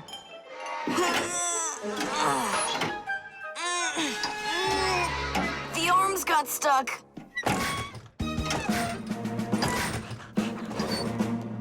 Where else could he be? Who is that? Simka the Knight! He came to life! Well, how much longer are you gonna look for me? Armor is very hard clothing worn by warriors to protect them against swords and arrows. People started making armor in ancient times, but the full body armor that knights wore didn't start until the Middle Ages. The armor worn by knights on horses was heavy. It could weigh 100 pounds, and if a knight got knocked off of his horse, he'd need help to get back up again. By the way, the knights' horses, they wore their own heavy set of armor for protection. Hey, did you turn into statues? Tom Thomas? Is that you in there? Who else? Lift up this visor, I can barely breathe. And how come we should do it? 'Cause I can't. Don't you see? My arms got stuck. We see. You look funny. Funny to you, but now I'm stuck and I can't get out of here. Come on, help me out, please. Great! Chusaka's just what we need right now. Chusaka, what's wrong with you? It's me. Hey, stop it.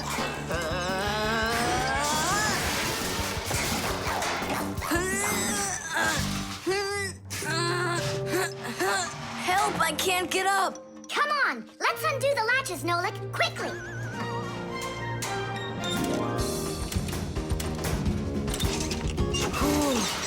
Thanks for helping me. It was nothing. I couldn't have done it without you. Let's put the night back together. Uh-huh. Before Dad gets back. Protective clothing isn't just for people who are fighting in battles. Travelers put on special nets to protect themselves against mosquitoes and gnats. And beekeepers wear protective clothes too. If they had nothing to protect them from bee stings, their job would be quite painful. Without their protective clothing, it would be impossible for firefighters to go into burning buildings and save people. And how could astronauts go into outer space without special clothing? It's freezing up there and there's no air to breathe at all. And that's why they wear a special costume called a spacesuit when they travel. The spacesuit not only protects astronauts from the cold, but supplies them with air so they can breathe. By the way, the Fixies also wear protective clothing so they can stay safe while they work. Well, there. Did we get it right? It looks like we got it right. Only, where's the helmet? Nolik went to get it. Tom Thomas! Helmet delivery! Thanks there, Chusaka. Whoa there, Warhorse. Calm yourself down. There we go. It's all back in place again. Too bad that your knight looks like a ballerina twirling around. You see, his arm. I can't move it. It's stuck. Here's what we'll do. Give him something to hold.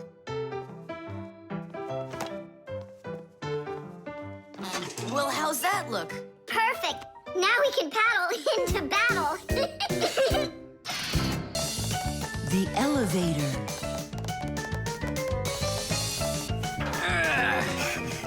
Papus, Marcia, we gotta hurry. How come? Tom Thomas is going to see the circus. And what? We want to go with him, can we? The answer's no. Just you kids without supervision. Who said no supervision? His parents are taking him there. We'll be careful, don't worry. They won't even notice us. Well, if Tom Thomas's parents will be there. Hooray! We can go! Wait a second. I didn't even say yes yet. Yeah. Simka, Nolik, where are you? We gotta hurry up. Tom Thomas, it's time to go. I'll be right there. We're ready. Climb into my hood. Ha! I know who's going to the circus today. Whoa! Huh? What just happened? I think that the elevator broke down. Don't you worry. Emergency operator. We got stuck in the elevator. Understood. Please wait. We'll have the elevator fixed within the hour. That long? That means we won't get to the circus on time. Tom Thomas, we'll go get Papoose and Marcia. I'm sure they can fix it. People need elevators to help them get to the upper floors of tall buildings. When someone steps into an elevator and presses a button, the elevator's electrical engine starts up. It pulls the cable that is attached to the elevator cabin, and the elevator goes to the desired floor. The cable hangs over a wheel, and it usually has a heavy counterbalancing weight attached to the other end of it. This counterweight balances the elevator and helps the electric motor do its job.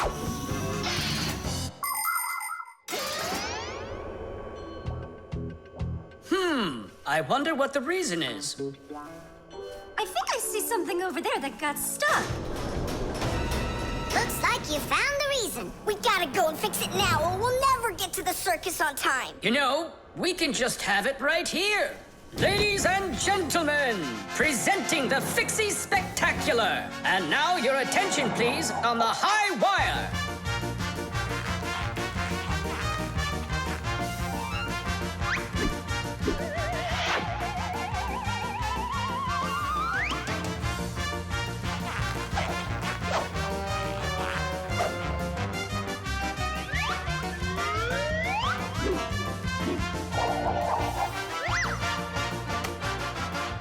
Whoa! Just don't look down! Then I'll close my eyes and I won't look anywhere at all. Ow! And now we bring you our very own aerial gymnasts.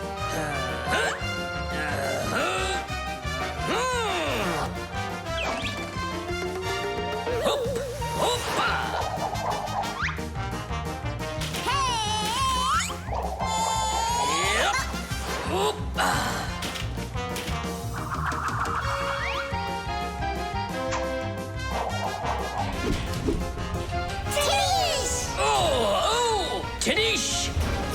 Our next act, feats of strength. It